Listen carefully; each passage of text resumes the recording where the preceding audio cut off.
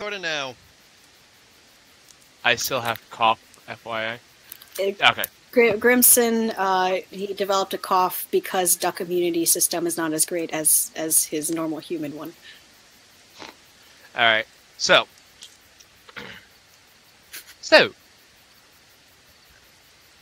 as we continued on our way, past the whole mammoth incident, we rested up, had some conversations while we were doing so, and pressed forward. Upon our journeys forward, a blast from the past reared its head, and that card I drew from that woman appeared. And my fear spiked through the roof. However, it seemed to have been leading us into the forest, and despite our time-sensitive mission, we decided that if someone needed help, it was our duty to go and investigate. Following the car to where it led, we went into this forest where we found this wonderfully majestic creature, an elk-like being with this immaculate blue, transparent glow, and these white, silvery eyes. It was quite amazing to see, entirely, and without words. The card flew into it, and despite my better judgment, my curiosity may have got the better of me, and I decided to go up and cautiously, if I may add, touch it. And I disappeared, and was transported to another sort of pocket plane, as we were to later find out. And first off, it had an amazing, just sky void, which, that's a place to reflect and get introspective. Holy shit, that was awesome. And then there was also a manor. And in that manor, there was a metal man who had... Dylan. Anyway, who had this... who was rusting, falling apart, and when I went to go check if he was okay, he sort of turned on for a moment and told me he needed a power core before he shut off again. So, having my wits about me, I decided to go get the others, and we all went to go check on the man. We explored the manor, and oh my god, this place would make a lovely home. It has rooms, a lab, a library, a kitchen. It's got a little work to it, but oh my goodness, it is almost move-in ready. A little furniture, a little spit and shine, and this place would be wonderful. We also have a magic door, which is neat. Shows sort of places that one can think of, even if they've been there or not. So, let's see. I'm excited to see what use we can put into that, and it also leads us to other places.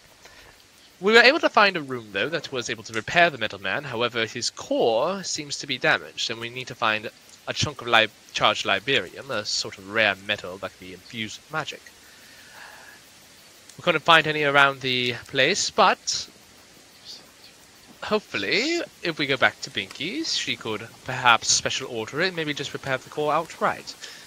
I'll need to talk with everyone else, though, to see what everyone else thinks, but I believe that if anyone could help us fix him, it's probably her. Although, while we were there, Six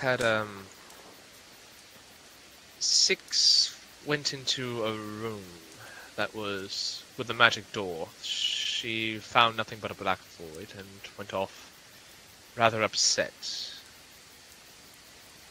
I went to go talk to her, and seeing that she was in pain, I tried talking to her, but she did not seem like she wanted to be talked with, so I left her be and told her that she was loved. But afterwards, we continued on, couldn't find anything, probably spent a good number of hours there that we probably shouldn't have, and headed back on our merry way, continued traveling, rested, woke up, had some more talks and revelations, whereupon we discussed certain feelings and whatnot, and Six decided that she was ready for a change and a new name, to let go of her past, which I honestly think is for the best at this point. I can't imagine, given how we found her, that she has a very good past. And I'd rather leave well enough alone, for her sake. And she has decided upon the name Alexis. Alexis. Alexis. Alexis. Hey, Alex, how do you say your name fully again? It's Alexis. Alexis. Okay, I'm just getting used to that still. Into her rolling her eyes and just crossing her arms to watch you continue. Well, I think I'm about to do it for now. Continuing on, hopefully Grimson wakes up at some point. And Varric will look up from his notebook and just say to everyone, by the way, we don't tell if he asks. We spent an hour in that house. No more. We've been traveling the rest of the time. Agreed? I mean, are we agreeing on that? That's what I'm asking. Sorry, what was the question? We agree to tell Grimson that we only spent an hour in that house. I don't see why we should hide anything from him. I don't see why we should treat him like he's stupid. No, I'm saying so that way he can't be like... He can't berate us for spending so much time in the house when we're all on time-sensitive missions.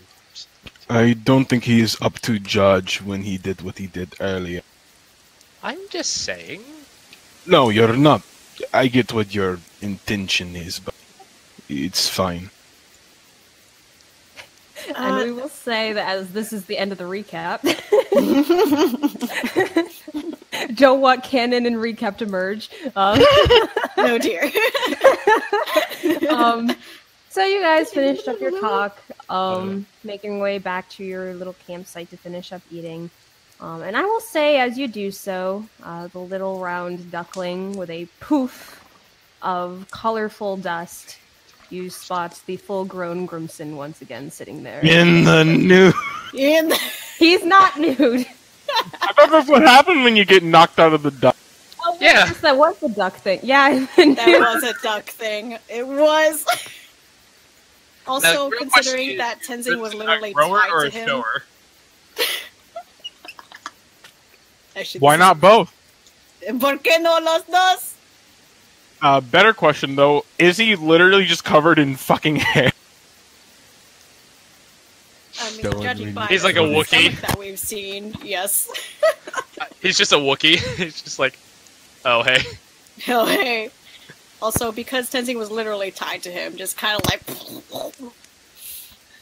But yeah, how is he doing? Dylan, you might still be muted. Oh wait, I heard something. I'm here. Oh, yeah, hello. Hey. Hello. You okay? No, I'm fine. For the most part, yeah, Grimson is very hairy. But around his shoulders, underneath the thick hair, there are a bunch of blue runic tattoos that make kind of like a U shape across his chest and on his back. So kind of almost like a vest on him? Not quite a vest, more like a necklace. Huh. Tenzin is totally looking at those things and not anything else. Klaus just kind of puts a hand in front of his face just a little bit, and he's just like... Barry puts a hand in front of Alexis's face. You're too short. Actually, wait, no, he wouldn't lift a hand, he would lift a hand towards somebody else and just be like, we folded his clothes and took them with us, right? I'm pretty sure, like last time with Kovacs, they just poofed around the room with him. Yeah, they just poofed around with him. Just kind of strewn across the floor? Yeah, around him. Alright. Well, Grimson will start picking them up. That was a unfortunate turn of events, wasn't it? Welcome back. Unfortunate is an understatement. Question before... What did you learn from that experience? What do you mean? With every experience, you can take something away from it. What did you take away from it? I should hit him harder. No. Oh, you're telling me I'm wrong? If I could kill him in one swing, we wouldn't have had this situation. If you hadn't engaged in the situation, we wouldn't be in that situation. If we don't engage in any situations, we'd still be sitting at home by a campfire or home by a fireplace, wouldn't we? There's a difference. Exiting a door is a lot different than nearly getting my own head snapped off by a man. Not in my family. Has anybody seen my axe? Oh, yes, Woolly Mammoth trampled it. You dropped it when we were retreating. Well, then we need to go back and get it. No, it's like broken beyond repair. I think you're better off without it. I'm not broken beyond your repair, Varric. Are we? We're not in that house right now. They're on the road, right? Yeah. On the road. Okay. Then Grimson will turn around and start walking that way. No, we cannot. You cannot. Six We leans down cannot. to Varric and whispers, just like, perhaps we just give it back to him. I don't think that's a good idea. He's obsessed with that axe. Then break it or something. It's magic. It's hard to break. Well, do you think maybe we should tell him what had happened, so that maybe he's aware of it? That's a good idea. For one thing, he did attack me. I don't think he would have done it otherwise. Hey, Grimson, what do you remember about that fight? Grimson! Grimson! Mainly getting kicked in the face. And after you got kicked in the face? No, I woke up here. Okay, so there's a large chunk of your memory missing from that then. There's actually a lot that happened. You fell like an animal once we brought you back up. You started attacking Tinsing. Not I. No, would never attack Tinsing. You did. And that's the thing, though. Like, we know that you wouldn't, but there's something off. It must have been an accident. I'd never hit you on purpose. No. Fell like an animal. Okay, so Grimson, let me explain to you a little more. So, you went down a few times, and so did me and Klaus. Well, Klaus almost. But that aside, that happened, and so we decided to retreat. And as I had you on my back, you took the axe and swung at me repeatedly for a while we were running. And the only way that we could get you to really stop eventually was to turn you into a duck. And again, we know that it wasn't you, because I don't imagine you'd ever do that just because.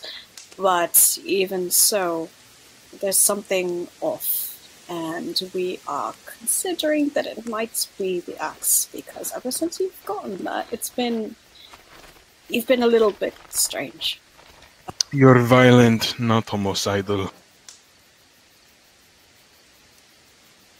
I believe, and I'm sorry for this, I'm missing the point. You think the axe is what's causing it? I mean, magical items are a thing, and he kind of nudges to the one that he has on his own back. What's to say that magical things can't do awful things to the holders? I mean, that's happened with a team member before. We had one who got cursed every time he walked into water. It would make him sink to the bottom. Oh, I actually did have an idea, though. Yeah, if you Is it go get my axe back? Tell you what, we can consider getting your axe back if you will just sit still for another 10 minutes. 9. I need 10. Literally, I do need actually 10 minutes. He's doing one of his magic things, checking things. Fine. But you give me my axe back afterwards. Look, I understand that you will believe there may be an issue with it, but... And actually, if I'm quite honest with you, I'd probably be inclined to agree to you. But right now, not having it is a bigger issue. How do you feel right now? I feel like I want my fucking axe back. And if you don't get it, what is what he's asking? I haven't thought that far. Don't normally do. Alright. Here. Are you okay? Is everyone okay if I do this real quick? It's only 10 minutes. It's fine. Alright. And Barrick will pull out the pearl and he will cast Identify on Grimson to see what sort of effects he may be under. Just give me 1 second to get to the spell. Because the axe may not say shit, but Grimson might. I had this idea. I was proud of it. So I will ritual cast Identify.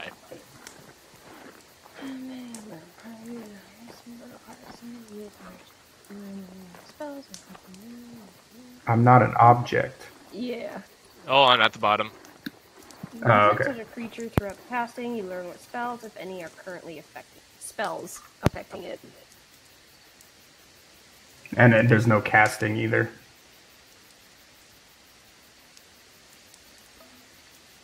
There's no, I don't think, identifying a curse. There's only remove Yep. Yeah, I was or seeing. bestowing it. I was trying to see if this might work, but Nope. I don't think it would. Well, it's not a spell effect, but still, he could be cursed. Also, question. How many of these pearls do you have? Oh, it's not consumed. Oh, alright, got it. Yeah, it gets consumed if it's specifically listed as consumed. Yeah, okay.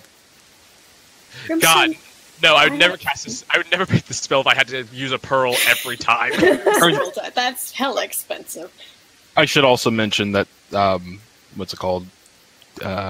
Spellcasting feature, or spellcasting focus and other things can kind of cover a lot of those, except for the price, but yeah.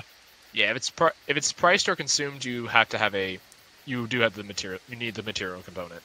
And on top of that, Varric, I don't think it will ever come up because it's only a minute, but it's 11 minutes for that. You're right. Anyway, but right. I look at Tenzing. I'm like, all right, should we give him his axe back? That's fine, because that's what you agreed. But, Grimson, I have a question. I might have an answer. Alright, well, given that you know now that, this axe may have possibly led you to do some things that you normally wouldn't. Right. For example, hurting your friends, because you know that you wouldn't. And what would be the criteria to actually start considering that this might be a bad thing? I mean, I know just as much about it as you do. And now that I have it back in my possession, I will tuck it safely into a holster on my back again, and a bit of a confession.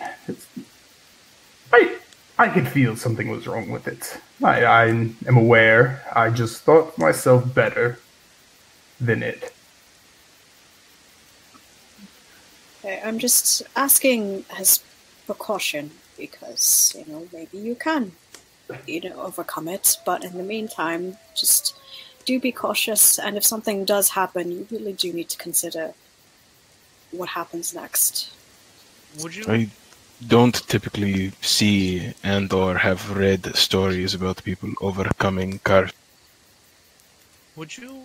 or anything of that form. You never heard the story Beauty and the Beast? No, he does have a point on that one. Wasn't there like a cure? No, I'm joking. No. It was love that broke the curse. But, and he will turn to Grimson. Would you be opposed to, say, going to a temple or something of the like to see if it is a curse, if they can remove it? If it makes everybody happy, why not? Least it could do is help, right? Yes. All right. I'm satisfied with that answer. So Who was holding it? Who had the axe? Varric gave it to No, Varric. It's in the bag of holding. Yeah. Oh, did I not? Right. Yeah, no. Remember, Varric gave it to Tenzing because he was afraid Grimson would think immediately that it was him. And They then didn't. They didn't want to see. You guys didn't want him to see it, so you put it where he wouldn't be able to see it. Yeah, like, kind of like just covered up with some of Tenzing's other weapons. Really? I could have sworn it was in the bag of No, holding. you definitely It was put in- the also bag in the of bag of holding. it was definitely in the bag of holding. I remember that. Because I had to Did- Google Yeah, locate okay. object and bag of holding things. Okay. I may have just... That may have been something I wanted to do and just forgot to do and thought I did. Alright, Varric will pull it out. And just say, if something feels off, let us know. Yeah. And I promise you, taking this from me again until whatever this problem is gets fixed would be a very bad idea on your part. Just helpful advice. Are you threatening him? I don't care what that may have just been. Just know, if you do end up freaking out like that, there's no telling that we might have to put you down. Like, I came into this world covered in somebody else's blood. I'm not afraid to leave it that way. I never said leave. Oh, a lot to unpack there. I never said leave. I was just saying we might need to make sure that you stay down to undo whatever madness had come over you. Understood. You're a strong fighter, I've seen it, but when you were on the battlefield during that time, when you had attacked Tenzing, you were shaking. Yes, it is quite frightening, and especially from a man I don't typically sense malice from. But anyway, we should really get going. Yes. Oh, and by the way, we may have lost a bit of time with another exploit. Wait, real quick. I just realized this is happening like the morning after when... This is like happening the morning where we left off, really, right? Yeah. Yeah. Okay. Yeah. Did we leave camp yet? Can we No, assume we've been walking and talking? We were getting ready. We were on the road because that's what I asked a minute ago. Nobody objected. I asked if. Oh, I'm- on the road no, as in that's- camped on the Yeah, road. camp's on the road. Okay. Yeah. Tenzing will help clean up the bowls and stuff. Actually, no, because if that's the case, because he made a heaping amount, so Klaus just kind of looks over towards Grimson. Is just, are you hungry? There should still be a little bit. No. Well, Kind of furrows his eyebrows at him, but let's finish up and let's move. And he's gonna begin to clean up the rest. Kind of sad he has to dump out an extra portion, but and Varric will go over to Grimson and just say, I don't sense malice from you. You know that, right? No, I don't typically give malice, so it'd be a fair judgment. Alright, just... I don't know much about curses, but it is cursed, and this is affecting you. Just know we don't act with any intent to harm you in any way. Right. No, I get it. Thank you. Of course. Now, why don't we get the horses ready? Fortunately, we didn't lose any to the mammoths, so we should still be good to track this guy. Are you up for that? I'm more than ready. Nothing a good night's sleep can't shake off. Good. And do one more favor, though. If you see any more wildlife on our way, can you leave it alone? Please? About next time I consult the group. That is all I can ask for. It's in my blood to hunt, Varric. I don't plan on changing that anytime soon. Well, how about this? Once we get this job done, if you want to go hunting, after we've had some time to rest, why don't we go find a good place to hunt? Are you often privy to such places? Not particularly, but we know of a enchanted forest that's creepy. That probably has something awful in there that you would like. Maybe. That sounds like a nice place. Oh, delightful. Just don't attack a glowing elk that's the size of a mammoth. That's the thing that we found on the way. Oh yes, it was beautiful. The glowing elk. Yeah, a blue glowing elk, and when we touched it, we entered into a pocket plane that had a mana in it. Oh, and we found a metal man, but we're trying to basically find him a new power core.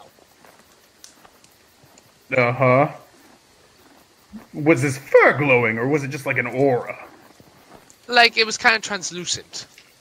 Oh, can you imagine what that pelt looked like? Crimson, no, please, please. That is our doorway, and the house is empty, and it would make a lovely base of operations. If the person wouldn't let us in again, supposedly.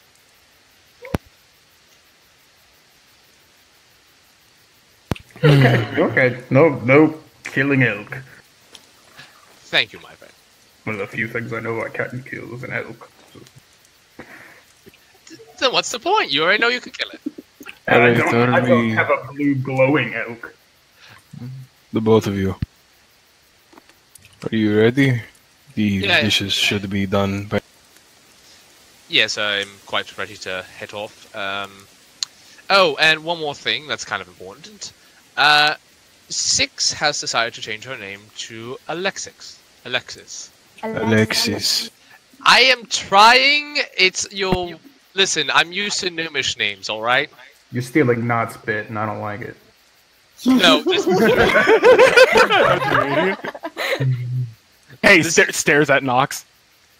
no, this is literally me just struggling to pronounce her name for whatever goddamn reason. Alexis. Good name. You think so? How about this? And she gestures to, you would notice now with, like, the fog of the desire for your exit, she no longer has, like, the hair that goes down to her waist is now cut right, like, above her shoulder. I like it. Nice. Very, very you. Now, what's your surname? Surname? Ah, a name that you pass on to your family. Your legend. Oh, like Knackle for me, or Grimson for him. Gray. Oh, great, I'm sorry. I just woke up. I need my morning coffee.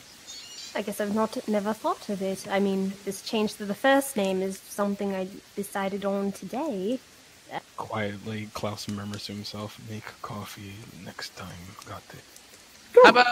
How about Don't rush it, and don't let Varric suggest something. This is, like I said, your legend. You decide your name. Not everybody gets that chance.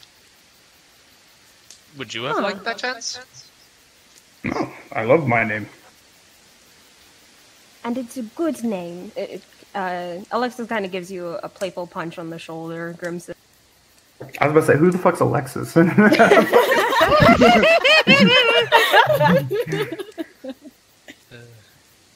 When she does it, Grimson will kind of stagger a little bit and goes, "Oh shit!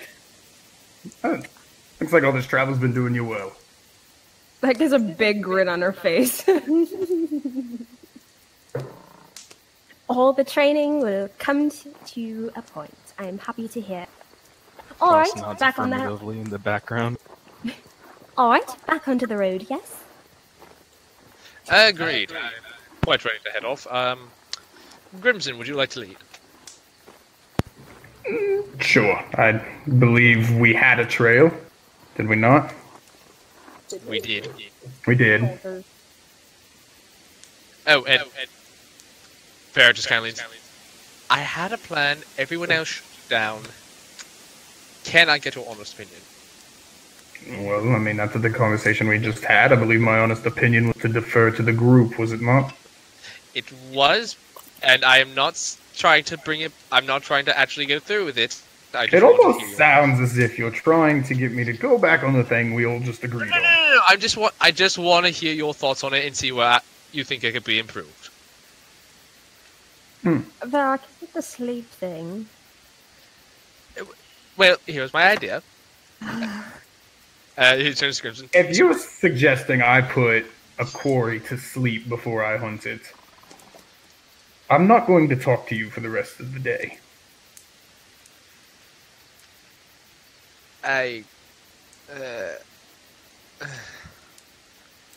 Let's go. Varric will just hop on Tenzing. Tenzing gives his leg a light pat. Alexis does the same to his shoulder. We can try asking him again later. I think, and Tenzing looks around. Just because I think, Crimson, do you have any idea of the metal? What was it? Liberium. Liberium. Just by chance. Yes. Do I? I don't think I would. The Gray's bones are made of steel, and that's the only metal we know. God, I want to just see every entry you have ever written about the Greys. These are all made up. Naked? Sorry, what was that? Does Grimson know about Liberium? Liberium, no. Alright.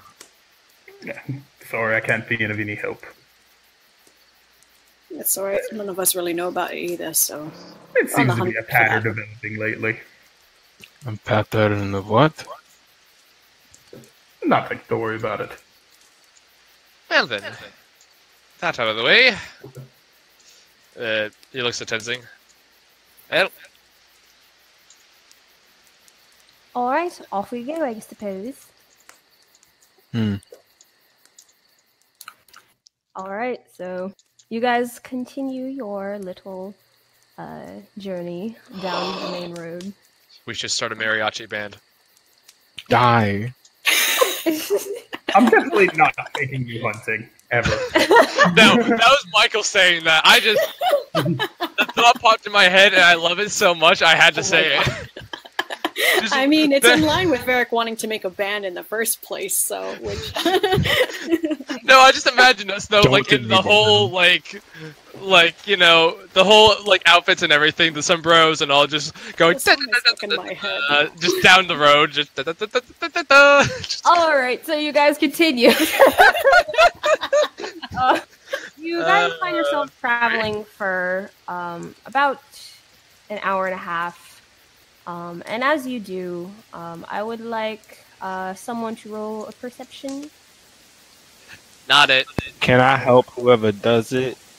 Can I also help whoever does it? I can do it.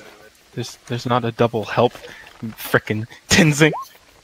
You know what? It's the thought that counts. Alright, that is very good perception. Also, are there any flower fields on the way, and will you tell me if there ever are? I mean, you'd have to occasionally bring it up, but on this current road, there is not. Okay, cool. Grimson, as Gonna you guys smack. are traveling along, you spot, along with the various trees off in the distance, A mammoth. The mammoths from before. They taunt you with their We tusks. get our second chance. This time. No, they're wearing, like, greaser jackets, have sunglasses, and are just holding bats in their snouts. Just Some are snapping. You The do word you're looking for notice- is trunk. Trunk, thank you. notice fields of wheat approaching, just a little, about a mile or so outwards. Wait, does this look and familiar? Hold on, this is for Grimson seeing. And even further in the distance, amongst this wheat, as far as the eye goes, you see what appears to be perhaps the small pillar of smoke in the air. And along with that, coming down the road towards you, you do spot what seems to be a figure. And as you get closer, it seems to be an elder man. Well, I don't want to rush off on my own, so everybody, I would like to let... Seems to be amber waves of grain burning and an old man. Wait, like burning, like a small fire, like. Yeah, with a smoke this fire, and Crimson will gesture to it. Does it look like it's supposed to be from a small fire, like a campfire, or? Make a survival check. I am not the person to do that. But you're the person who asked. I regret that. Does the old man look worried? Never mind! It does look like it could be the remains of a campfire, potentially. I think it's probably from a campfire, so it should be fine. Why don't we hail the old man and see if he's okay, if everything in his direction's fine. Also, it might be that guy, Jester. There is some magic-y stuff about him. This might be him. Let's try to be cautious. There, I have the wanted poster on me. I have a picture of that guy. Can you post it? I know this is an old man, but... Sure thing, let me grab that. I'm gonna smack his K-pop face. Handsome man. Go away. Does the wanted poster show everything? Like the sharp tooth, the 2 swords, the armor? Yes. Okay. As you approach this elder man, as you guys kind of get closer, he seems to kind of like wobble a bit, and like there is just this really like far away off look in his eyes. And as you get closer and closer, you hear his lips moving. He seems to be kind of muttering under his breath. Hey, are you okay there, sir? The light, not the light, the light, the light, not the light. I'm sorry, not the light. Seeing over this man, does this seem to be a real means of being shaken up, or is this? Could I interpret that this may be an act? Make an insight check. Thing. Oh! Oh dear. Everything is fine! It's hard to read him. He tries to look at him, and the grain dancing in the distance makes him start sneezing. Bless you. Can Varric like get off of Tenzing and start approaching and just be like, "Are you okay, sir?" As you approach him, he seems to not even be looking at you. He's just looking straight ahead, up the road, back the way you guys had come. Just a wobble to his step as he goes, and still just going, the light, not the light. I'm sorry. Is this man human? Yes, he appears to be human. Potentially around the age of maybe late 70s. Okay. He's got a balding head with some gray spots patched along the scalp. Can I tell some sort of? Can I tell if there's any sort of illusory effect on him? Maybe like if I touch him, if his clothes, if my like hand phases through his clothing at all, or anything like that. You're gonna teleport away again. All right, you reach out to tap his shoulder. He's a solid person. He doesn't seem to react. If he might stumble about a step, but then he just continues walking by you. Still On top of swaying. that, I would like to say Grimson's gonna go extinguish the unattended campfire if it is unattended. Well, that's further off in the distance still. Like how much further? About a mile. Oh, it's a big ass campfire. What's billowing smoke? Sir, hold on. Varric will just kind of stand in front of him. He's like, "Sir, there is no light that you need to fear here." He just has like this open, horrified look on your face, and as you had touched him and spoke to him, he looks your way and reaches out and grabs your shoulders, Varric, and looks at you with this wild look in his eyes. Says, "Don't go near the light." And then he lets you go and continues walking. The light, What light? the light. Don't look at the light, not the light. He's not responding. He's still walking. There's no illusion on him, is there? Unattended. Does Klaus know anything of any tales or anything he's heard about light that should not be? Varric as well would probably be thinking that. I mean, you can make a history check. Alright. Both of us, or Yeah. okay. Give me a second. Hey guys, I'm proficient in history. Ooh, nice. Nice. You jinxed yourself, my dude. Famous I last words. I love The spirit of irony that haunts me is both the worst bastard in the world and just the greatest son of a bitch. It's because you incite it. You invite it. They're kind of thinking to yourself, you're like, the light? What light? Light? What's a light thing? And you look up to the sky and up towards the sun. And you're like, that's light. Yes. Are you afraid of the sun? Are you afraid of Pelor? As for you, Klaus,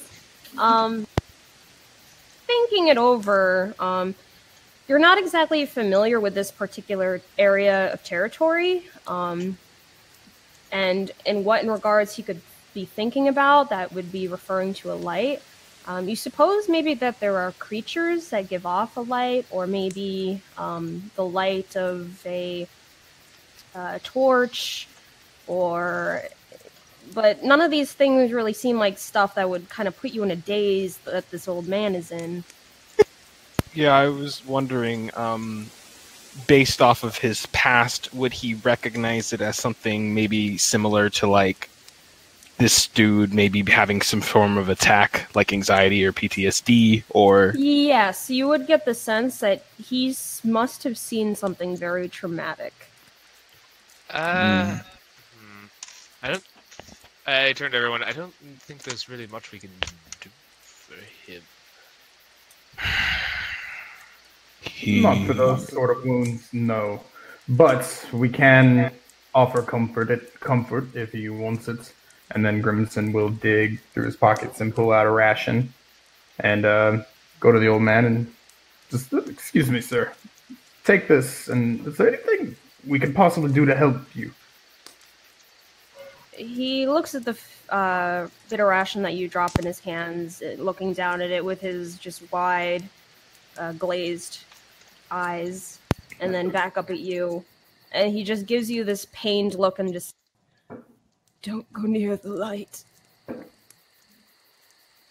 That's generally good advice. Thank you. You guys, we need to, at least, if you're wanting to do anything, maybe get them near. I mean, you said there was a camp or a fire, right? Maybe we could take him to that. That's in the opposite way he's going. I don't think A fire also puts off light. Yes, and I don't think he's going to want to go in that direction, as I point the way he's been heading, or Is the way headed towards Findlefair? He seems to be heading in that direction, yes. But that's This a very man- broad range. This man is walking the entire way. He needs to be somewhere that's at least somewhat safe, or maybe, now that I think, and he remembers, Klaus has been leading a second horse along with him this entire time. No, Grimson's taking that one now. Grimson had his own horse before. There was always an extra one that Klaus had led. No, we led an extra horse because Grimson wasn't using it. We have three horses. Yeah. Yeah, I think it was like Grimson got off the horse, didn't he? That was why you had two? Because you tried to stop me and I handed you the reins? Yeah. So, kind of noticing that line of thinking as you kind of eye the reins in your hands, Six looks down at her horse and kind of hops down and is just like, I mean, we could offer him mine. I could hop on Tenzing with Varric. Tenzing, you don't mind this, do you? Never do. Right. And quite honestly, I don't like the idea of an old man who doesn't seem to be communicating well to be on the road alone, especially if the next main city is so far away. Yeah, before he goes, give me a minute, and Varric will just regular cast, so just take only 1 minute to actually cast a spell Identify, to see if he is under the effects of any sort of spell. Alright. Casting Identify on him, it doesn't seem like he's under any spell. Alright. If you were wondering, Varric, this seems less magical and more like shell. I just wanted to make sure nothing was sticking with him besides whatever is in his head. Fortunately, it seems to be a lot more damaging than magic. Will it last the rest of his day? He needs to get into civilization, whatever it is. I've seen cases like this before. It can last a varying amount of time. Long story short is he's a frail old man in the middle of nowhere. Well, here. Sir, would you like one of our horses to get back to town quicker? He just kind of gives you this 1,000-yard stare, but stops walking. Klaus will hop down off of his own, and I mean, Six already kind of had the horse inside of, like, the horse's reins inside of her hand. Can he kind of like ask to pass it over? He gives a nod of her head and hands it out. Tenzing's gonna watch and kind of observe the old man's reactions first. Klaus will. Sorry, what? Perhaps give him a lift. I don't think any of us should go all the way back. We were given this. No. I mean, Have him on the horse. I can do that. And he's gonna go ahead and lead the horse over and kind of take a bit of the rations that about 2 days of travel. So and kind of walk up to the man and place a very square hand kind of on his back. And kind of see that stare. You can feel underneath the heavy travel clothes that he's wearing. He's very frail underneath. What is your name?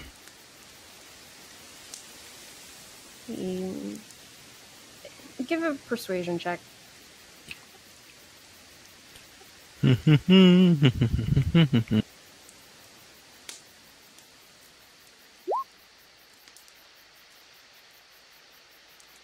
still just staring off. He says, Godry.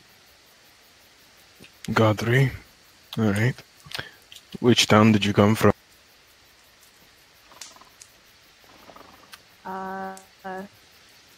With that persuasion, he's just staring off. Doesn't respond. Tenzing will...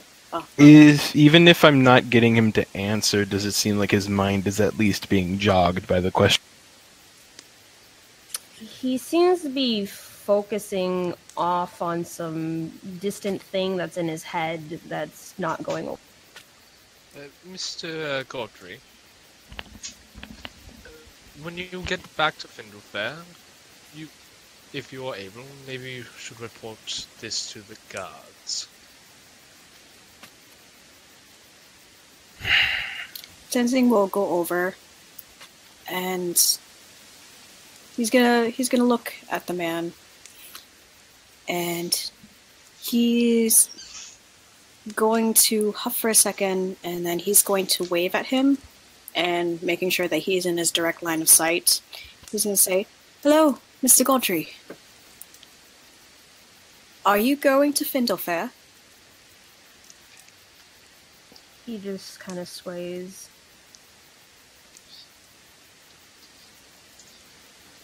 Then, when he was walking, did he look like he generally had an idea of where he was going, or seemed very set? Make an insight check. 13.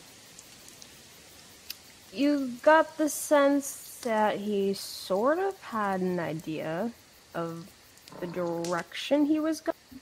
Okay. Tenzing will try one more time and make sure that his voice is clear and he's speaking concisely. And he asks, "Mr. Godry, where are you going?" There's still no response. He's just swaying. Yeah, I think he's set. I think Let us just if he was already walking one direction, usually if he's lived here for a long time, then he probably knows, at least by memory, of the older memories of where he's off to. Long story short, Mr. Godry, Would you like this horse so you can get to wherever you're going to faster? Help you up. Kind of swaying there, he gives a small nod of his head. Alrighty. And kind of motioning over for Tenzing to kind of help him. Helps him heft him up and make sure he's set. The old man is very light. Alright. And you heft him up onto the horse, and he seems to just kind of instinctively just reach out and take hold of the rein. Klaus will shove, while kind of lifting him up, he kind of shoved the rations into whatever pocket he can. Thank you. He turns his like wide-eyed stare towards you, Klaus, and the horrified look once again comes to his face as he looks at you kind of pleadingly and don't go near the light. We won't. Roll deception.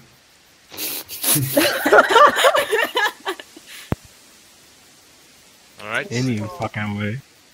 Look at Klaus concerned because he still doesn't feel comfortable letting this guy go. Klaus returns with a sympathetic gaze, but he shrugs.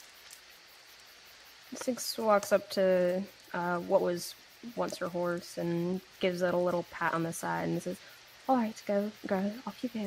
And the horse kind of shakes its head and just begin walking slowly. I think it'll be okay.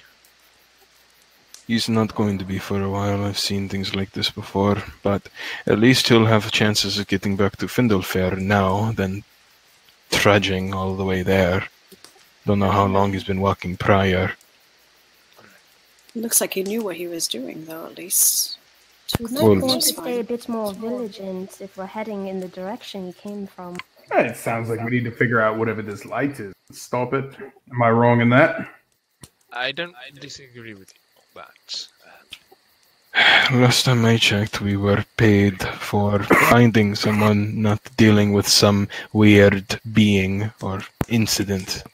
I didn't know Klaus was all about letting more people wander into such dangerous situations. You should know something about wandering into dangerous situations. I am very good at it. Clearly.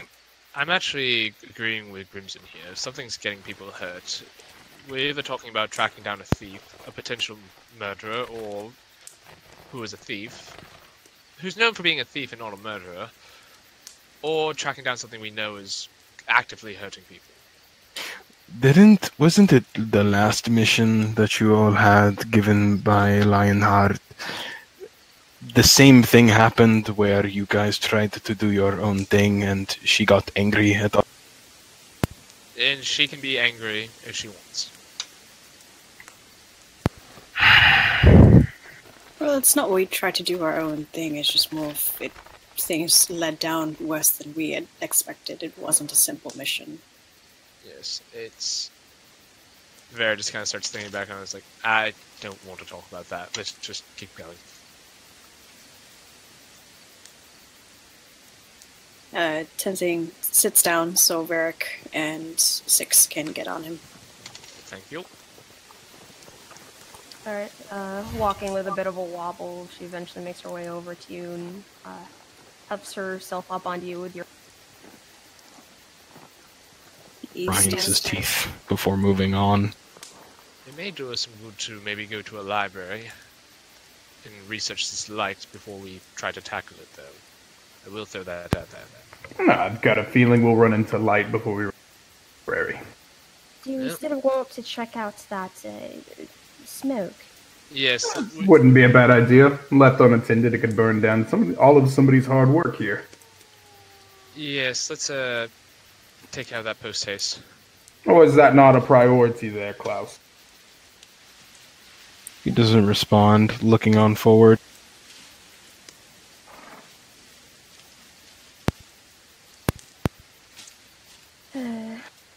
And you guys continue your journey, walking along. Eventually, you start realize by the angle that you're on while on the main road that you'd have to make your way off the main road and further into this field to better see what is causing this line of smoke.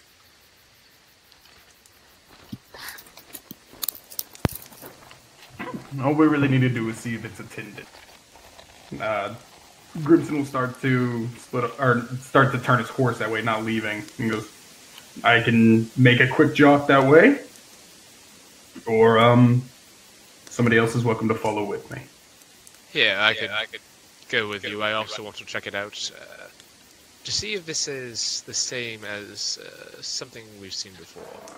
There's also a chance that this could be whoever we were going after's camp, so I believe that we should all go together.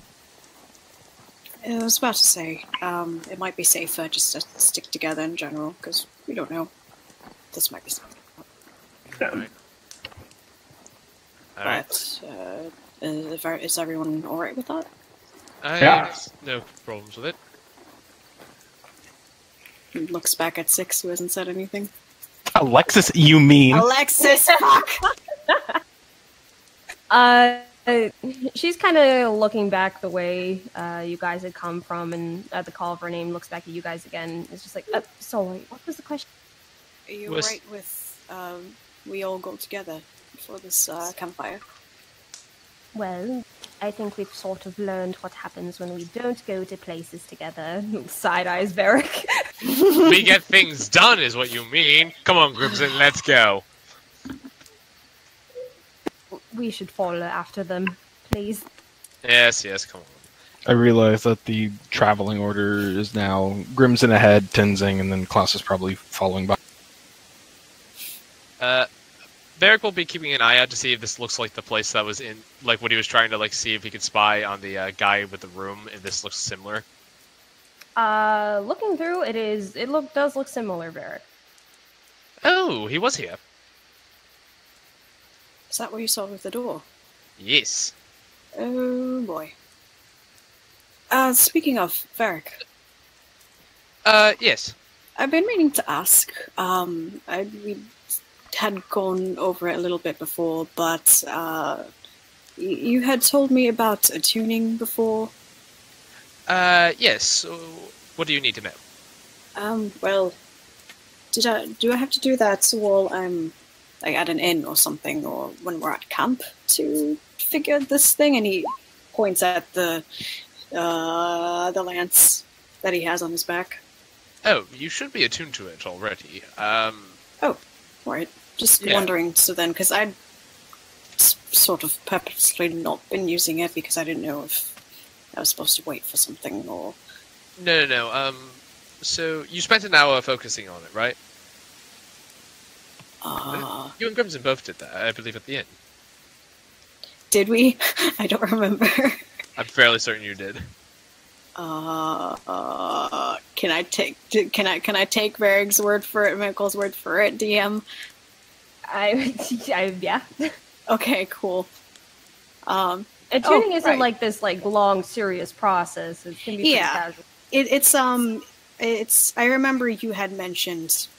Now that I think about it, I think you had mentioned that I just need to be with it. Yeah, so, like you basically think of it like holding it and like swinging it around and like, feeling it and kind of like just tinkering with it, lick it, throw it, just whatever. It's an hour just spending time figuring out how it works. Did he say lick it? He did now. Well, that's canon. He has not been doing that, but I mean, as far as he knows, so far he knows just to kind of like sit with it and stare at it for an hour. So you guys talk amongst yourselves as you make your way through this little field, and eventually you find yourself within a small little clearing. Does this look familiar? A small what? Clearing. With a campfire, I presume? In the center of the clearing, you do see the remains of a fire sort of billowing. There appears to be a couple of footsteps around the area. DM, I would like you to tell me how many people, how long ago they were here, and their general sizes. Is that one of your skill things, or is that? It is. It's very specific. My natural explorer, while tracking other creatures, I learned their exact numbers, their sizes, and how long ago they have passed through this area. Crimson is a fucking bamf when it comes to this shit. This is All right, so you do see it is a single person, medium. You do get this. You do notice hidden amongst some of these human footprints, there are some very, very small ones as well. You get the sense some sort of small creature. I'm not sure if it would specify the sort. Nope, it's just the size. It's a pug. Okay, Unless, while I'm looking at this, I will spend a minute as well, and you can just tell me if it's a monster or not. A monstrosity. Okay, yeah, it's not a monstrosity. Okay. And as you're looking around, you do see some of them seem to be a number of hours old. Some of them are a few, like an hour old, and then you kind of notice some of them seem to be just a few minutes old. The little footprints are a few minutes old, or the Human one. The human one is a few minutes old. Okay.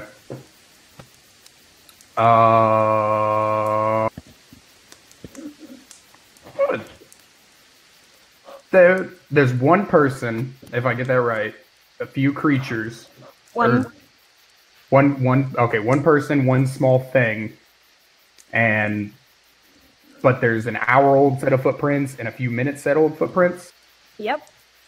You get someone had spent the night here probably and left. Not long ago. So it could have been the old man. It could have been. Excuse me. Yeah, Grimson will kick some dirt over onto what's left of the fire in an attempt to put it out, and he will tell everybody that whoever was here was here not too long ago. We missed them by minutes. Good chance they heard us coming. Oh, We weren't exactly quiet. From what it's sounding like, it sounds like you said they were minute footprints. Yeah, That no longer than a minute ago, whoever passed through here. And the small thing, I don't quite know what it is, but it's small. Yeah, how long ago was it since we've seen that old man from then on? Would it have been... Like an hour? Or... It was a mile away from what I was told, so it was definitely more than a minute. Okay, yeah. Do these footprints look like they were troubled? Like, were they running? I can't actually tell you that. Heck. Unless, wait, hold on. I mean, you could tell by the stride, at least, right? Well, they left Bam! the fire. DM, do they seem like they left in a hurry? I rolled a 13 on survival. Wait, guys, context clues. They didn't put out the fire, they just left. Yeah, but that could just be poor caretaking. You're right. yeah. With the 13, it's hard to say. That's quite difficult. can you find these footsteps? I can follow them, yes. Then The question is, do we want to make the bet on whether this is our quarry or not? Well, I had an idea. If the little punk's known for magic, maybe he turned himself into a smaller animal when he saw someone coming. DM, if I'm looking at the footprints, can I tell if they left or not?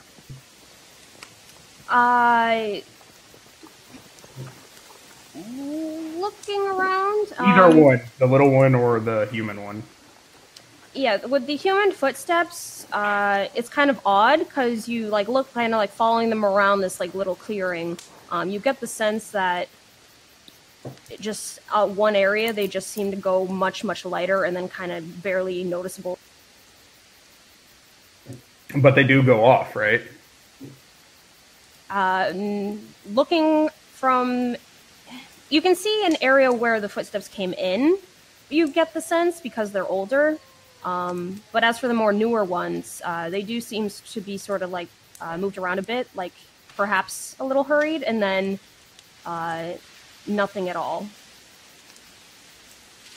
Okay. It's difficult to tell. And you may be right, Verk. It's almost like they just disappeared. And visibility wouldn't do that, though. No, visibility would still leave a trail because he's still physically there. Are Are you able to Track the smaller ones? well, not just that, but track footprints of people who are sneaky?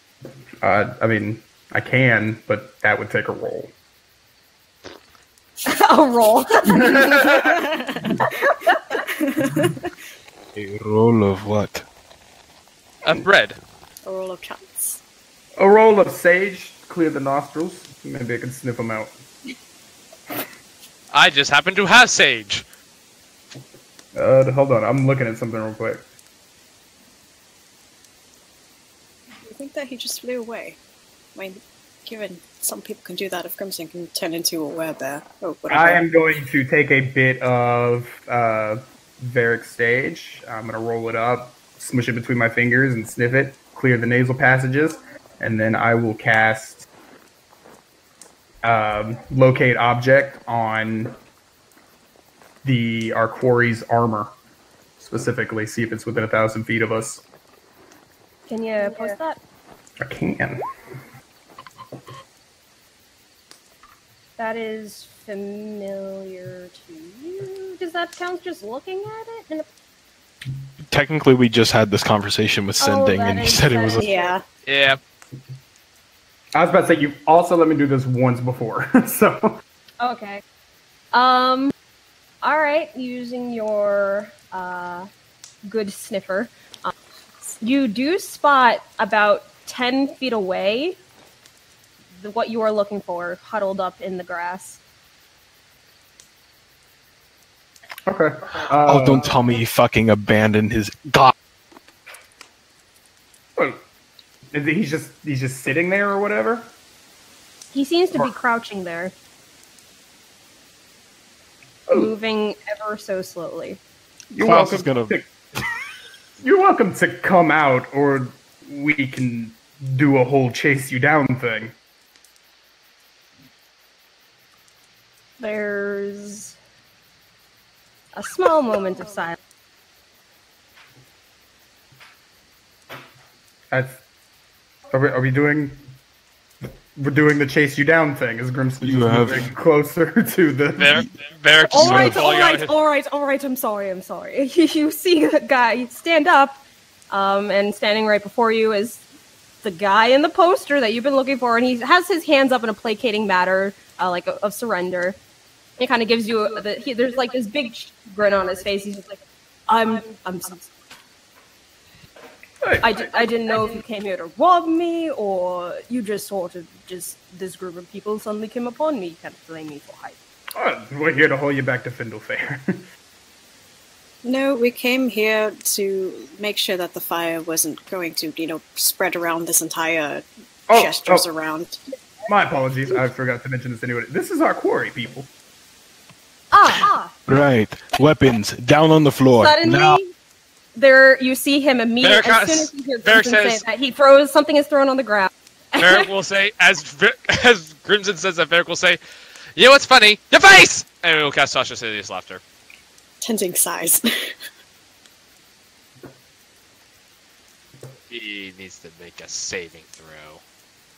God. Flash of smoke, and then all of a sudden he's just laughing his ass off. Please. Here, I need to. We gotta do a check to see who acted first. So Initiative. Yeah, roll initiative, Eric, for me. Boy. I believe in you, buddy. Oof. Shit. Oh. You still beat him, so. What did he roll? Save, you said? He rolled a 7. So wisdom, you said? Wisdom. 14. He, I think, fails. Give me a second. Yeah, I believe yours would be 15 by now, would it? Or actually, you don't know your crit. Hold on. It's going to be our... Give me a second. It's been a while since I've had to do a save with Varric, so that's 11. Yeah, it's 15. Oh my god. On the sheet, right? If you go over to spells, it'll just be on the sheet. I was not scrolled up far enough. Yes, it is 15. Alright, so, Varric, the minute you see him reach for something, lifting it above his head and throwing it down towards the ground, your spell has already activated, and you see his face immediately break out into laughter as he drops, and as he does, smoke bursts out from by his feet, filling up the entire area in a thick smog. Crimson, get the manacles on him, please. Yeah, Grimson will just walk in because I can smell him. And I will just walk up to him with the manacles. Yeah. Oh yeah, we had special little manacles for little bitches like him. And all right, so Grimson, as you approach him with your manacles outstretched, 1 second. Suddenly, this tiny little thing jumps onto your hand, biting at your wrist, and you see that there is now a ferret clinging to your hand and biting. How much damage? Oh, it's biting me! It's tearing apart my skin! This is so cute! Is that a 1 bite little ferret? Or a 1 damage bite little ferret? Does he hit first? 1 second. It's a noodle, guys. It's a noodle. The ferret would be one of those creatures that does 1 damage like special or something like that. So Yeah. I'm okay with just letting it fucking bite me. I'm just gonna walk past. You just hear this. And this man is just laying on the ground, laughing, surrounded by this. Smile and all, similar to the picture that Zaku drew, but instead of a candy, it's handcuffs. I will just and I will just place them on him and then drag him out. Tenzing's waving away at the smoke. As soon as he's out, Varric is just gonna start like taking anything off of him that might help him escape. Investigation check. Oh boy. And we'll also help him make sure that he's not trying anything funny. Alright, do I get to make it with advantage and sensing's helping? Well, actually, with the smoke surrounding you guys, make it with disadvantage. I mean, No, because Crimson dragged him out of the smoke. Yeah, so What's that? Crimson dragged him out. I dragged him out of the smoke. No, this is a wide area bit of smoke. Oh, okay. Yeah, it covered up about, what was it?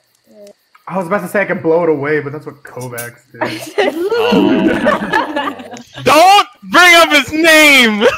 By the way, Nikki, don't forget that he gets to make a save every 6 seconds. Oh, that is right. Hold on. Well, does Eric... We'll do is... Do we get to try to do this first, or what? Hold on, I had to do for the 6 seconds that as he was...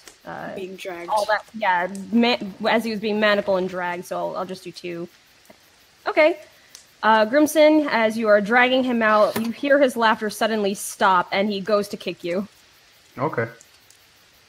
Just if he can kick me, I'll take the damage. I'll just walk out still. Let's see if it hit. Minus 23, does 16 hit? Yes, 16 does hit. That is just meeting it. Alright, and it's equivalent of an unarmed strike. thing. 1 so plus his that's- strength, 6. So you take, 5 points of damage. Oh, he's a strong little boy. As you're dragging him out, you take a foot to the nose. Oh, yes, strength. That's my sniffer there. If you kick that again, I will put an axe between your shoulder blades. And you see him reach for his pocket, and suddenly... He's If I manacled. see, well, to be fair, if I see, yeah, he is manacled, and I'm dragging him by those. If I see him try to do anything, I his will. hands are the... Can I knock him out yet? This is getting exhausting. Yeah, his wrists or ankles are manacled. I did his wrist. That was, I was saying handcuffs, so. Oh, okay, got it. Alright, so you drag him out. You took a big kick to the nose, but you just kind of shrug it off despite the pain and drag him out. And he's just sort of laying there, just sort of limp, just like chin on the ground, tired look on his... This is the most boring fight. Varric will immediately start trying to like take everything off of him in terms of like things he could be using to escape. Alright, now do that with your disadvantage, because you guys are enveloped in this smoke.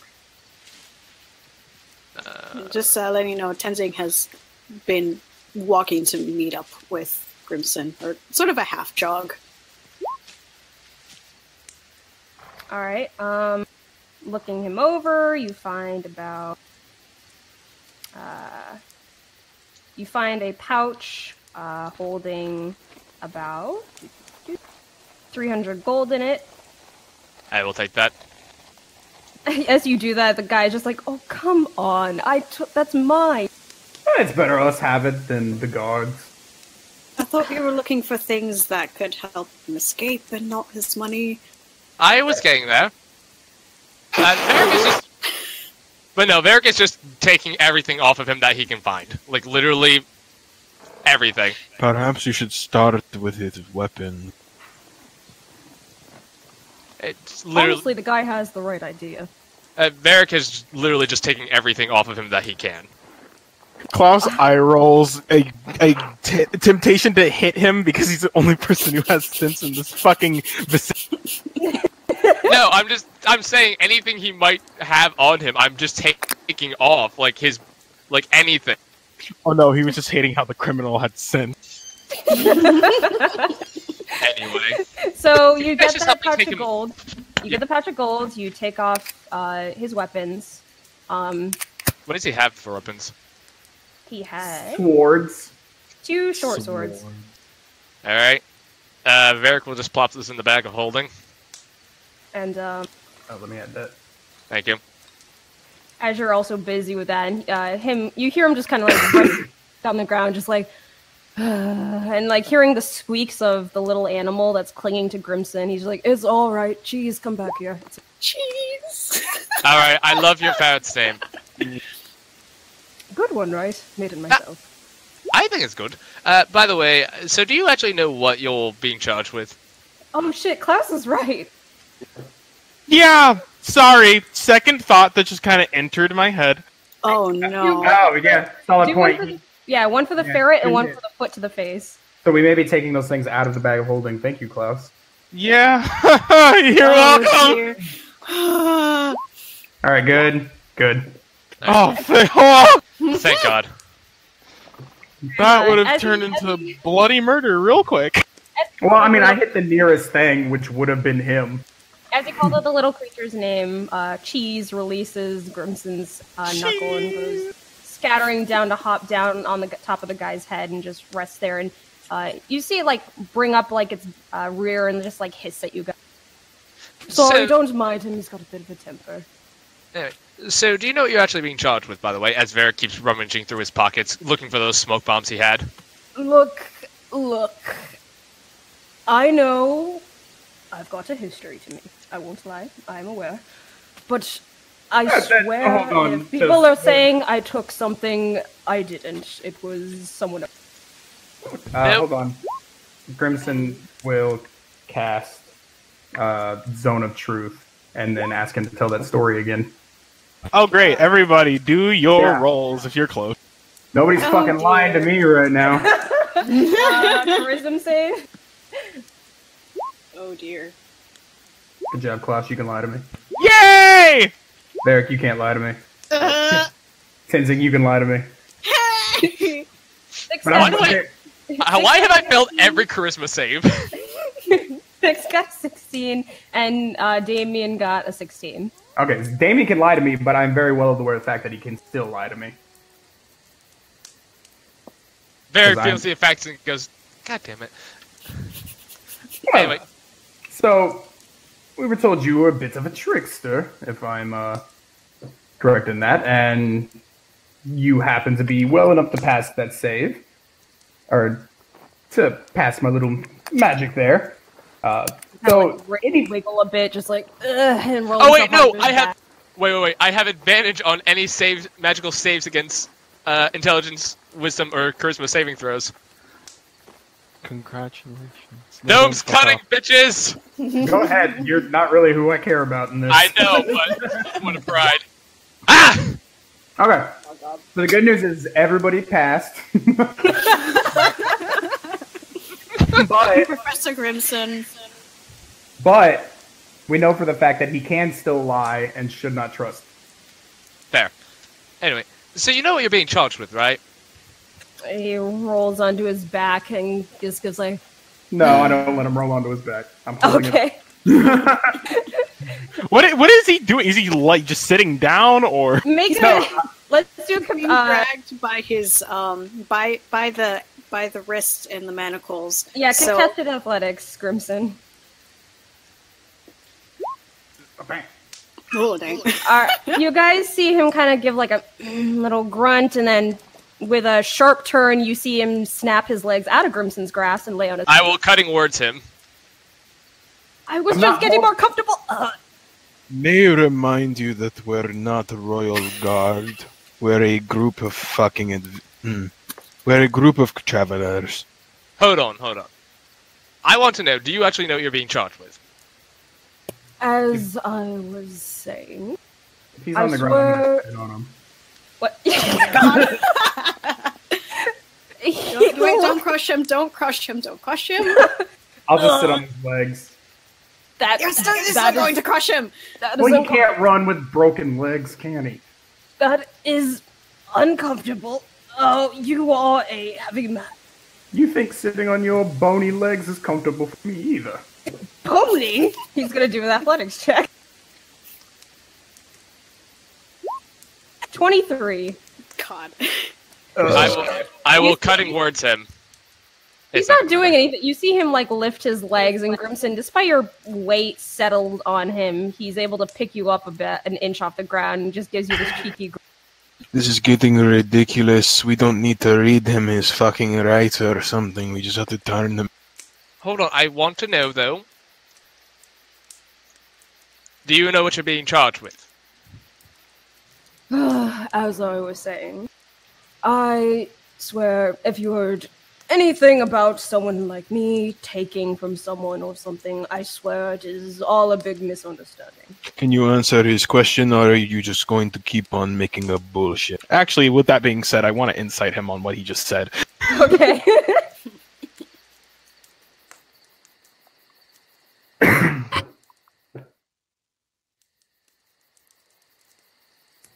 Seems to be telling the truth.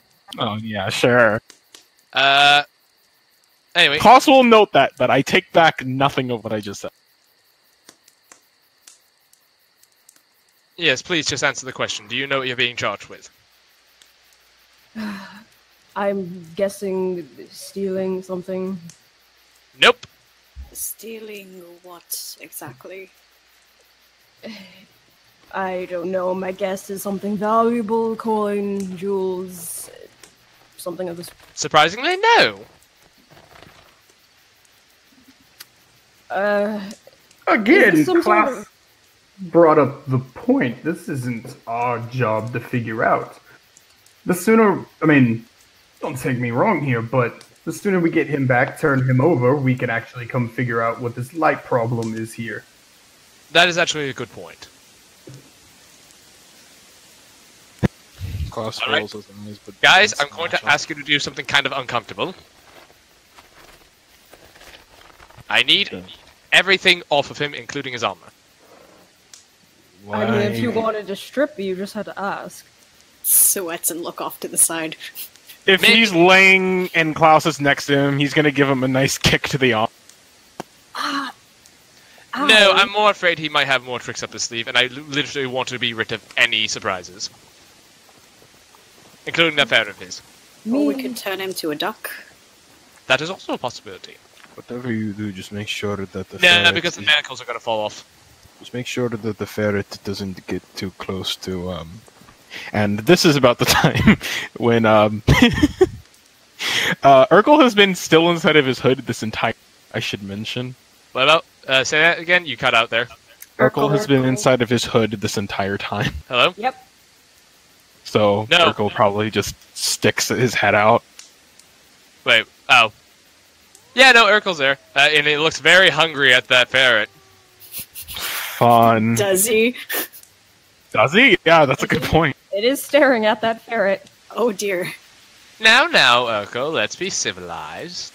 And I look at him, though, and I look back at Klaus, though, I'm like, but seriously, though, I don't want any surprises. I don't know if his armor, equipment, or any of that is magical. I want it all off. I can assure you I'm a very trustworthy individual. Of course you are. This is why we're taking these precautions. Anyway, Gavs, would you be so kind? All right. Get them up. I am also at the ready to cast Tasha's Hideous Laughter again, if so needed. I'm gonna cut off any.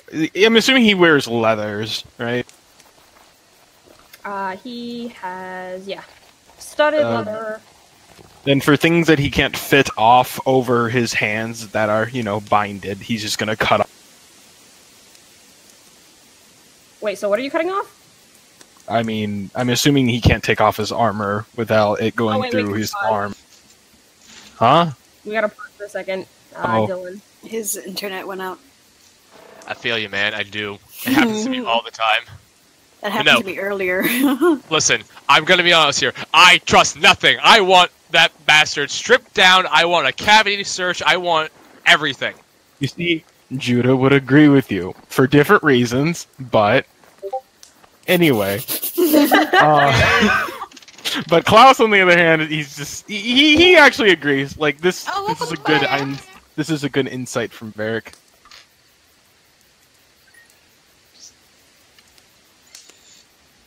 Hello? Hello? Dylan? Hello? Your baby just activated there? the bike.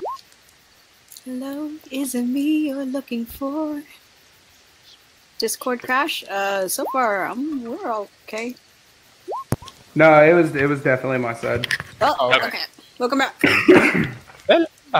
Welcome back. But anyway, basically, I don't know how you were gone for like a minute, I think. Klaus was just going to, as Varric had requested, take off armor, his armor, anything else that he could potentially have up his sleeve. And Klaus, as I was saying to you, Nikki, Klaus is just going to basically cut off the leather chest plate and then remove everything else, since I don't think he can get it past his hands that are binded. Tenzing will keep watch of his legs and catch them if he tries to kick. Varric is prepared to cast Tasha's Hideous Laughter if needed. I'm trying to think. Are you actually able to just slice on through leather armor? Well, there's you might not be able to go through like the entire leather piece, but there are pieces where if you have like as a person who has to put this on yourself, there's going to be like strings and belts and other things that are probably weaker that you can slash at. Yeah, like if you were specifically dismantling it, basically. Yeah. All right, and how much are you stripping him down? Everything. No, we're not getting him fucking naked. I want to check his underwear. Shut up! As you're doing this, Klaus, Damien's just kind of watching with this patient look. It's just like, I really feel like this is testing some like human rights violation or something. It would be testing your human rights violations if I were to begin to stab you with this. You don't want that, then. I'm sure I don't. Then stop talking. See, that's a bit asking a little bit too much. Talking is sort of my best quality. You know what talking also does? It makes your diaphragm expand. So when I'm going this close to your chest, the tip will begin to touch. Kind of gives you an odd look and then looks at the rest of you. It's like, is he always this much of a flirt? All the time. He swoons over me every night. Klaus continues to cut at the thing, but this time he's being very careless about the tip of the blade. Just a few pokes every now and then. It was a joke. Very funny. Laugh more. Trust me, it'll make this a lot easier. God. Alright. Is he stripped? Yeah, I guess after that, Klaus will do a quick TSH. Did you get him down to his boxers? Because Varric's pestering me about it. Hey, stop it. I'm not gay. Not today. Varric will just put on a glove and just be like, alright, we need to do a cavity search. Oh, no. No, we're fucking not!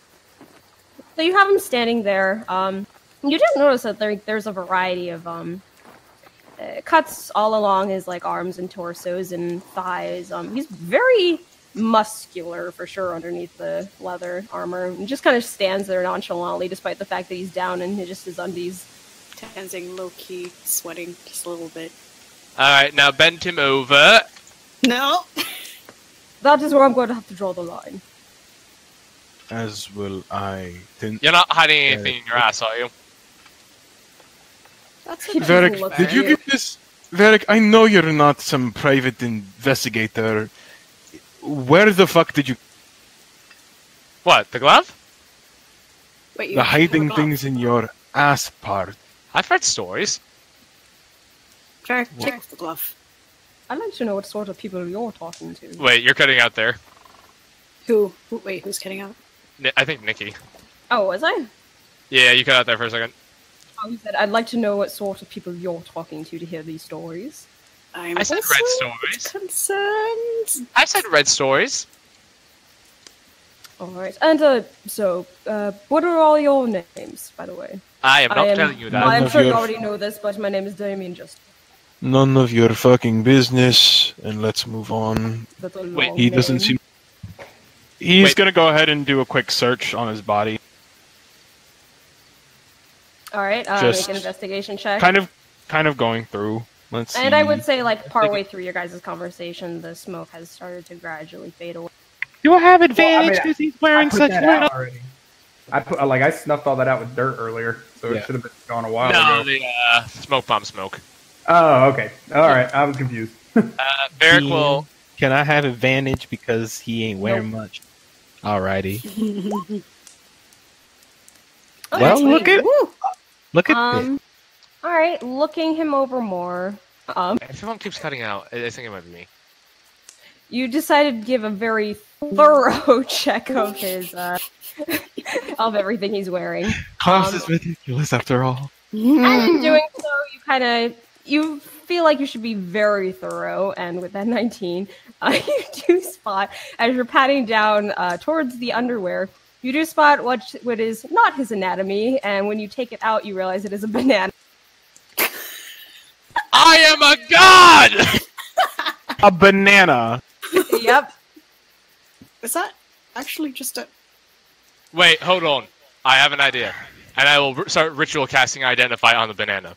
Klaus looks towards Senzing and just says, "No, it's not his call." No, that's not what I meant! Oh, we all know. What have you been staring at this entire time? I am questioning why he has a fucking pause for a banana minute? in I his need to hands. We're reconnect. not talking about that. Can we pause for a minute? I need to reconnect. Oh, yeah. Sure. How tall is this guy anyway? What was that? How tall is this guy anyway? 6 foot. And even as you're like taking this banana out of his undies, he just has this. His grin just grows. Yeah, it's like Klaus exceptionally like he has to take it out from somewhere, so he's just there's a little bit of a peak. He doesn't fucking.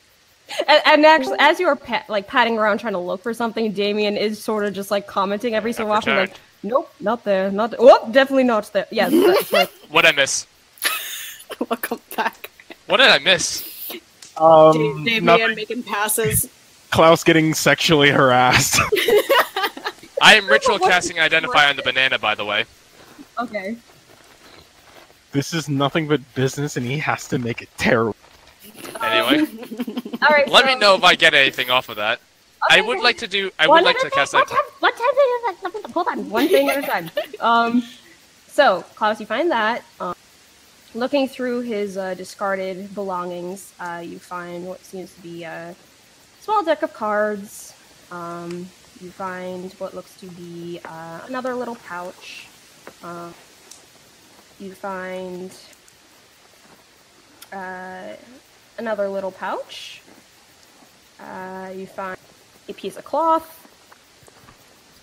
And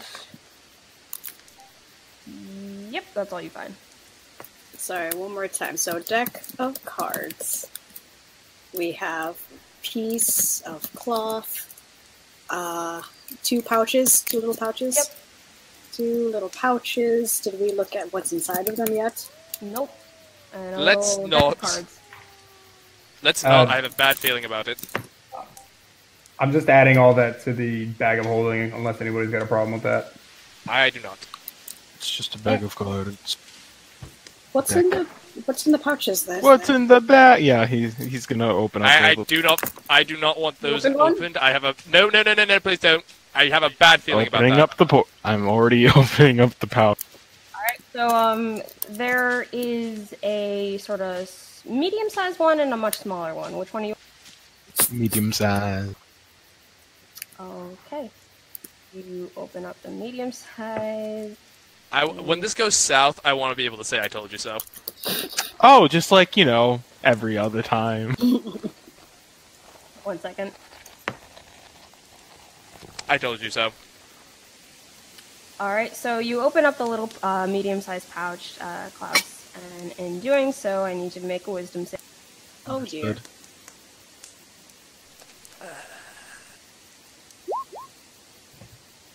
Nice. As you're, opening He it... don't miss! Damien's kind of just watching you with, a bit of an arched brow, but doesn't say anything, and as you just kind of stare, there's, a of some sort of dust in your face, and you just kind of shake it off. Since this had happened, does Damien react in any way? He just kind of gives a little pout, it's just like, aw, that would have been funny to see. Klaus goes ahead, takes his hand, wipes off the dust on his face, and wipes it off on Damien, but before continuing on to the next. Oh, Don't- hold on. Stop! Don't! I gotta do something now. Oh no. Klaus! So you What? What? Time and a place! You wipe it on his face, and soon after, you see Damien's brow sort of furrow, and then he's just like... He just starts outright laughing his ass off. It's not So laughing that's his powder. own thing. So, in other words, so I assume, okay, and he'll, Assuming that all the contents of that previous bag didn't come out, he's gonna go ahead and tie up the other one and take the other one as well, and just hand them over to Vic. these seem to Alright. be both his concoctions of some sort, I'm assuming. They're not mine. Oh, my sides, they hurt. I'm going to just put them in the bag of holding if someone wants to add that there for me, and then as I continue to cast Identify on the banana. Alright. You are able to identify the banana as... Let me bring this up again. Oh my god, it was actually something. You realize that Let me by get the spell up. tossing... You realize that by tossing the banana into a body of water of some sort, it grows and inflates into sort of like a banana. Banana what? Yes! It's a I drop it into the bag of holding, and I just say we're keeping that. Also, I'm going to start ritual casting Identify, and then I'm going to identify Damien. So does this mean that when he goes into a body of water, his dick size grows and then he becomes a float? Ah, man, I really don't want to turn this guy in now. He killed Cooper. He's actually kind of fun. That's actually something that's on Tending's mind, though, because he's been watching him, looking at him funny. He's just like, do you think Meanwhile, that he's being not- turned in for what he's supposedly... Maybe you should insight him. It's not our job to figure out. I know that too. It's not our job, but just insight him. Don't just rely on your own intuitions. Insight him. After a bit, thinking for a bit. After a bit, Damien's laughter kind of settles down. There's just tears beating at the corner of his eyes. He just looks towards one of you. Is like, "Could one of you wipe that away from me?" Oh God. Varric will press the dissertated away. Oh, thank you. Anyway, back to identifying. What are you identifying? I'm identifying him, and then I'm going to identify his ferret. I want no element of this unchecked! Alright, you identify him as a person. Any spells affecting him? There are no spells affecting him. And as you go to do the same to Cheese, Cheese bites down on your finger.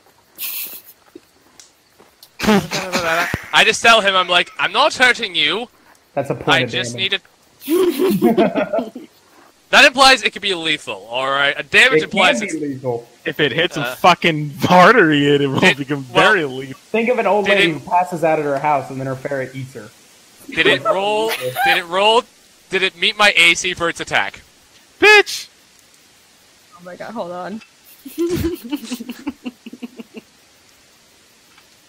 It would be a surprise attack too. Maybe you have advantage. He was not expecting that. If we're getting technical here. Why? Because you brought up No, AC. that doesn't hit. So it chomps down on you, and it's just it doesn't. You don't just feel anything. Hold on, little friend. I'm just going to check you to make sure you're not hurt. It And I wore will out look its at the sharpness on Grimson's high. It just hangs off your finger while you identify it.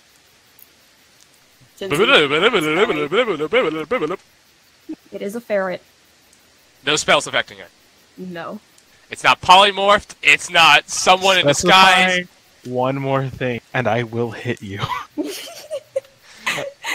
It is a ferret. Tickles its tummy. I'm going to No. take a tummy. I will take a little tummy, as Tensing suggests. Wait, but it's cute. It tries biting you again. Ah, stop it. Bad. Oh, this Alright. time it hits, and it sinks Ow! your finger harder. Damn it! Ow! Meanwhile, all this is happening, Klaus is going to quickly look over towards Alexis, kind of appraise. She's just kind of watching all this, curious. She seems to be like looking around the area very attentively. What's going on in your mind? Oh no, I'm just sort of thinking.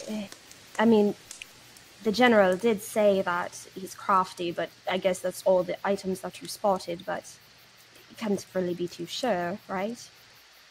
Did you check the anal cavity? Barak, we're not doing that. He has his privacy in that, at least. No, we can't be too sure. That's why we should probably Crimson. move on. Then one of you do it, not me. I'm not At talking least about we searching his don't anal dinner. cavity. I'm talking about if we hit the road, we could probably catch up with that old man, escort him back. That would make you feel a bit better. Turn him in and go figure out what the hell was causing him to freak out. That is a plan I could get behind. What's this about freaking out? Have you, by the way, did you see anything of strange lights or anything like that?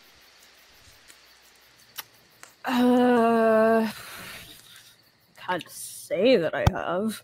There was an old man that we passed by that got triggered by something, and he kept saying, be careful of the light, so figuring that out. I guess I did hear mumbling off in the distance, but I don't typically go wandering towards people muttering to themselves. Well, that's probably him. Alright. So he is basically down to his undies. He Yep. has nothing on him. We have put everything of his into the bag of holding for later inspection.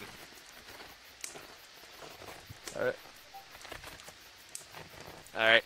So I'm like, okay, I think we're good. Does anyone happen to have a cage for his ferret?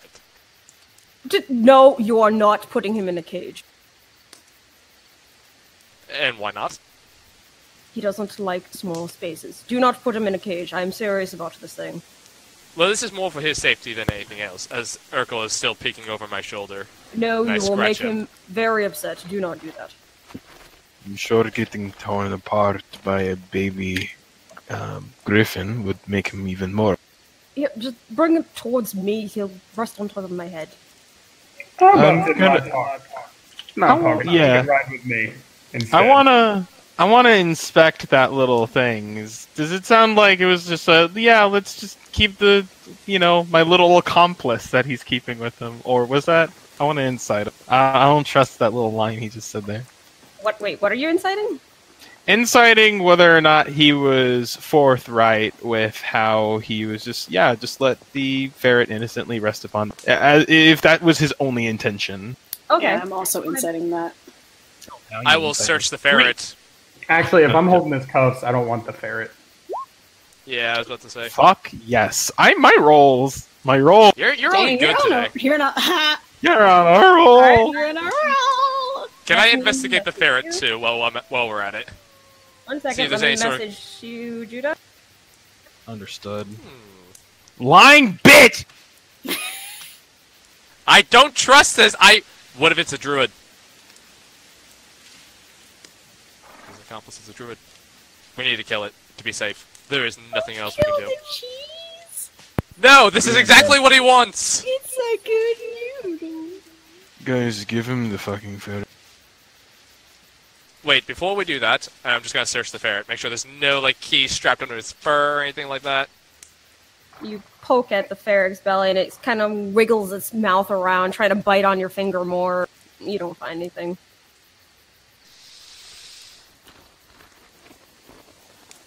Looks at Can him, I looks have at ferret, my looks at ferret now? looks at him, looks at ferret, looks at him, looks at ferret. If you promise not to give us any hassles on the road. Besides, I'm sure you're smart, you can break out of the jail.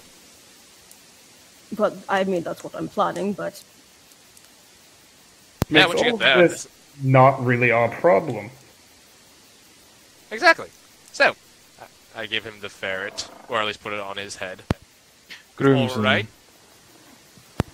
Yeah. what do you know about these lights, if anything? I don't know anything about them. I'd like to learn something. That's fair. This person does not seem like a danger to the people around him. I'm not. Those did. Alright, So- yeah. Their jurisdiction, no doubt. Seriously, would a dangerous person name his pet cheese? Me. I mean, that's not a bad point. Any But- and everyone can be dangerous. Even if they do have cute names for little noodles. I mean, Wasn't I'll the admit I evil- really have... Wasn't the evil guy name? Oh, sorry, that was a joke. No, go ahead. No, I was just saying, in Cats vs. Dogs, didn't the evil guy name his cat Snowball or something like that? He did! Oh my god, that's a reference I haven't heard in years! Cats versus dogs. That was... Dylan, you just made my day. Alright, everybody, let's just head back to Findle Fair, get this done, and head back out here so we can investigate this light. Can I have cheese back? Yes, I'll put him on your head. And I put him on his head. As soon as you let cheese go on top of his head, it hisses at you, and then as soon as you step away, it just like glowers at you for a moment before just kind of settling and curling on top of this guy's... Erica will give a little... Ah! Like a little screech at him. That's right. As I give him a scritchy. Klaus, he's still inside of my hood. No! What do we... Nah, I would have taken him back by now. What? You have to specify something like that. Oh, Yeah. for the love of God, can we not assume anything? Nope. I would have taken my griffin back. Put him in my backpack so I can give him a scritchy as he hisses. Or screeches. Akil, don't eat the ferret, alright? Leave him for now. As I give him scritchies. Alright, back to Findle Fair. To Findle Fair?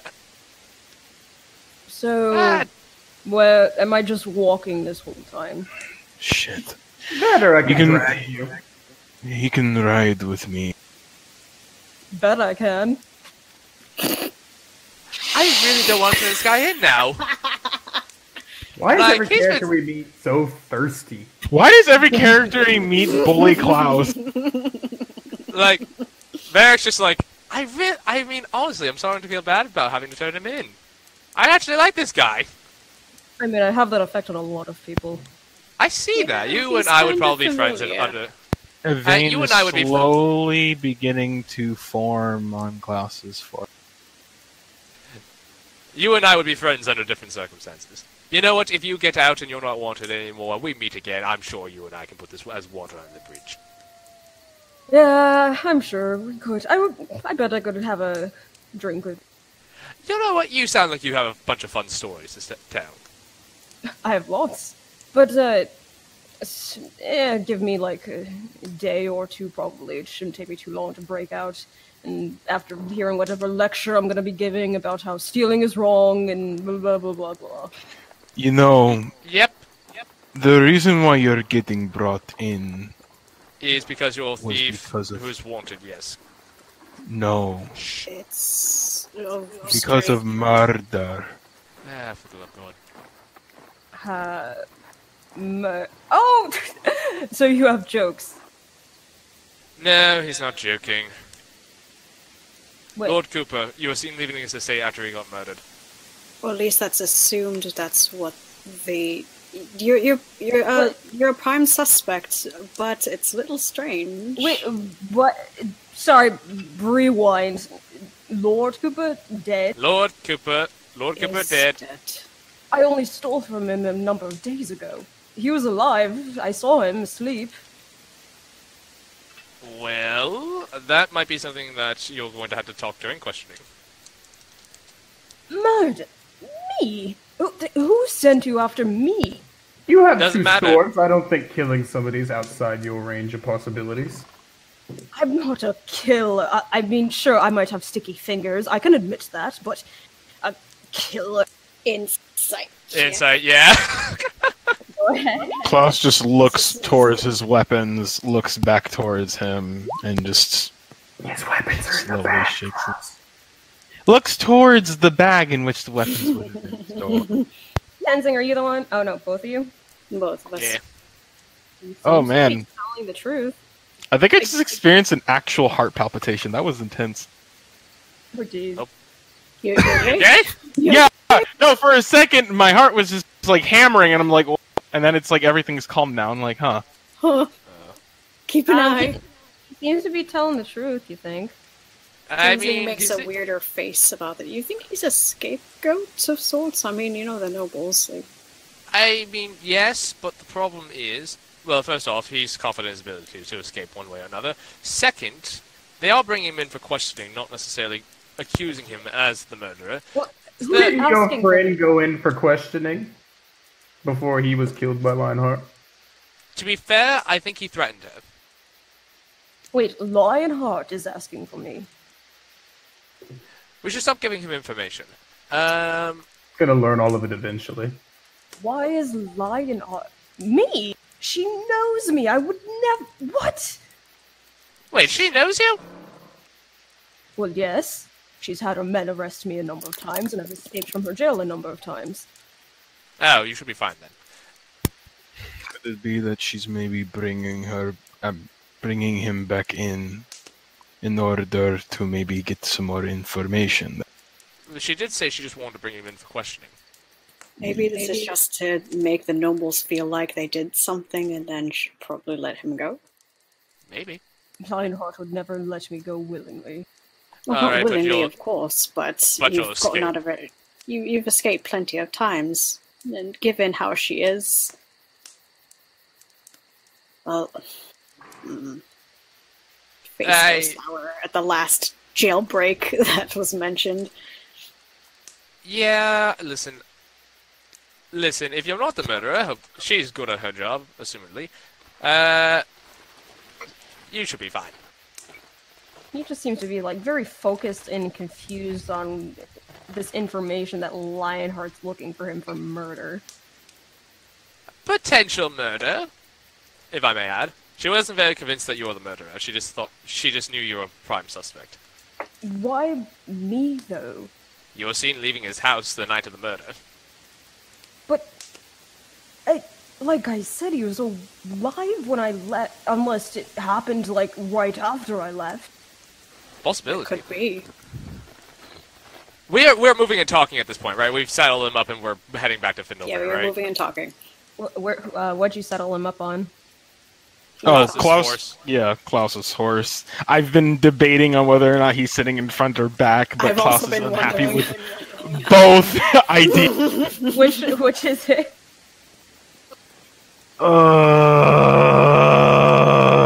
To keep a closer eye on him, I suppose he'd be in the front. We could also, if you want, tie him to you so he can't run. That is a good idea. That would sounds only like the make beginning of a Klaus's fan skin. fiction. Oh, That yeah, would that's only right. make Klaus's skin crawl more. Oh, before we forget, can someone... I didn't realize Klaus was one to half-ass his job. By the way, does anyone have You any know rope? what, motherfucker? By the way, does anyone have any rope? Yeah, I have rope and I have chain, and Grimson will hold up 50 feet of chain and 50 feet of rope. Oh, please What? don't chain me. Can you tie him up with rope? I don't think that would be necessary. I don't like the fact that his legs are not bound. I am I'll keep already him- down in my unmentionables. Please, offer I'll a keep man an of eye- the prop. I'll keep an eye on him, and I'm faster than him. We can tie him up at least when it comes to night, but otherwise I don't see why that's necessary. Alright. As Varric just looks at him. Anyway, yeah, no, The squeaks are the ferret. sorry, I'm fiddling with a rubber duck in my hand because I need to fiddle with something. Anyway. Just looks at him and is like, alright, but if you any funny business, and you'll be laughing. I'm hilarious, I can't help it. Oh, God. God, is this what I sound like? Much shriller. Most talk, yes. I need to think on this. Anyway. Yeah, no, I'm sure everything will be fine for you. Like I said, this is nothing personal. I don't take it personally. No, it's really. Well, hopefully she'll be able to tell the truth and whatnot. What'd you take from him anyway? Out of curiosity. Oh, well, that bag of coin you took off of me. Anything else? Gives a shrug. What did he say? Sorry. The bag of coin, that's what he stole. And the Varric said anything else, and he shrugged. Do I believe him? I mean, he didn't say yes or no, he just shrugged. He's legitimately lost count. Did you take anything else from him? I mean, I'm probably sort of hard to keep track. I've stolen from a lot of people. This may be a good idea to start jogging your memory for when Lionheart asks you these things. Which I should mention, while on travel, Klaus is going to make sure that his hands don't go anywhere near his own coin. Okay. Because bitches be like that. Varric is watching this guy like a hawk. His hands were cuffed behind his back, right? No, I was picturing them in front of him, so I'm assuming that's how I did it. Okay. Yes, please, especially if he's sitting in front. Anyway. So you see him just kind of give a sigh, realizing like there's not much he can do. He's sort of just stuck there in his underwear, and he just kind of leans back, just snuggles up for us. With Klaus's Wait, before you fall asleep. I need more palpitation. Do you want me to go over there and just defibrillate you and just get your heart back on track? I mean, I think it's doing a fine job. Okay. I'm going to nap. Wait, before you nap. You might want to start getting your story straight for Lionheart. Did you take anything else?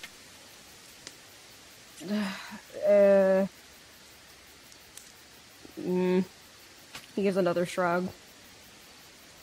If I feel you're being honest with us, I'll at least put in a good word for you. No offense, new friend. I get the sense that the fact that she's sending you guys after me probably means not the highest. Wow, I'm hurt. Also, quick question. Tenzing, Varric and Six are on Tenzing's back again, right? Yeah. Okay.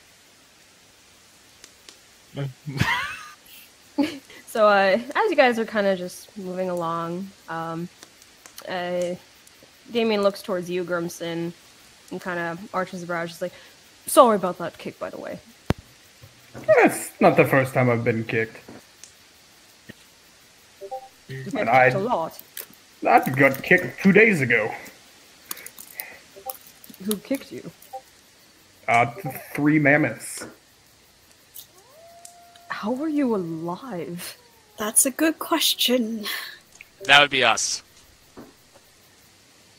It's sort of a miracle that we're alive.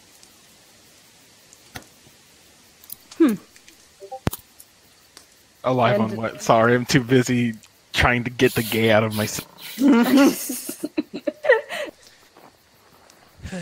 And you see him kind of look around at the group and then look back at Six. Any reason why you're Dweeby, her name's Alexis.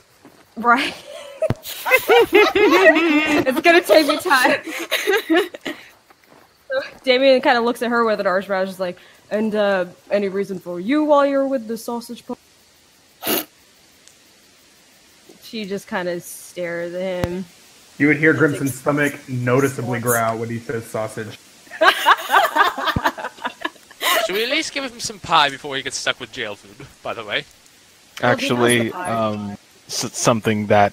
Sorry. I was messaging this to you, Nikki, but I never ended up doing it. But, no, Klaus would have actually prepared, basically, a small bit of leftovers in case Grimson got hungry later, even despite his little fucking sass. But, yeah. And Klaus just kind of takes out, like, a little bit. I had already I was typing it, I just didn't send it. So go away. Shoo. Okay, so you have this on you? Yeah, no. He just kind of takes it out and kind of looks towards Grimson and gives him a knowing look and hands. It's a nice breakfast. Eggs, the works. It's appreciated, Klaus, but I did not earn that. Thank you. Wait, what did... You don't need to earn to eat. You're alive. Eating is Besides, if you don't keep your strength up. I've been getting my fill off for long. I don't know about earning, but last time I checked, this is more or less a gift, no? It's for me. I have my own rations from a quarry I got back in Findlefair.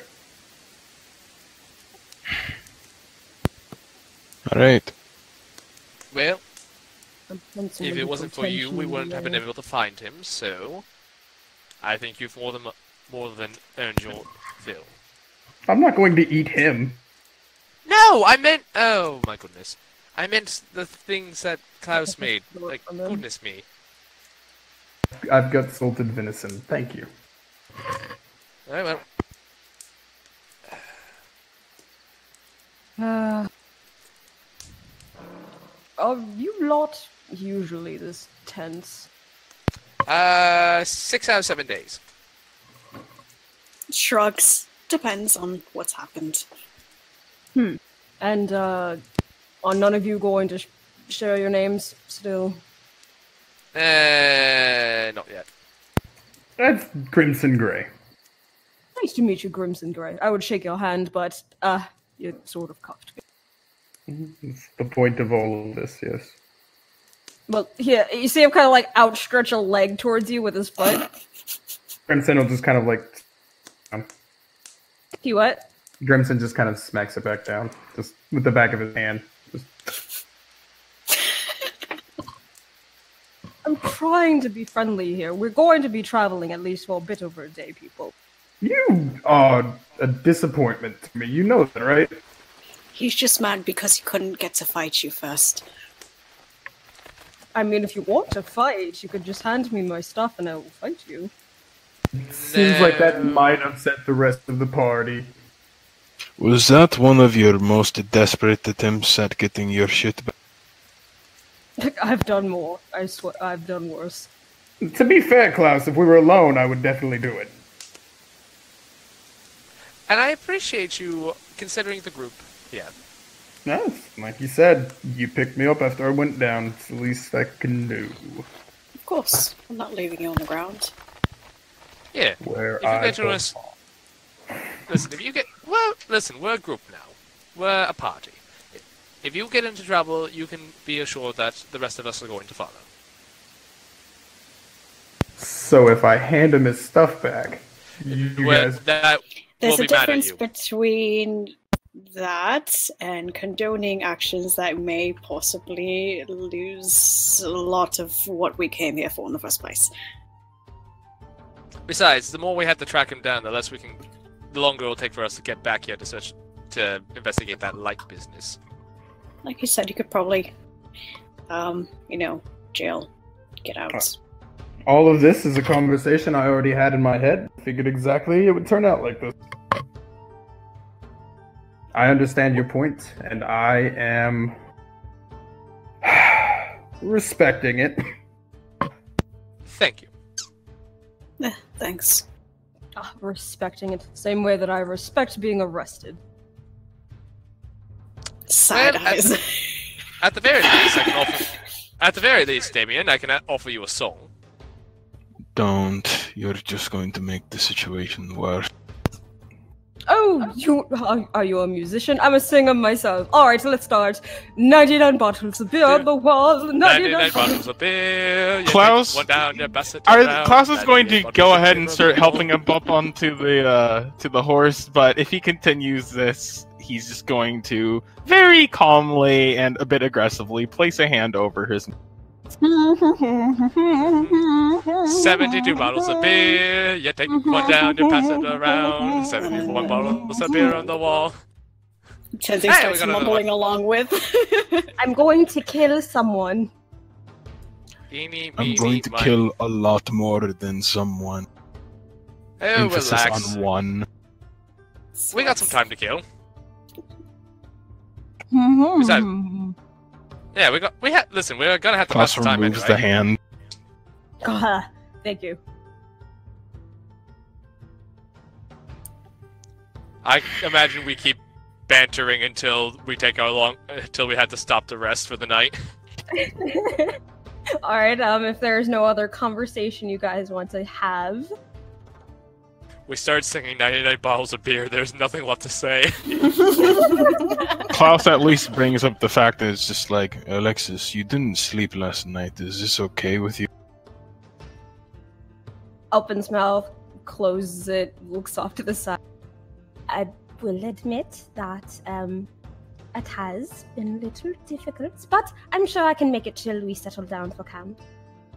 You know, you could just take a nap right on me. Well, yes, but what if, I don't know, something pops up and danger appears and I'm asleep? Well, then You wake up buck very my- quickly. I'd buck my back legs and you'd wake up. Mm-hmm. Not to kick you off, obviously.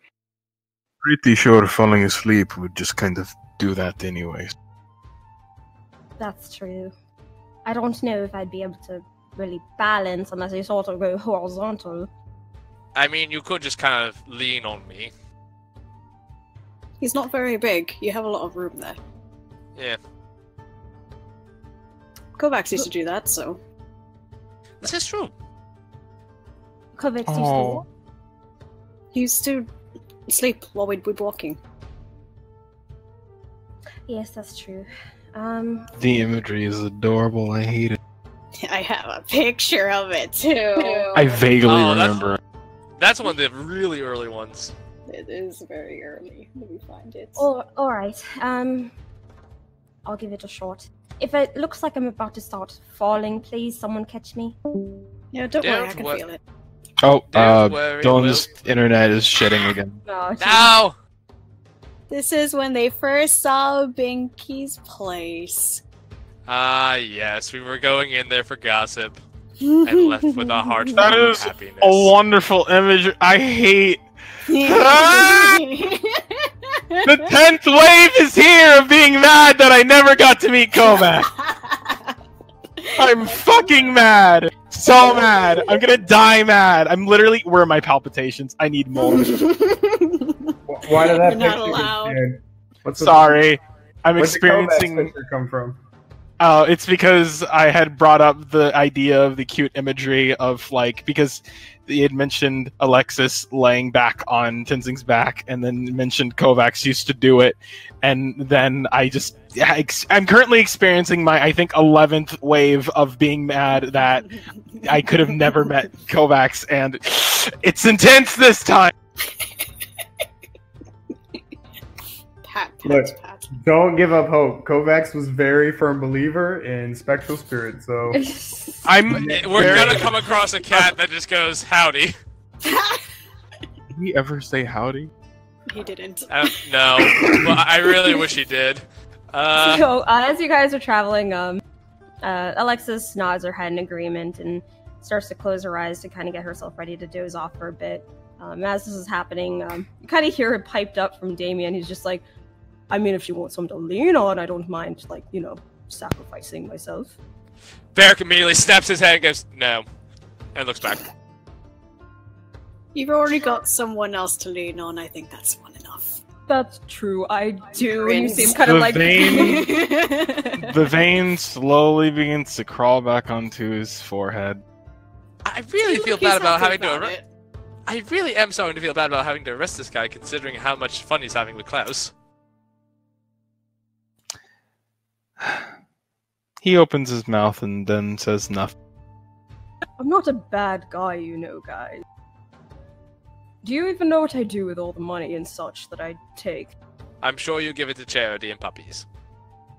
No, puppies can't use money. Not necessarily charity, but... I don't know. I once knew this thief who met a dog that could talk, and I'm sure he would spend things on money. I mean, if I come across such a thing, then sure.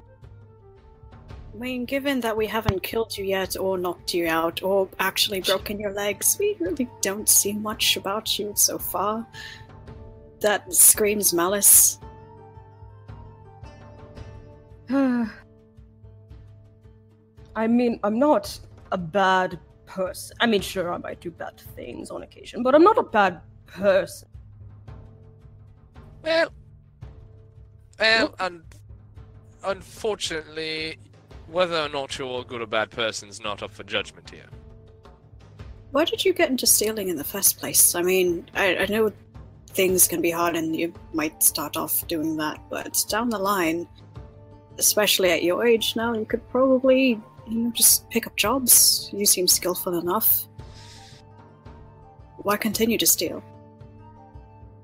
Well, I've got a number of younger siblings back home. Not going to say where that is, of course, for my own sake. But number of younger siblings sort of share this one small house, and affording food for everyone can be a bit difficult sometimes, and sometimes I like to give them nice things, and you can't really do that on a regular Insight.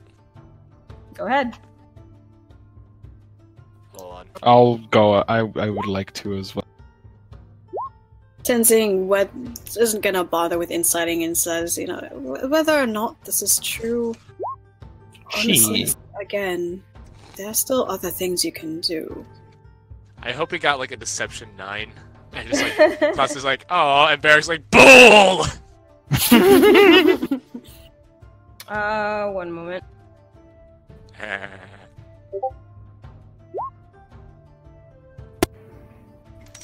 Okay,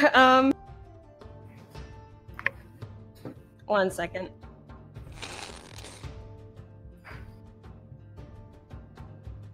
Do you think he just rolled the natural 1 and just is like, Alright, we're just... Varric and Klaus, you sort of think to yourselves, I mean, you get it. The world can be kind of tough sometimes, especially with trying to make money, with an average job when you got a large family to deal with. And Grimson, you see this guy's just full of shit. Wait, did you say full of shit? Yeah. Okay. Grimson sees that, not the other two, though. I mean, that is kind of terrible. Why not be a locksmith? You sound like you could be a very good locksmith.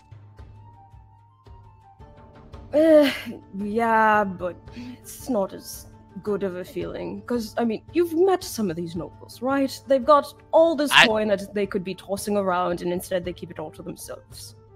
And yet, for some reason, that gives you the jurisdiction to take from them. Oh no, I never said that. I mean, to be fair, I'm not a big fan of some of them. Although, you'll probably be delighted to know that I played a brilliant prank on Lord Cooper myself. The dead one. Oh, yeah. It's a little weird to make jokes about a person who's dead. I mean, yeah, I suppose you're right. It's weird, though. Why would someone want him dead in the first place?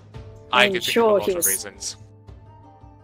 Well, and then he's none of which are none of which are justification, mind you, but yeah, but no, I see what you mean. And he's thinking back about the states and some of the slaves there, and wondering. I mean, I guess it's possible that someone wanted to stop him from heading to the capital, and apparently he got some sort of invitation there. Invitation to the capital? What's at the Yeah, capital? No idea. I just saw an invitation, didn't bother to steal it. It's paper. I was more interested in the jewel. So you did take jewels? I mean, coin. Nah. Nice save. Varric is gonna start rummaging through his stuff again. Oh, come on. You found everything. I didn't even find a smoke bomb. I had one. I don't even need an insight check to believe that is bullshit. I'm gonna search his shit again. I can't. You both have looked through his stuff twice. I can't have you do any more. I've looked through his stuff once. Twice in general, all of you. Oh, okay. You just see him give a sigh, just like, honestly, I'm just going to have to prepare better next time. I'm gonna have to stop by the little shop and get more magical hub. Which shop did you go to? Out of curiosity. What was it called? Something marvelous. What was the name of Binky's shop again? Binky's something What a genius. horrible talker you are. Marvelous magical wares. I was afraid I was correct. All right. I'll have to. Oh no, you think he's talking about... Nah, it's fine. I doubt it. Anyway. Moving on. Man, it's getting dark out. We should probably set up camp for the night. This is happening while you guys are walking. And I would say, like, with all this talking going on, you just hear Alexis being like, "This is the hardest nap I've ever had to take." Yeah, it's almost like that's what I was trying to convey to everyone, but... It's a lot easier as a duck. Well, at least you can still close your eyes. You don't have to sleep. It's better than nothing, right? We're just walking. Is that how it works? Sometimes. Snoozing. Tenzing, we got to have a talk at some point. I'm worried now. Wait, why? She just pats the back of your head. Wait, why? If you think that is proper sleeping, then we need to have a talk. No, it's not proper sleeping. It's just, when you're closing your eyes and you don't really have time to, if you can be napping later, then eventually, when you want to get a little just snoozing in, and then even though it's Alright, I'm going to try for another nap. Good night. Okay. Well, it's really evening. It's really midday, but... Dark. Sleeping. Fine. Good midday. And she closes her eyes and tries to sleep as you guys continue on. So where did we leave off? Perhaps Alright. keep conversation to a minimum. You ever thought about? That's boring. Hey, Varric, can you help me out with something? Absolutely. Alright. You're a long Is there grass? Are they walking by grass? Okay, as they're walking, Tenzing's gonna start picking out really long pieces. You hold on to these. Okay. Varric is holding onto this grass.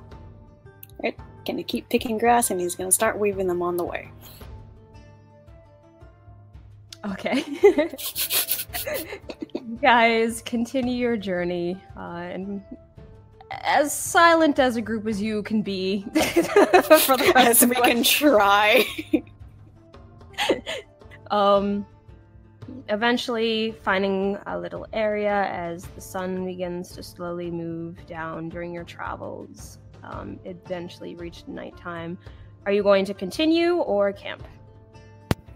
Oh, I think we should camp. Yes. Camp. Grimson, can you tie him up more? I can do that, yeah. Just his legs. In this case, his hands are already bound. Make sure the ferret doesn't get into our rations just because it looks at Urkel, since it's happened before. Okay. Hey, DM, do you want to hop into Whisper with me? Sure thing. Or drag me in there? I am Like nervous Heath, come now. along, and you Do guys what? don't talk while Heath's not recording. Jumping over with you then, Nikki, when you're ready. All right. Hey, I have, while I have this opportunity tying him up, I have a few things I want to ask him. And I'll start like that, and So your story about the family was a bit bullshit. It's easy enough to smell. Is the rest of it true? Did you, or is anything else true? Did you not commit murder? That part is true. I will admit I do have a habit of lying on and off, but I tell the truth on occasion, yes. I will insight. Okay. I'm gonna insight every question I ask. Okay. I'm gonna roll them to you though. Oh fuck, where's insight?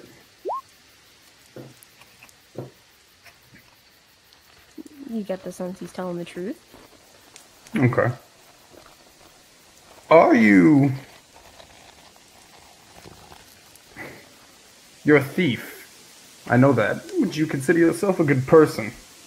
Other than that. Good person. Is Look. anyone really a good person? That's a solid point, actually. Look, I'm not concerned with the death of a noble and whoever did it, or anything really pertaining to that city. It's not my place. What does concern me is the light that this man spoke of. You know anything about that? Oh, this old man that they mentioned. Yeah. I really do not have any idea what they're talking about. I would like your help, then. A deal. If I let you go, you will help us find it. I can track you easily enough.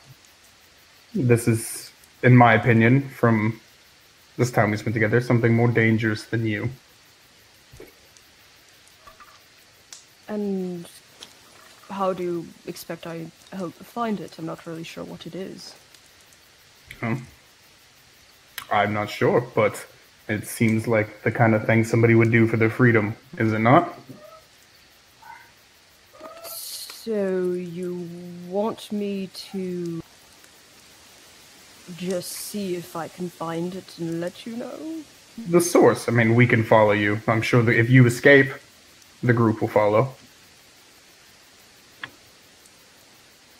Alright, that's fair.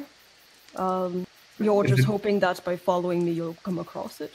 I'm hoping that in exchange for your freedom, you will do a good enough job finding at least the trail. I mean, I'm not much of a tracker, but I can try. But you're resourceful and crafty. With people. Well, this thing has been affecting people.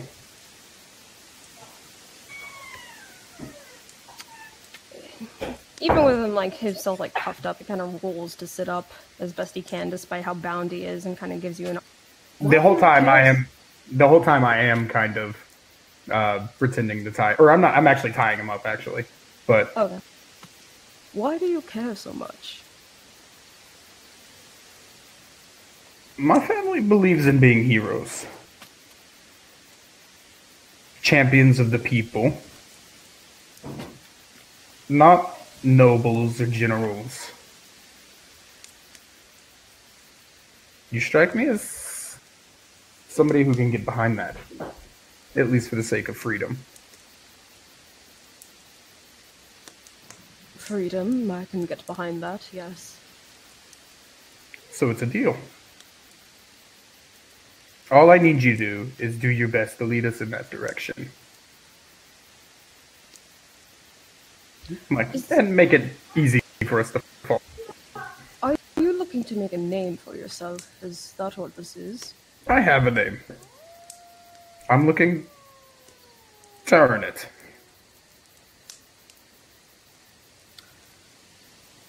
Alright, how about this? As a sign of good faith, if for somehow, when you release me, I'm unable to find this light thing, at the very least let me offer you some information. What's that?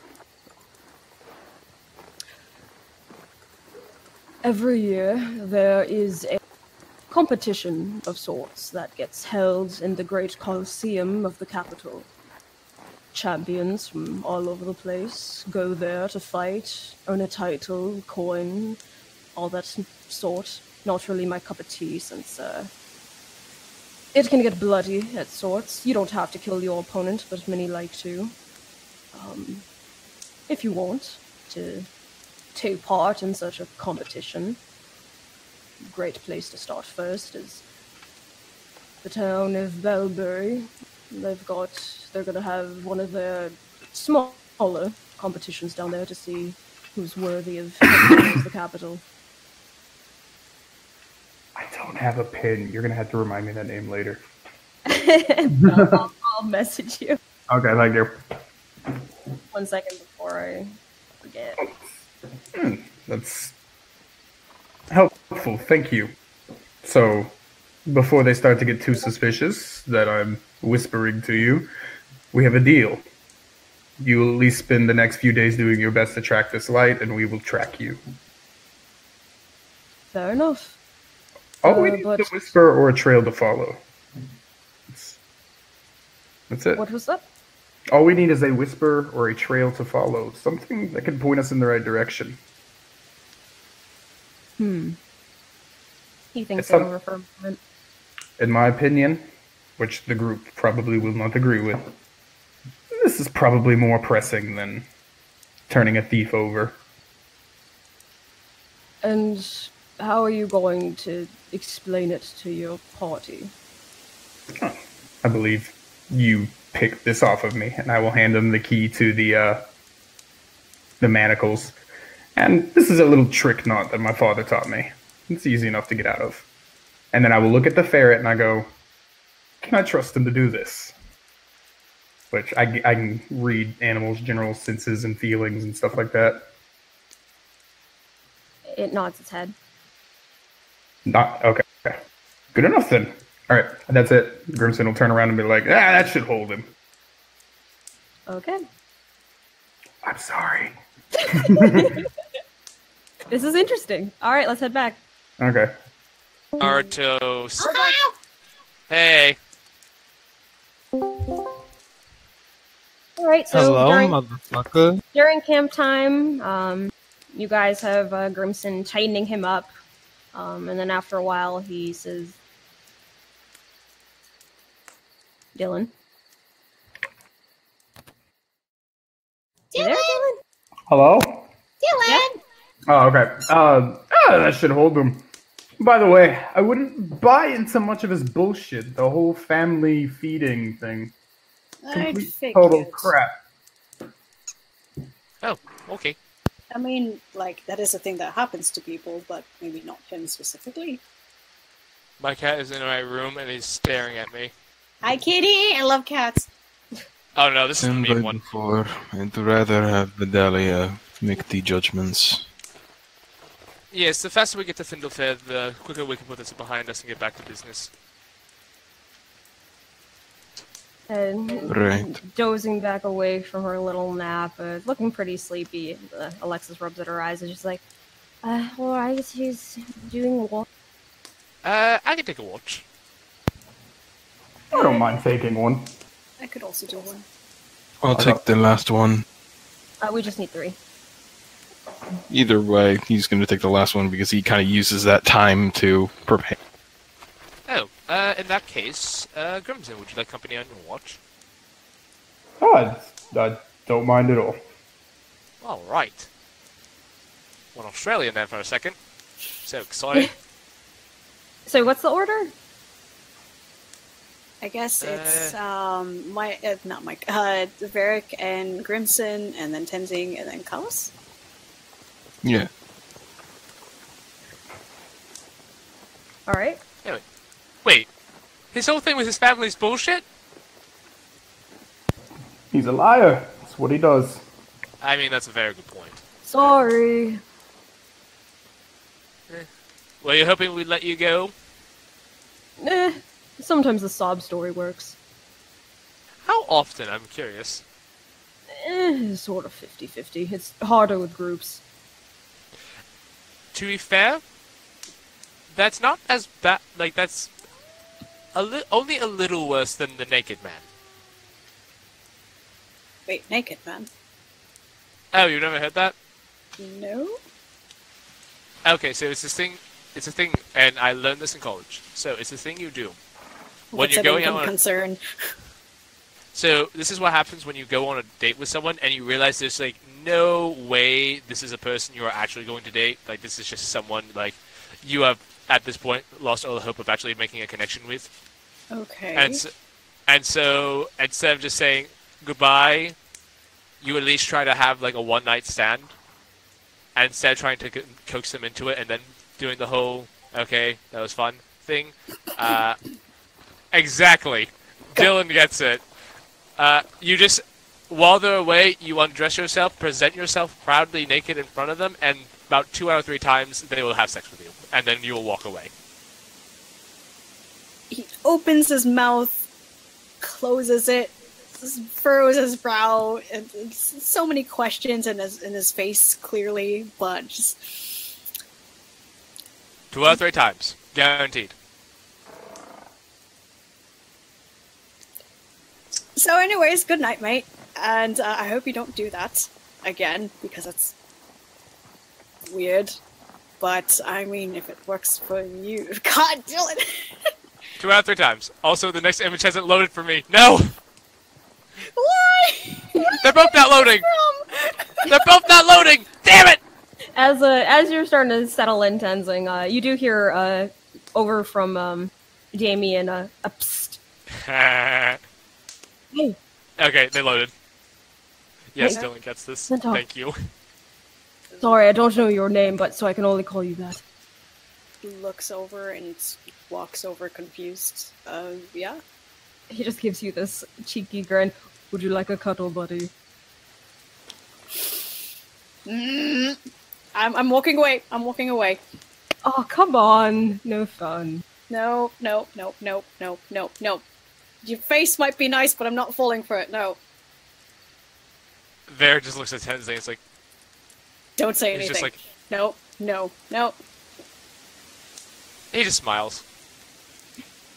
Sticks tongue out at him and goes off. Still looking a little drowsy, Alexis goes up to you, Varric, and is just like, could I borrow Urkel again? Sure, just make sure you give him back in the morning. Of course, of course. And I pull him out, and I look at him like, you'll be good for your Auntie 6, and I give him a squishy, as always. So is it Varric and Grimson that's doing the first watch? Or second? First. Okay.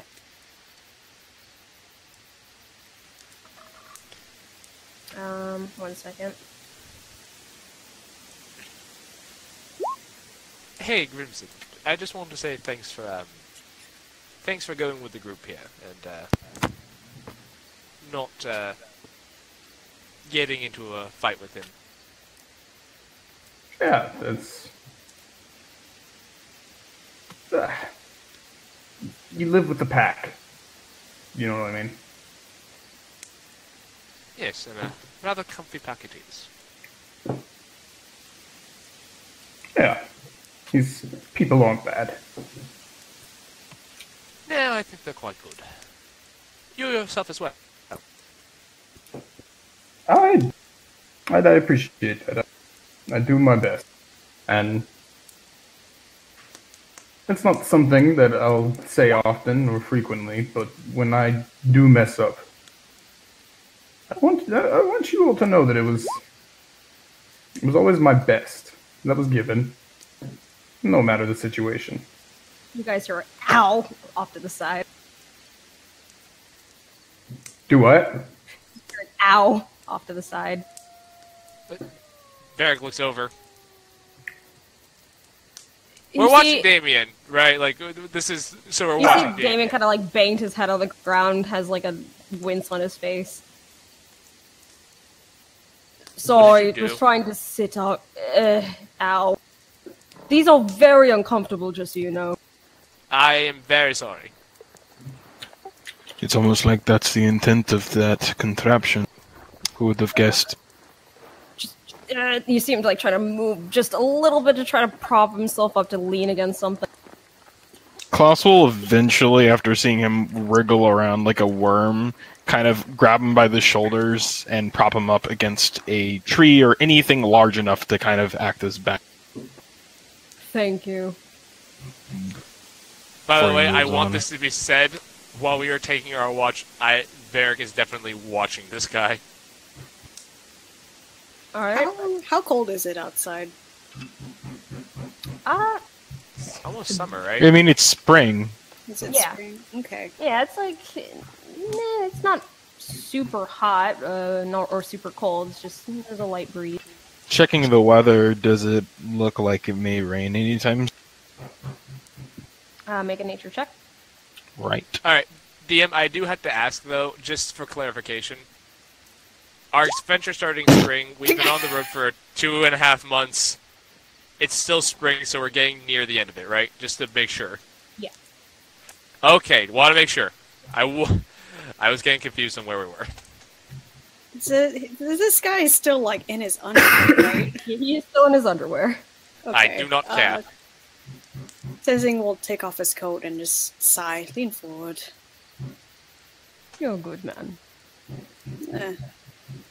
And it puts it over his shoulders. Obviously can't put the loop over, but leaves him at that and walks off.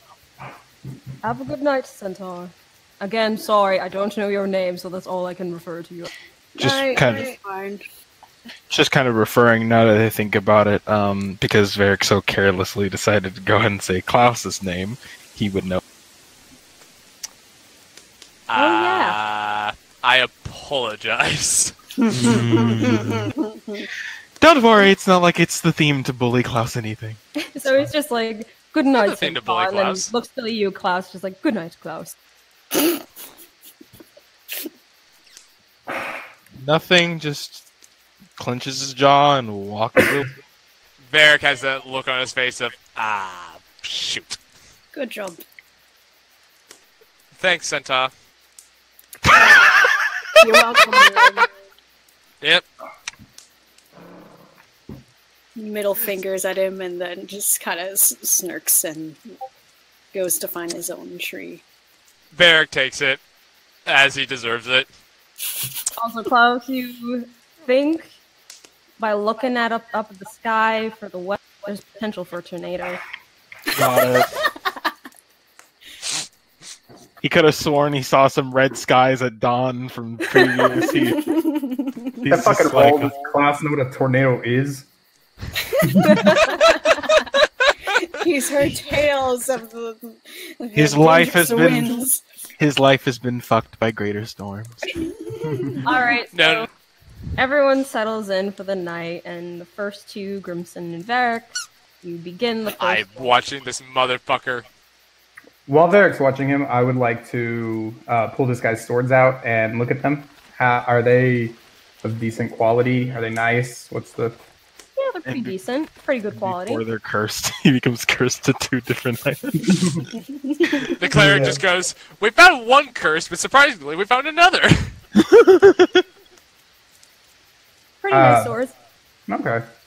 Set them to the side, and then I want to look at this dead elf we have in this bag. God.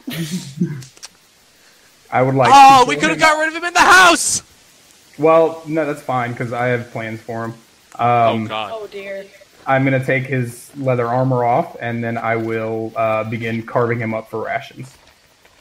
As Varric looks over, as he hears a noise, it's like, what? Oh my God! It's just... He's already dead. He was a person! This wouldn't be the first person I've eaten. Varric's jaw just drops. Like, you're not fucking with me, are you? No. Thieves don't come knocking on Grey Manor often. I would also say at this point the corpse is kind of rotting a little bit.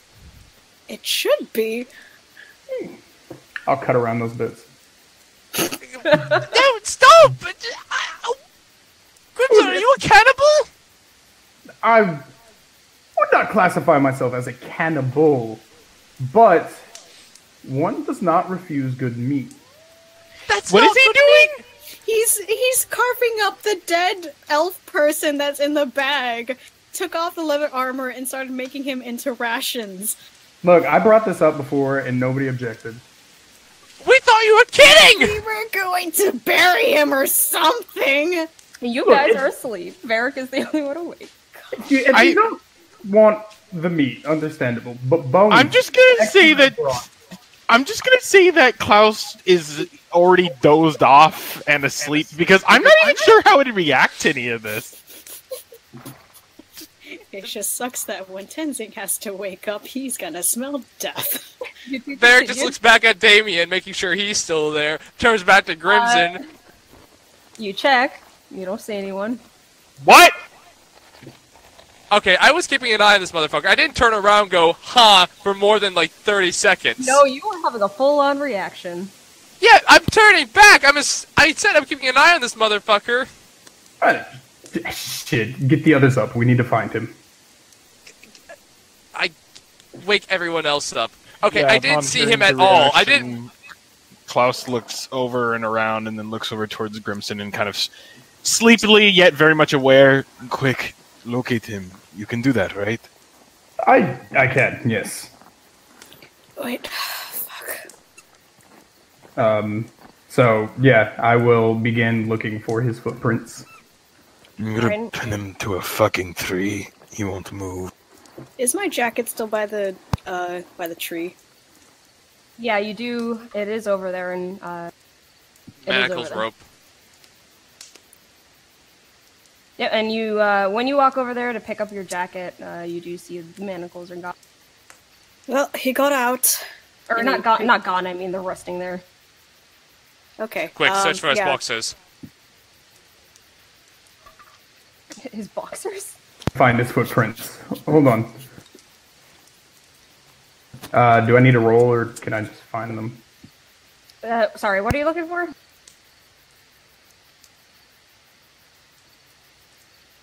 His footprints. Oh, you're talking to me? Oh, sorry. Yeah, no. Yeah, I'm looking for his... All right. Looking around, Grimson, you spot what you think must be where it is, and you guys walk off a bit of a distance, and then sort of like take a left, look around. Oops. Sorry, my alarm. Take a left and look around. Take another left and look around, and you can't really seem to pinpoint where they're. It's dark. I'm having trouble. I can't do this. I can't do the smell thing until morning. Can we...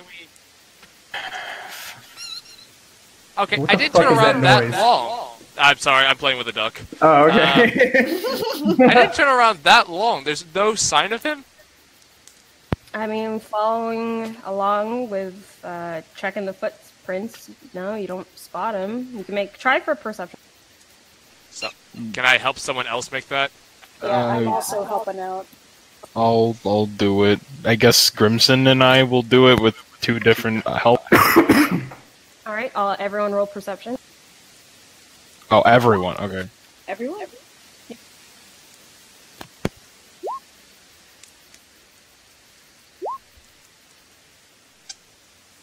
You guys look around. You don't see. Is Grimson Grimson rolling private or? Oh, I am rolling private, yeah. Okay. I don't know. Oh, I rolled that inside private earlier. What'd you get? What did I get? A 14. Yeah, you guys don't spot anything. Or on the inside. The inside I got an 18. Come on.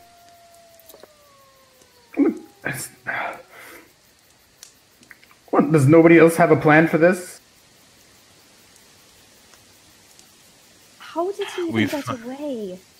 I don't know, but we can find him, I'm sure. Are Just the horses? mentioning. This is just off the idea, and just bringing this up as well. But if he had used a spell if his hands were binded, he wouldn't have been able to use any somatic type spells. I don't know if that was a thing that was thought. I was just bringing that up for future reference. But anyway, in the event that he fucking snuck off, Klaus is just going to begin to look around. We're not in a very heavily shrouded area, no? We never really saw many trees before, so it's just a lot of grass, tall grass. And Varric wouldn't have turned away for more than a couple seconds. Sorry, people are talking all at once. What? Michael, go first. I was about to say, Varric didn't turn around for very long. He couldn't have gotten far. Oh, we don't know what he's capable of, though. For all We we know, stripped him of everything. He might have spells. That's when a man's at his most desperate, Varric. Yeah. So, how many horses are there left? Are they still around? Oh. Looking over by the horses, they all seem to be there. I was going to say, we would have heard fucking, like, hooves. Start searching. Let's just start searching the area, I guess. I don't know. I got nothing. If you guys don't mind, I could try scouting forward a bit. Just to see. Yeah. Klaus is gonna search around the area to see if he notices anything bright, like a light source. Okay. And Tenzing's gonna check a perimeter of the area. You guys did roll your perceptions already, but with Klaus investigating, I'll allow an investigation. Okay. Can I also do an investigation roll with him? Wanna help me? Or I can help that. Actually, you would be helping me. If he got out of the manacles, there's always the chance he could turn invisible, too. Oh dear. Wait, am I searching as well, or no? Well, even with it, it's a 3. No, I meant I wanted to make my own. Okay. Oh, that was underneath the wrong impression. Yeah, no, I was getting. I would also like to search. Go ahead. Okay. Let me see here. Whoa! Nice. What was it you were looking for exactly again? I was looking for a light source. I was looking for any. I was looking for any trace of the motherfucker. Well, that would be survival then. Well, it's a natural 20. Maybe a 21. Okay. Looking around the area that you guys are currently in from the footprints that Grimson had led you to, you don't spot any footprints in the area. Like, I'm looking for any trace of him. Like, not even just his footprints, like, anything. I think this is code for he teleported. I'm just saying that with the area that you guys were brought over to, you don't see any footprints whatsoever. Is there any sounds out of place, given my previous perception? Your previous perception? Nope. Can Tenzing investigate for the ferret? The ferret? Because he's still just kind of running around the perimeter, but now he thinks about that the ferret is usually around with him, so... Survival check. You do know you did mostly see the ferret on him, but you can do a survival check. I mean, he couldn't be away from him, too, so... That's actually a good point. A good point, actually, is those manacles, are they just laying there, or what? Yeah, they were laying by the coat that Tenzing put on him. Those manacles, were they not special in that they could prevent magic or something like that? They were manacles with the keys and keyhole. I could have sworn there was another aspect of them. Wow, okay. I'm thinking of the critical role manacles I have to... Yeah. But, alright, well, if that's the case.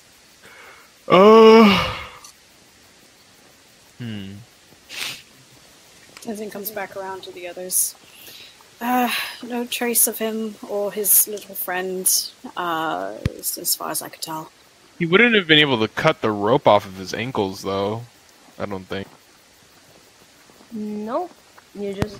Did I mention that the rope was there? Didn't I?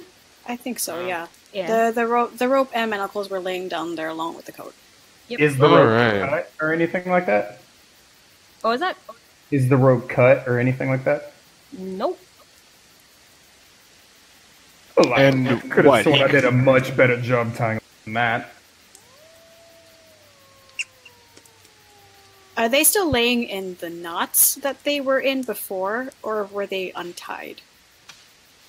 They looked like they'd been slipped out of. Okay.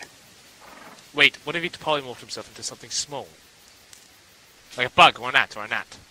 Don't you need to wiggle your fingers for that? His fingers were in front of him. Yeah.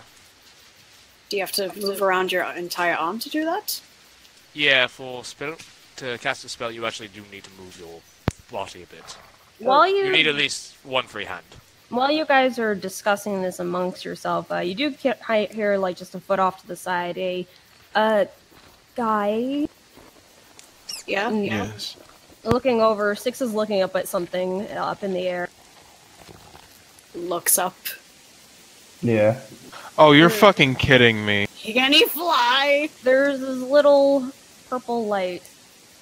It's just kind of moving around, kind of like a firefly. From the distance that it's at, it seems like a firefly, but it's just this little purple light.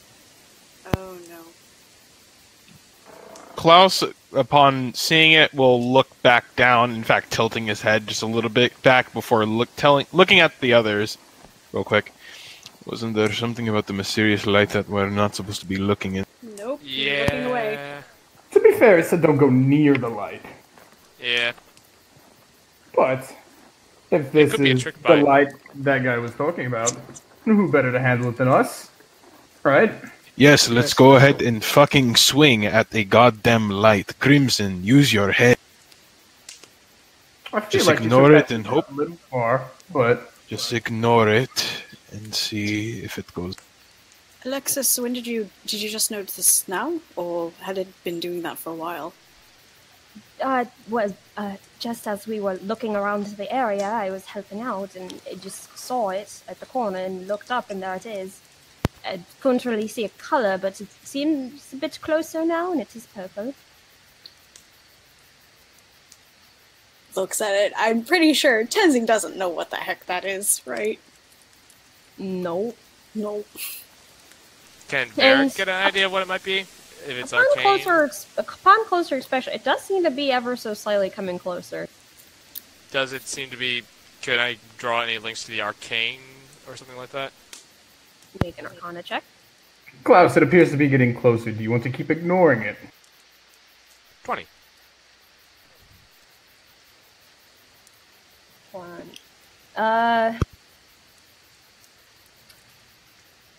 Your question is if it seems to be something of the arcane, right? Yeah, just magical in general. It does seem magical. But can I tell more specifically about what it is? It is too far away. It's magic. Just back away from it for now. But what if it took Corey? Well, it's coming closer to us. It's not running away. How fast does this thing seem to be moving? Like, are we talking like slow or very fast? It's descending slow, but its movement seems to be like sort of like the quickness of a bit faster firefly. So should we maybe get onto the horses just in case? And I need everyone tries. to make Oh, A what? A dex save. Oh, fun. Wow. Bam. Wow. Oh dear. Oh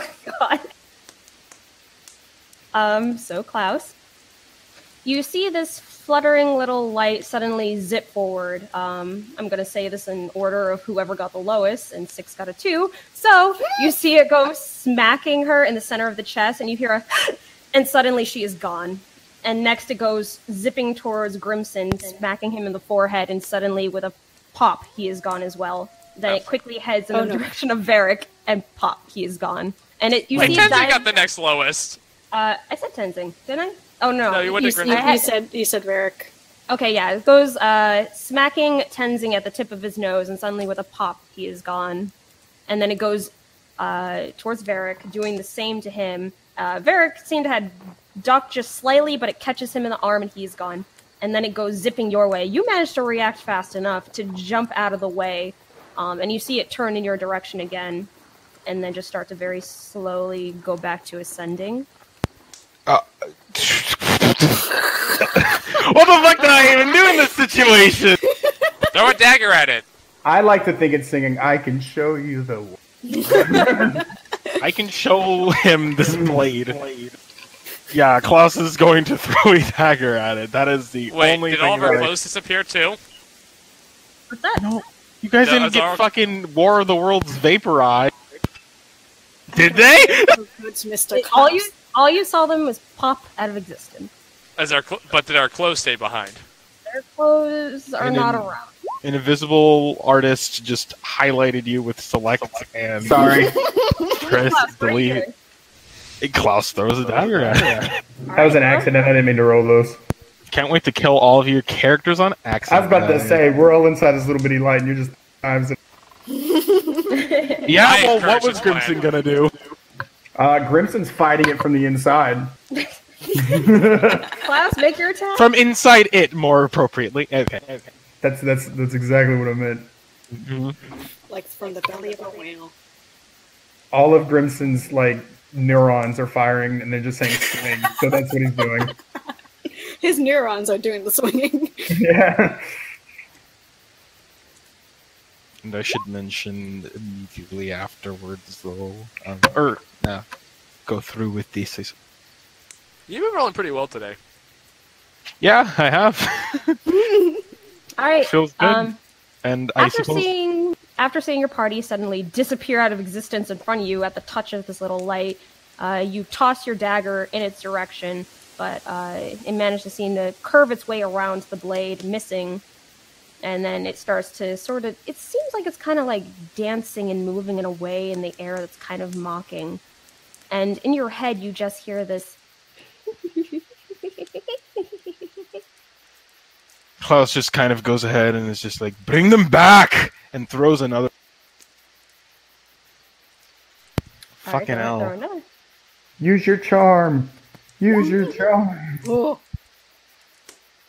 Alright, you throw your dagger, managing to hit it this time. And as you do, your dagger vanishes. Again, and in your head you hear, do you want to have a laugh? Hey, DM, I have a question. Where are we? Do we get hit with a dagger on the other side of this? You'll find out soon enough. I don't know what the fuck did happen! You just hear Mickey, I this swear to God, if another one of my characters gets traumatized.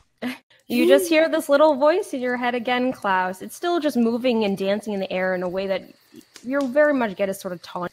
It's just like, do you want to laugh? Do you want to play?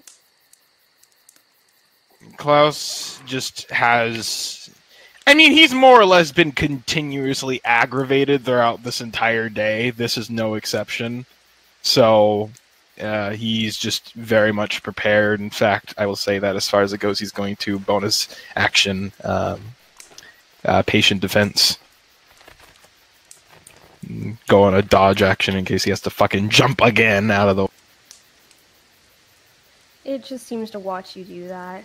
Moving in the air and your friends will play without you. And it starts to ascend up into the air again. How far ahead is it in the air? It is right now about 8 feet.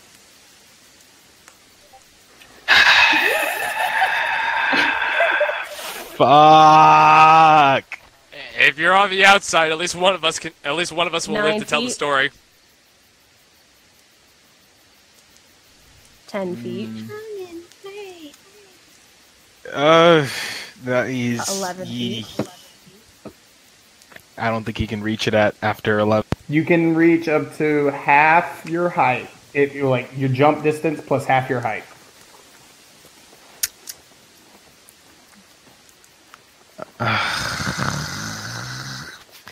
Helpless people, his entire fucking thing, as far as that goes, and then everything else. I am moving this in real time, you know. Yeah, no, it's because I'm trying to decide on whether or not this is a situation in which would beckon out to him to go after everyone, but after seeing he's He's gonna jump up and fucking try to grab at it. Okay. Much to my fucking chagrin.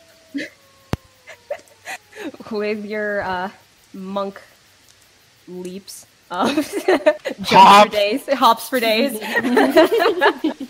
You wrap your hand around this little ball of light, and with a zap, let me move you guys. We gotta play a game, guys! Ah! A game within a game. Whoa. Game The 7. things Klaus does for you people. Why couldn't it have just been a nice, easy bag and grab? You know, just sort of, we got the guy. Oh, well, it was a bag and grab. Oh, it was just dear. us who was bagged and grabbed. Because, guys, remember, this was the fucking light that the old man was traumatized hobbling away from. But Yeah, Klaus I couldn't know. leave you guys. So everything's fine. Everything's Oh, I fine. don't like this music. I don't hear the music. Are we just in a fucking room? Hey guys, it's Saw, D&D edition. There's a key inside Varric's stomach that you have. It has his poison vial. Why is Take it free. me? So, you guys, those of you who were, all of you except for Klaus, who got hit first, you find yourself pop into existence in this little, well, not room. It is metal flooring and walls and ceiling, but in the center of this long stretched dining table, there's a variety of different foods, from turkey to chicken to jam and sausage and eggs. Merrick immediately starts thinking of the fucking deer again. It's like, it's just like that, but worse. Grimson, don't eat it. Don't. No. I'm not going to eat it. Is it just a room with a dining table in it? Is there, like, no doors or anything like that? You don't see anything. Is Damien there? You don't see anyone. Varric just shouts, God damn it. Alright, well, I take the axe out and I see how hard these walls are. Okay. Go to attack the wall. Are you making me roll to hit a wall? No. You just go to clang your axe against the wall. Backs off on you. Oh, you're echoing, just like the room. My voice is echoing off someone. It was Dylan. Oh, got it. Varric just goes, can Varric figure out what the hell's going on now that he's experienced this up close? I miss the mansion. I liked that place better than here. I did too. What even is this place? Is this ringing any bells for me now? No. It's just them right now. Yep. Okay. Varric just starts looking around for any sort of exit. Alright, make an investigation check. While this is Not having happening, it. you guys hear a pop in the center of the room as Klaus appears. Hey! I thought you were going to ignore the light. Klaus closes his eyes and heaves heavy breaths as the wonderful vein across his forehead is throbbing. Were you not able to avoid it? You were sort of lagged behind the rest of us. I was more than capable of avoiding. She gives an apologetic wince. Well, either way, well, we're all together, which is better than one not. Well, we don't know what the fuck this is, so. We're soon to find out, I'm hoping. Did I find anything with a 13? 13? Looking around the room, you're not spotting anything along the walls or floor, just this table. Does the food As- smell okay? Yes, you guys are hit with a variety of delicious aromas. Oh, I'm so hungry. I don't trust it. Yes, And as rations. you guys are sort of looking around wondering where the heck you are, all of you hear a little voice in your head say, "Go on, enjoy the food." And if we don't? No response. I don't trust this. I wonder where you're getting that intuition. So we either do something with the food, or they won't initiate anything, assuming it don't initiate anything at all. Is this magic stuff? Is this like the pocket plane that we were in? If I had to take a guess, probably. Did that voice sound familiar? Oh, sorry. No, you're good. Nope. The good news is we're not going to starve in here. Grim's going to hold the bag of holding. We have food other than this delicious buffet. We are getting back to that, by the way. I don't have the body with me, Varric. We're still talking about this. I didn't get very far, did I? We're still talking about this. Possible. He was gonna carve it up like an animal and eat it! Is it really the time to have this type of conversation? What else are we not gonna now, do? then when? We're going to bury it Let's later. look for a way out of here. Yeah, alright. And we'll start knocking on the walls, looking for little cracks or something, or on the floor. Can I start Crimson will searching start the throwing the food? food off the table onto the floor. I was about to say, I'm gonna start searching the food to see if there's anything in the food itself. Make an investigation check. Okay. Alright. Is Eric just gonna start doing this, or is he gonna say anything to the rest of the group? Does anyone want to help me search the food by not eating it, but actually just pulling it apart? Well, Grimson's already doing it with you, so... Yeah, Grimson's just gonna throw it onto the floor. He's gonna look at it, smell it, throw it on the... Look at it, smell it. Is he considered helping? I mean, up to you guys. You want to do separate rolls or advance? I am not really assess. investigating. I am more just trying to upset whoever made all... Does anyone want to help me search this food? I'll do it. Alright. And I'll do investigation for, Go ahead. because Okay. Varric did the walls, right? So I'll do the floor. Investigate the floor. Goddamn motherfucker! My rolls are shit! My rolls are great today. Mine are. Humble brag. No, it was never humble. It was angry. Looking around this room, getting your hands messy and all this food. Looking around, you're not really spotting anything really of notice. As you kind of squish your hands through the food, you're kind of getting hit more with the aroma of it. Is there anything mysterious about this aroma? Make a perception check.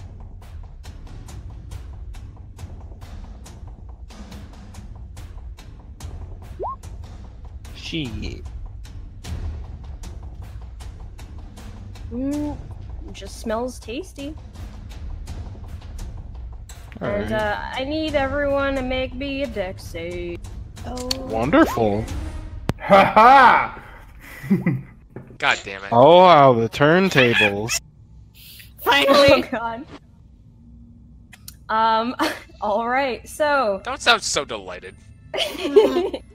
As everyone's kind of looking around, checking, not really finding anything, getting frustrated, as you guys kind of turn to one another to try to discuss what to do next, suddenly this opening on the floor beneath Varric, Six, and Klaus swallows them up as they drop, and then it closes down behind them.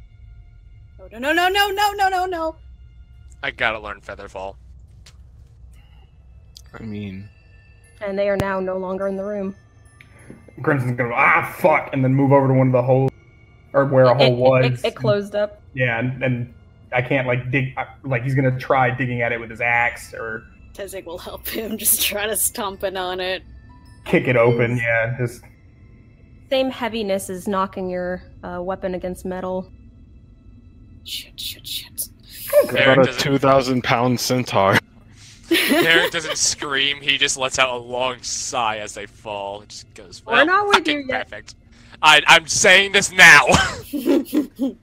And by the way, Varric and Klaus, I need you both to roll me a D2.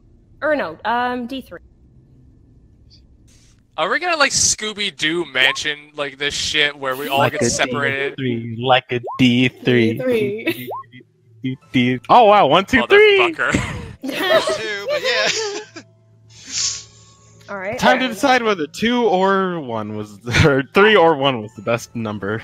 Hey, real quick, DM, I have a question. Is it just me and Tenzing in this room? If you roll Yes, a it is 3. currently just you two. Okay. Real quick, I mean, after we can't get to the hole, I would like stand up and be like, Tenzing, I was the one that let Damien go, and I'm starting to think that was a bad idea. I knew it! I knew it! I knew it! Wait, you let him go? My plan Your plan worked. It sort of worked. sort of worked, and how did that work?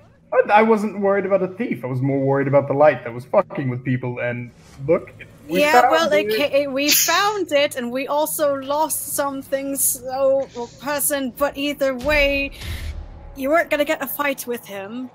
I'm gonna consult the group.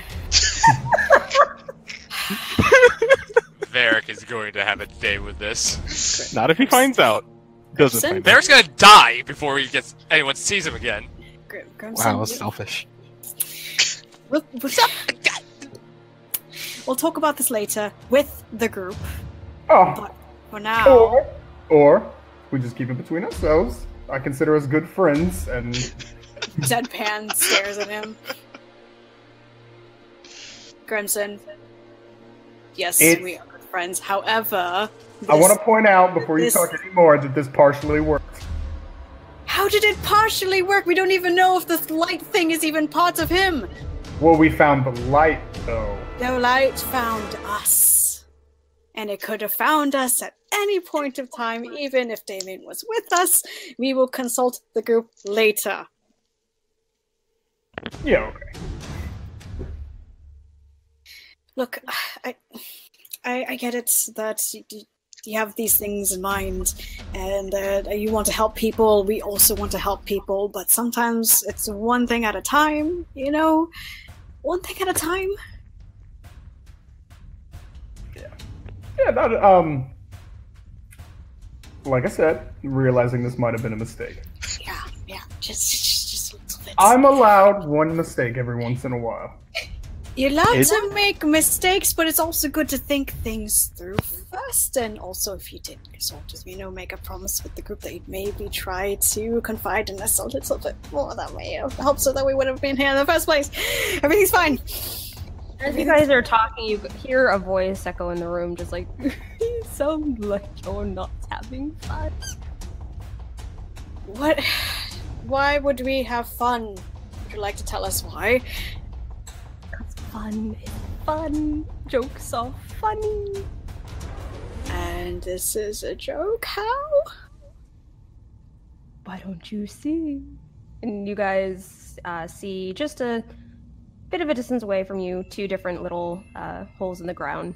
Just looks at Grimson. Can I jump in the hole? Yes, you believe it's big enough for you to go. Oh, I was asking Tenzing. Oh. I'm kind of thinking, but do these holes look similar in, like, do they look like the same holes that, They're the same one that opened up underneath the others. Oh, this is gonna be fun. Well, looks at Grimson. I mean, we either stay in here or fall with them, right? Assuming this brings us to the same place. And rise with the occasion, or fall, I guess. Well, you know what? All right. On 3. 1, 2, and goes through. All right, Tenzin goes through. Wait, are you gonna die of falling damage by the time you hit the ground? I mean, yeah. Are you going into the same one as Tenzing or hopping into the other one? Crimson! Hold on, flip a coin. Party. Tenzing. Alright, you hop in the one with Tenzing? Yeah. Alrighty. This is the fun part. Okay. Oh dear. I don't Light in those our words. suffering. I We don't will- like those words. We will do the first 3 that fell through, so first we'll go with Klaus, who rolled first. So, Keith, Judah, off we go to Whisper. Aha! Goodbye, everyone! Enjoying yourself, Judah? Oh, Hello. wonderfully. You know, a good night of sleep. Thought of making breakfast for everybody. But suddenly, Saw! So, Klaus, you feel yourself falling, and it's a different sensation, similar to how it actually feels to fall, like that pressure, winds slapping at your face, and gravity yanking you downward. Instead, it has more of a glide to it, as if you're kind of going down a slide instead. It's just straight down. And Klaus eventually... is staying very diligent and looking at everything as he goes. It's just very, very dark tunnel, and then eventually you see a light in the distance, and you drop in, and you find yourself in another metal room, similar to the dining quote-unquote room that you had been in earlier, much smaller. And as you're kind of standing there, I'd say as a monk, you were able to easily catch your landing, and as you're kind of looking around, taking in your surroundings, you hear above you a "Ah!" And then the thud of Six hitting the ground. And Klaus kind of half scrambles over towards Six. Are you okay? Yep, I'm fine. Hurts my back. I'm sure it's fine. Klaus looks around. Or go ahead. Nope, go ahead. Klaus kind of almost expectantly looks around for Varric, seeing as he was the only other person who fell down. Six copies you looking around, and then looking up where you guys had fallen. It seems the circular hole in the ceiling closes up. What the fuck is this? He'll look around the room that they're looking. Give me a. Are you just looking around or checking around? checking. Make an investigation check. Six goes and does the same. Investigation or perception? I didn't hear. Investigation. Oh, thank God.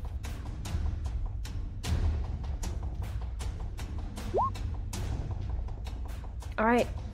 Patting around the walls and looking around, you can say confidently it seems like there aren't any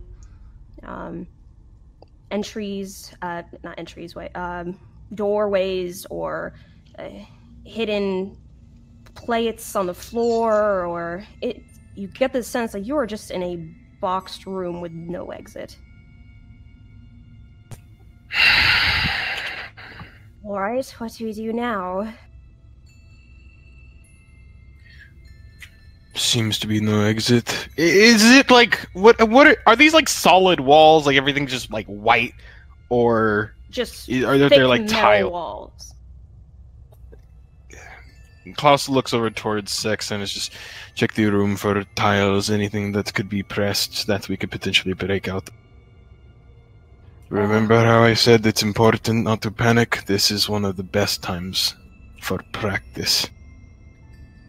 Right. Okay, no panicking. Also, Klaus, make me a wisdom save. Alright. Do the same for Six. Alright.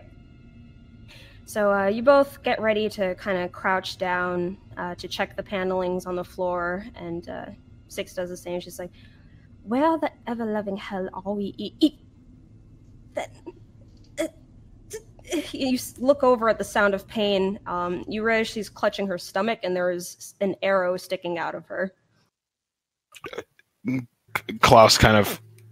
His eyes don't grow wide, but he kind of immediately fastens over and kind of moves over towards her side and just... What happened? Are you... I don't know where that came from. Ow.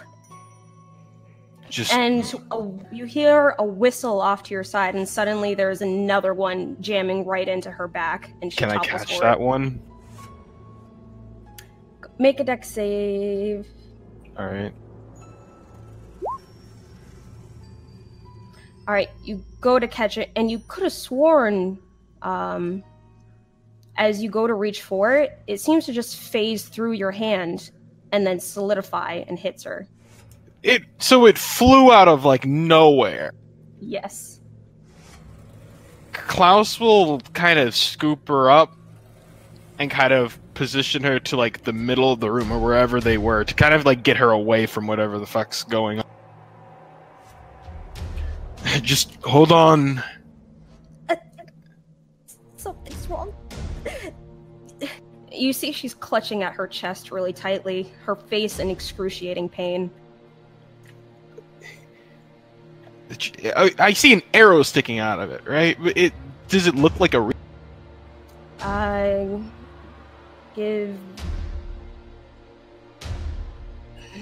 mean, looking at it just right there, it does seem to be a real arrow, and you do see that blood just starts seeping in the front of her clothes from where it hit. But it doesn't look like she's gripping at where the arrow is. She's gripping at her chest. Her eyes kind of opening up and getting a little scared. Something's wrong. Klaus will take his dagger and kind of without thinking just start tearing at the clothes in front on her. All right. In doing so, you see in the area that she is gripping, there is this little cut there that seems to be growing a bit more and bleeding more and beginning to sink and flood more. And then you hear a cough from her and blood is sputtering from her mouth. Can you maybe reverse what's just happened to you? She reaches out and tries to do it, and you notice that familiar sort of skip in time as she, as you've seen people get rewinded, and she does that, and then she's still laying there, still just gripping at it. It doesn't look like it did.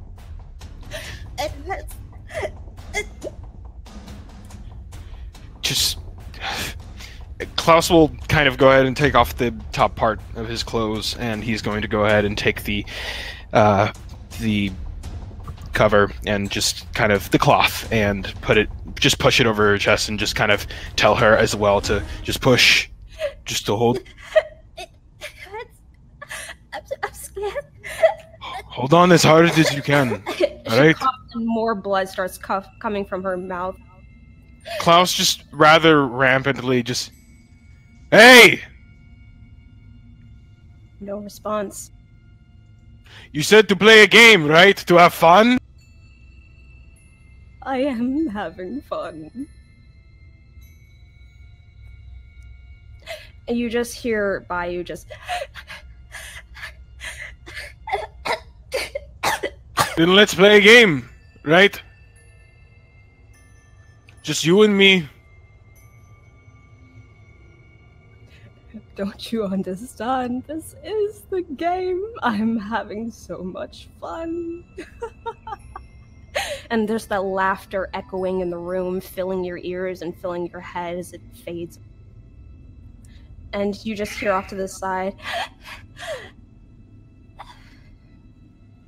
And she's suddenly limp. Alexis. Her eyes are open, but they're not looking at you. Klaus just drops to his knees and kind of shakes at her. Alexis! Alexis! She's not moving. She's not breathing. Angry, just pissed. Klaus very carefully puts her down before moving over towards the metal in which the arrows were whizzing out of, and he just starts pounding on the wall with his fists. Punching, actually. Again, you hear the...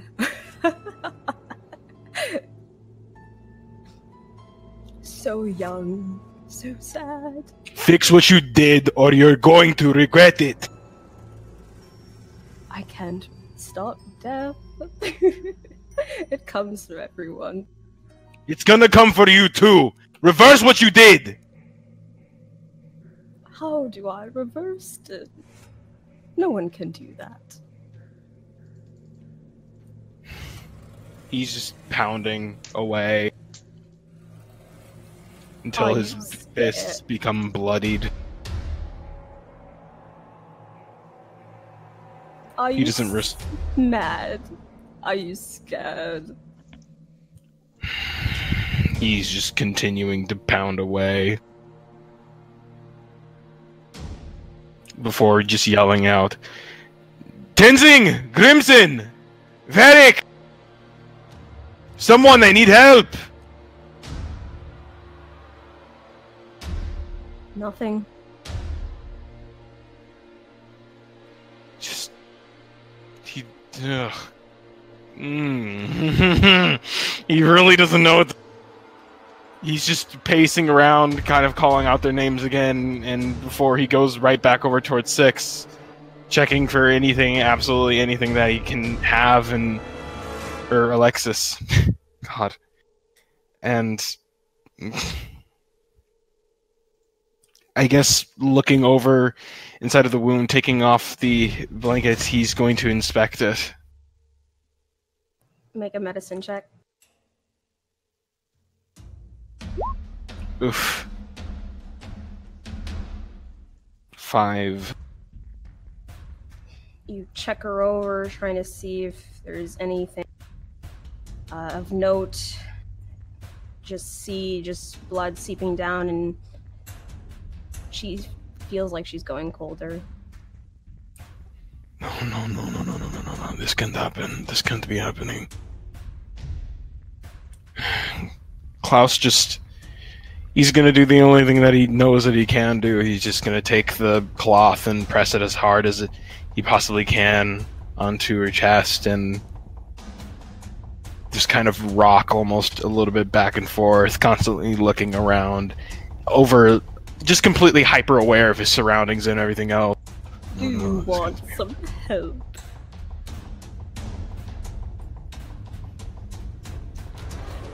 With an uncharacteristic helplessness in his voice, he's just...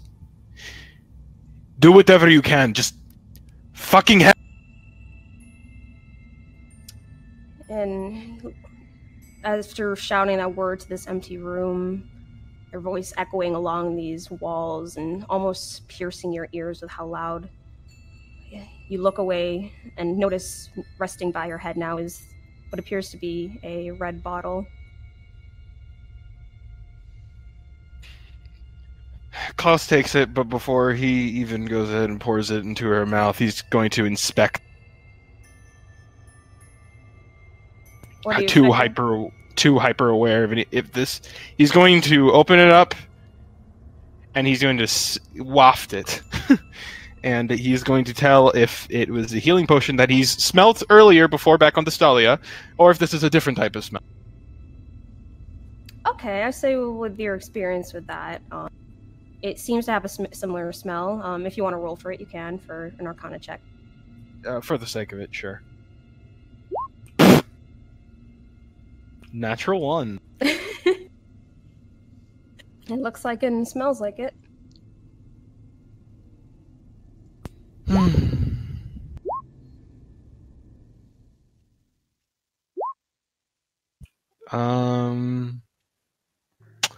Got it. Sure. Gonna go ahead and down that. What's that? Into her mouth. Going to pour the healing potion. Alright, you pour it into her lips. Some of it does trickle past her cheek, but some of it seems to kind of go in. She seems to be just barely holding on to life, and as it does, you see the bit of more clarity come to her eyes again. The wound just healing slightly. Alexis? I don't want to die. You're not going to die. I won't let that happen. Just rest for now. It hurts. And pain comes to her face again. She clutches her chest, and there are tears running down her face now from just how much pain she's in. Just try to focus, okay? Remember, The training. You can do it now as well. It helps. Klaus, I'm sorry. I can't focus. It hurts. It's okay, just... Klaus calls out. You can't reverse death and yet you do this. What's this all about? Stop messing with us.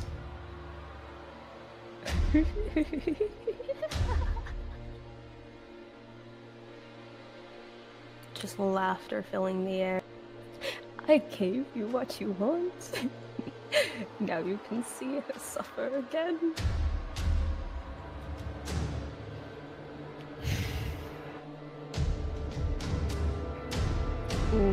Shortly after his words, you hear some choked breathing. 6 reaching for her throat. It can't breathe.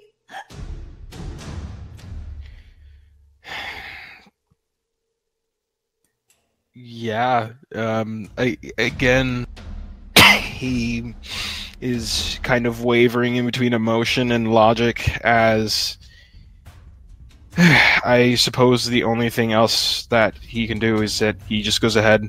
He's going to go ahead and pick her up, that being said. But even then, he's still going to go ahead and rather haphazardly look for any secret exit or anything. He knows very much that this person seems to be very in control over the situation, but he wants out. And in fact, Klaus just straight up looks up and...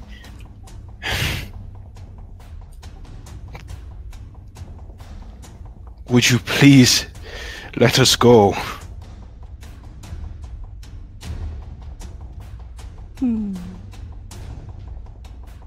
You're not crying. Aren't you sad? She's going to die.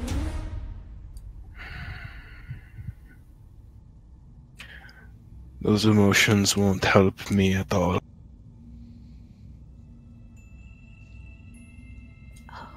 You are no fun. That's probably why I dodged the first one.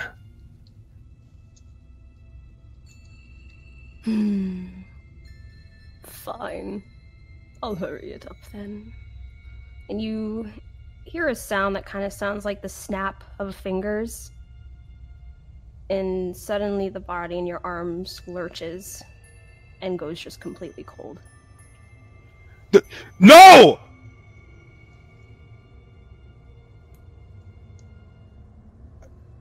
He just stares down before kind of falling again back onto his knees, pushing the hair out of her face. The lingering tears that were in her eyes just drop, no longer leaking, but the remnants of it follow. Haphazardly, he immediately begins to just move his hands over towards her chest and performs, again, a rather haphazard form of CPR as he's, come on, Alexis, come on. Make a medicine check.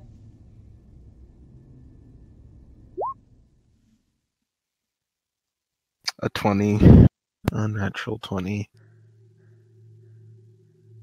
Alright, you keep pushing, and if this were someone on the border of maybe just a border of life and death, you get the sense that this could have worked, this is going to do it, but she seems completely gone.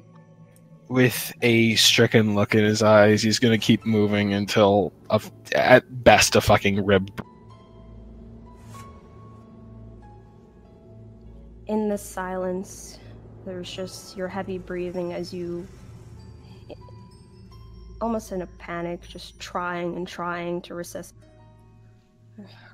The only thing moving is her chest with each push of pressure, but otherwise there's no other movement, no twitch of the fingers, no flutter of the eyes, no breath. With in an almost last-ditch effort, Klaus will close his eyes and focus. And with his resonating hum, he's going to search out for that ticking noise that he's become also familiar with. Make another Arcana check. Could this maybe be perception since I'm searching for her key? I will allow. You search and search, just looking for that familiar ticking noise that you had once felt when your fingers had rested upon hers when you meditated for the first time, and you don't sense any of it any.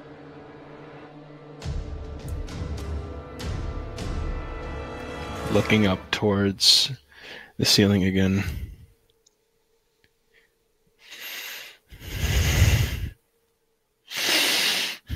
You did this. You're going to pay. You hear me, right? You sick fucking bastard. You're going to pay.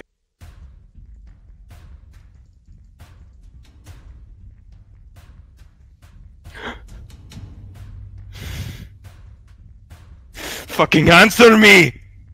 You're going to pay! Is it just rage on his face? Absolutely.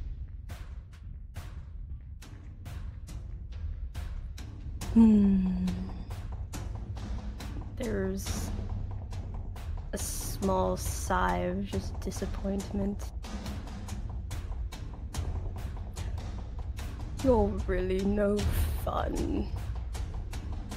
And the weight of a body under your hands is suddenly gone. And when you look down, there's nothing there. And you hear behind you the movement of a wall, and then the step of footsteps, and just a confused, where the hell did this come from? Alright, maybe this is the way out. Alexis? Oh, Klaus, there you are. I've been what's wrong? After seeing her, the most distant look, even in comparison to all the way back on Stalia, appears on his face, and with almost a tear brimming to his eyes, he just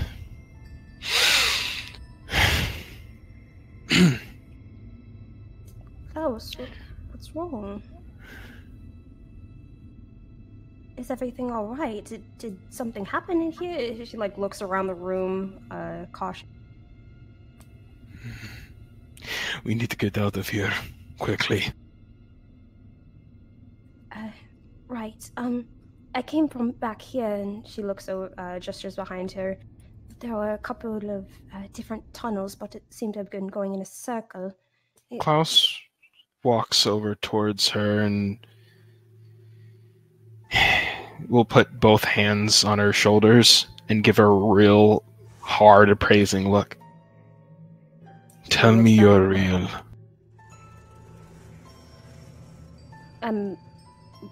What? Am I real? What was your name before Alexis?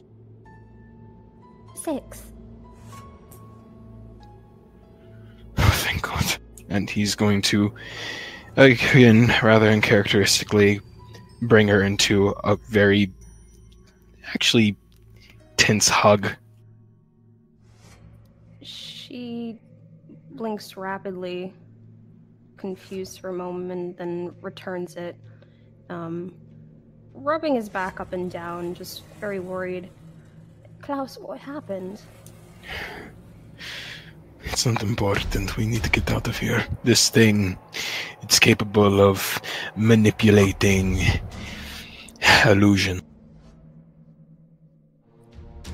Illusions? Right, okay, another time then. She clearly has a look on her face like she wants to ask what has him so shaken up, but then she nods her head. Alright, come on, let's look for the others.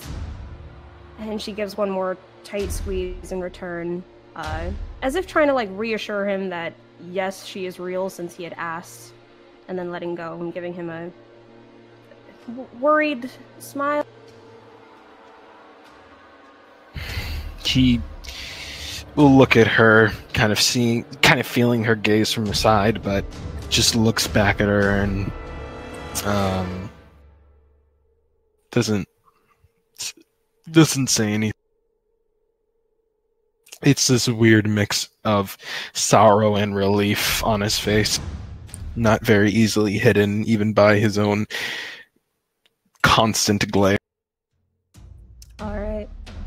And it'll be someone else's turn. And as DM, I gotta tell you to keep what just happened quiet. Okay, now, can I ask one thing? Can I just say 6 fucking died, guy? Yeah. Thank you. Well, no, actually, because Michael's about to experience the same trauma. Oh! Okay, shit! Okay, cool. Klaus fucking died, guys. Alright, let's go back. Don't tell them anything. Understood. I'll say nothing. Got it. Alright, let's go, Heath.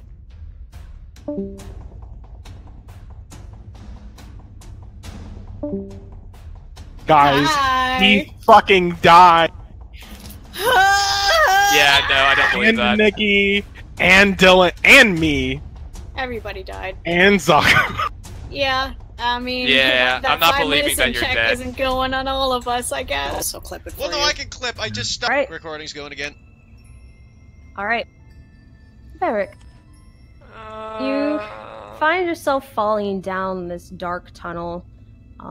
Rather than with the intensity of how you believe a plummet like this would actually feel, it has less of the pressure of gravity and more of the sensation of like going down a slide.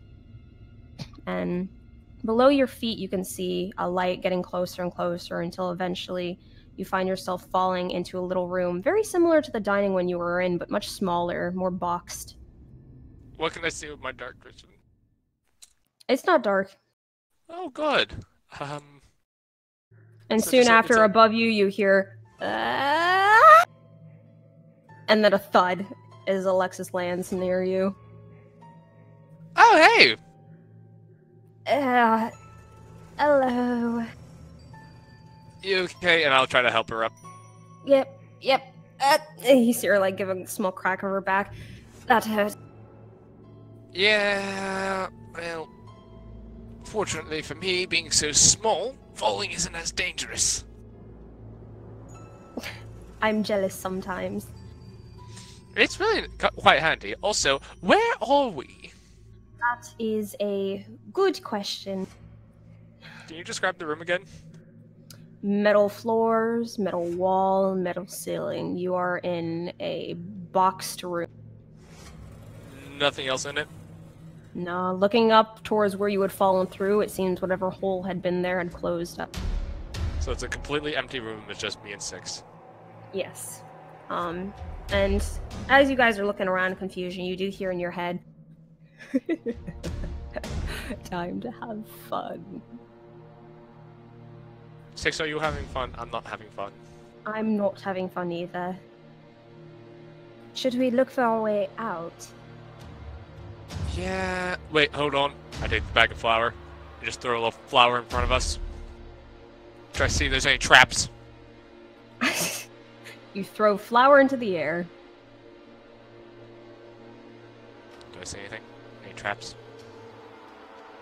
No. This bag of flour has been the best investment I have made so far.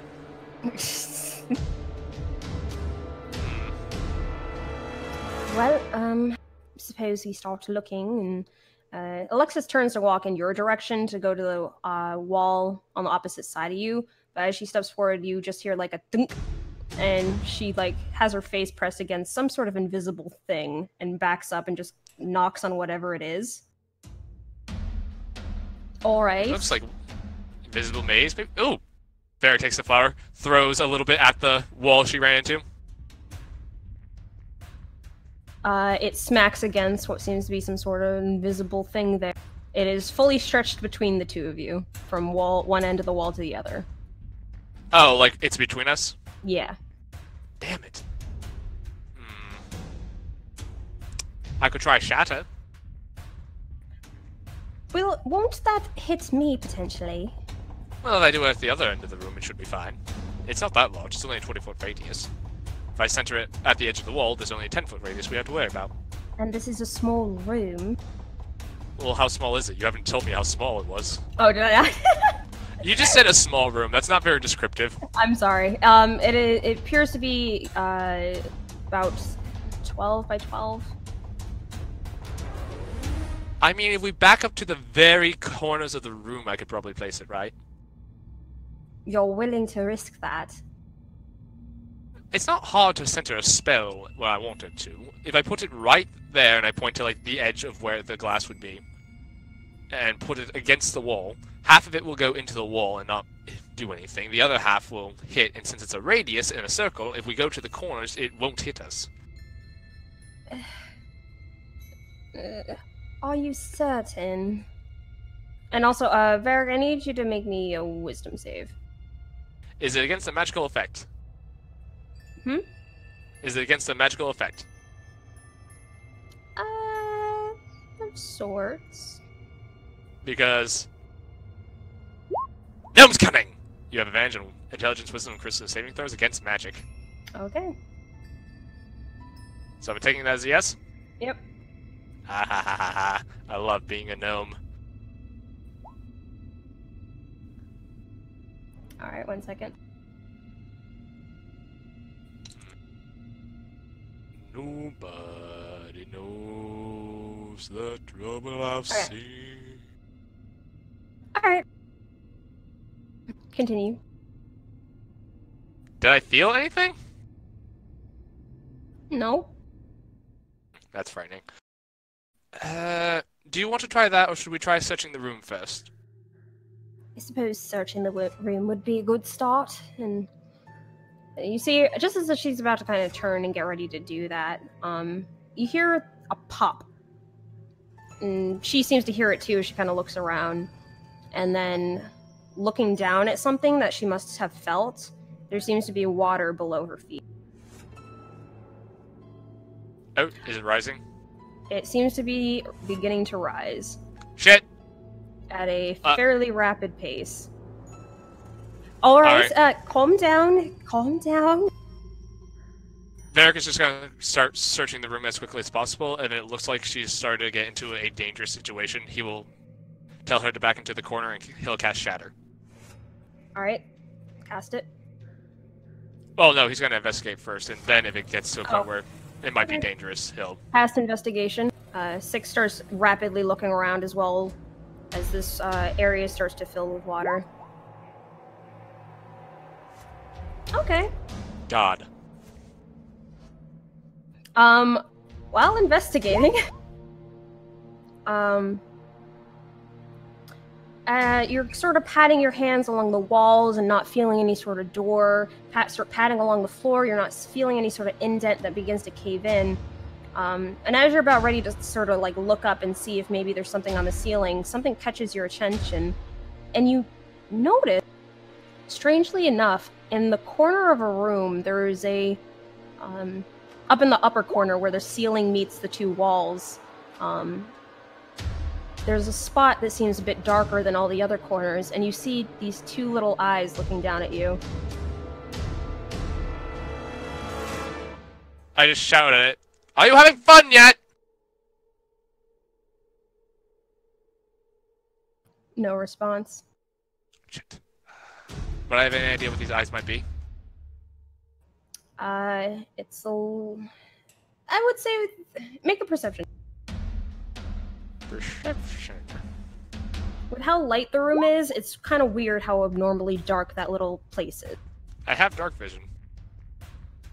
Yep, it does not seem to be a natural sort of darkness, though.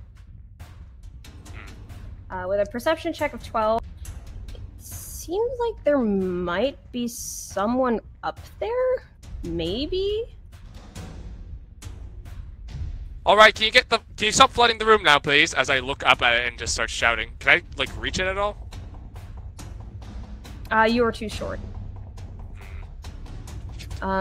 You hear a banging on the wall behind you, and when you turn, you see that this water seems to have risen up quite a bit, and Six is sort of floating up top with the water up to her chest and her head kind of up against the ceiling. Varric will just shout, get to the corner. She starts swimming over. Alright, once she's out of range, I will cast... Give me a second to pull it up.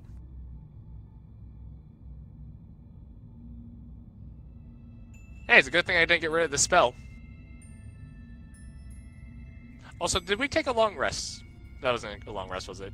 Nope. I didn't think so. I will cast... Shatter! Oh, it's a 10-foot radius sphere. Oh, that was 20. My bad. This creature in 10-foot radius sphere, so on that point. Alright, roll your damage.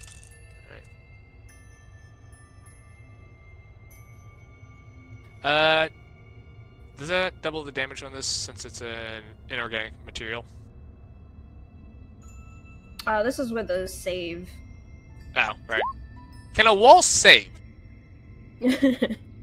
Alright, you cast Shatter on the section of wherever this invisible wall is, and you hear your magic activate and go off, but you don't see anything. Shit. And the water rises up above Six's head. And you see she managed to take a quick, deep breath before it overcame her head. Fuck. Is there any way I can see any levers, anything? Is the eyes are the only thing I saw in the room. There's no way I can turn off the water, maybe break the glass? Nope, you just saw the eyes up in the corner. In this very oddly not lightened corner. I will... can I light a candle, maybe, and... Can I light a candle and just try to, like, light that corner at all? Alright, you raise this candle up to try and light it.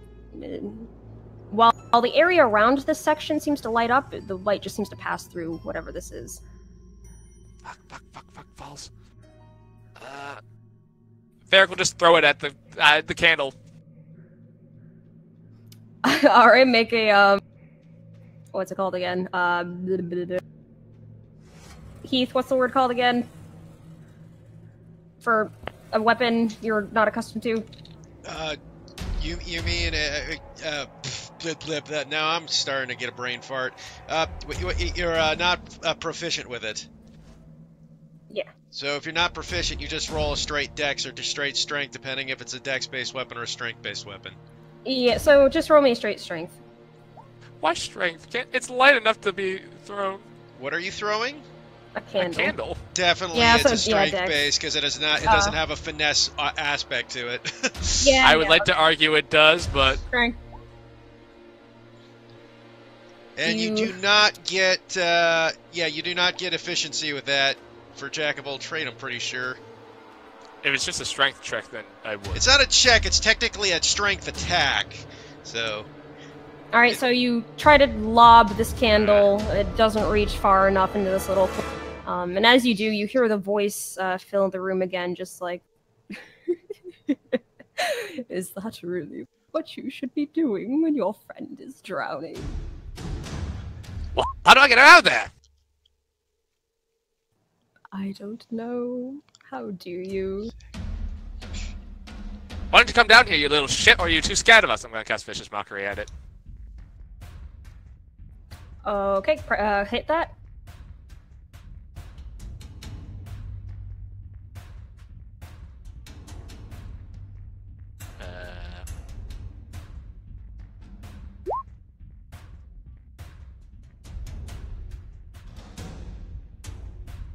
Alright, 1 second.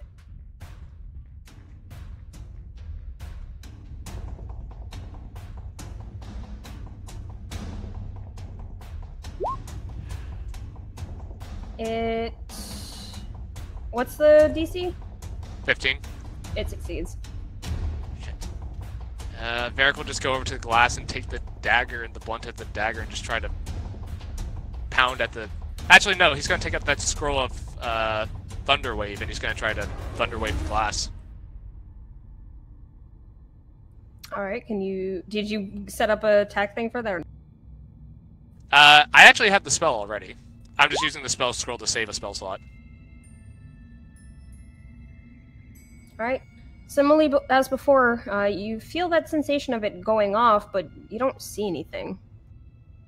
And looking at this panel where half of the room is submerged completely in water, you notice Six reaching for her throat and rapidly kicking her legs.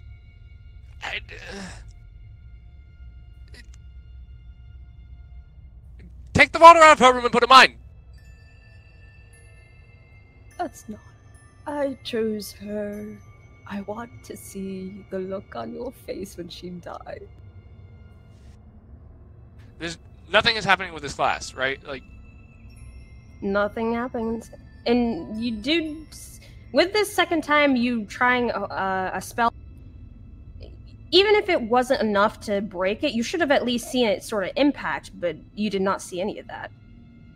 can I just try to press up against it? Like, try to, like, just move through it? You press up against it and it's solid. Can I close my eyes and try to walk through it? Close your eyes. You still feel that pressure against your shoulder and hands as you push.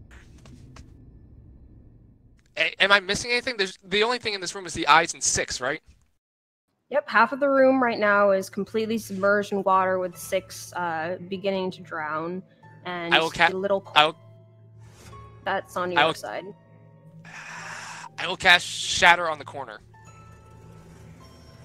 Okay. Do that. Post it again.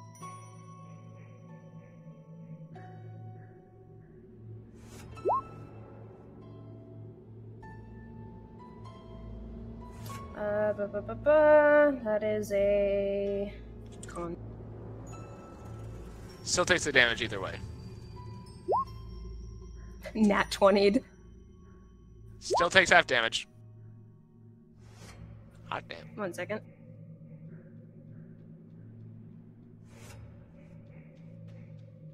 Alright, you hear a squeak of pain as you shoot your spell at that corner, and whatever is up there drops down onto the ground. You see this humanoid-esque figure, about the size as you, the sort of jester hat on top of its head, a big poofy bow tie. This white mask is in front of its face, one eye a red, the other blue. It's sort of like an odd mixture of like a jester, a clown, and these little bells on its ears. And as soon as it drops down, it freezes at looking at you. And the voice calls out, echoing around the room. It's just like, "You're no fun." And you hear the snap of fingers. And this person in front of you disappears. And the wall and water and even Six disappear. And you find yourself in this room with a door now on the wall. Motherfucker, that was an illusion the whole time.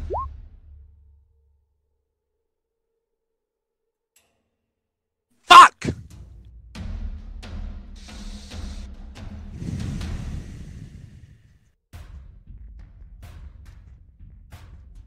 Eric's gonna take a minute to collect himself. Okay. And he's gonna go over to the door. Alright, and we will swap back over to the others. You can't say anything to Tenzin. Let's go back. Yes, Yeehawa, come back! I found an old meme. Oh no. Alright. So why did color have to die? Punches. All the bad things happened. All the bad things. Oh dear. So... Eric's dead. Michael, did you enjoy your stay? Just as a heads up, No, thanks to Eric's Varric... dead. As a heads up, thanks to Varric, Zacky's yours is gonna feel shorter than usual. Oh dear. Oh, I'm sorry. Did I take up too much time? No. They'll find out. Let's go! Okay, bye! Bye. So, looks like you have me all alone. Oh no, whatever do I do? Help me! Alright, so... Let me cut the gosh. music. Okay. Oh dear. Okay. Okay. Here we go. Are we? So Grimson's gonna be with him. Well, actually, assuming that they go into the same place, we don't know. No, we don't know. So, Tenzing, you feel yourself falling. It's less the weight and pressure of gravity pushing down on you that you would expect with falling, and instead more of the lighter sensation of like going down a slide. But it's not angled like one; it's just straight down. But it doesn't have that heaviness to it. Still doesn't like the feeling, but it's not as uncomfortable. Below your feet, you see sort of this red light, and dropping down, you find yourself in a room. It's not like the metal encased little box you had been in that quote unquote dining room area you had been in. This one is, one second.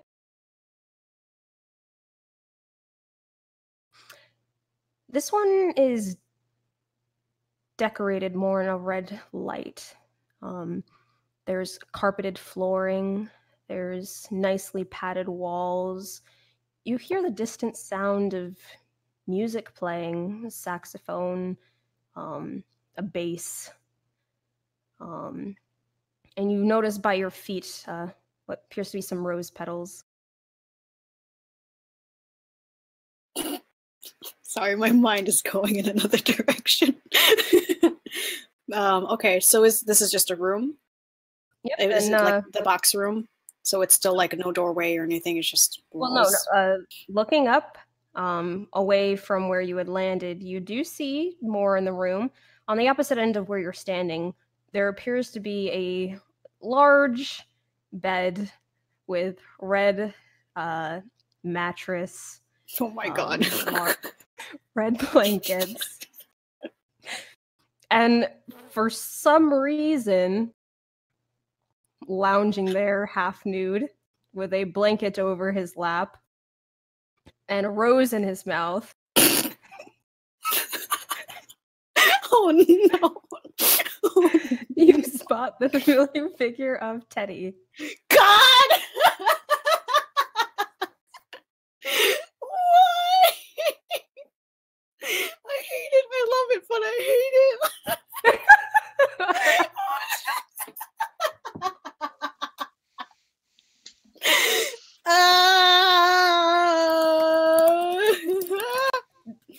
Okay. Okay. Okay.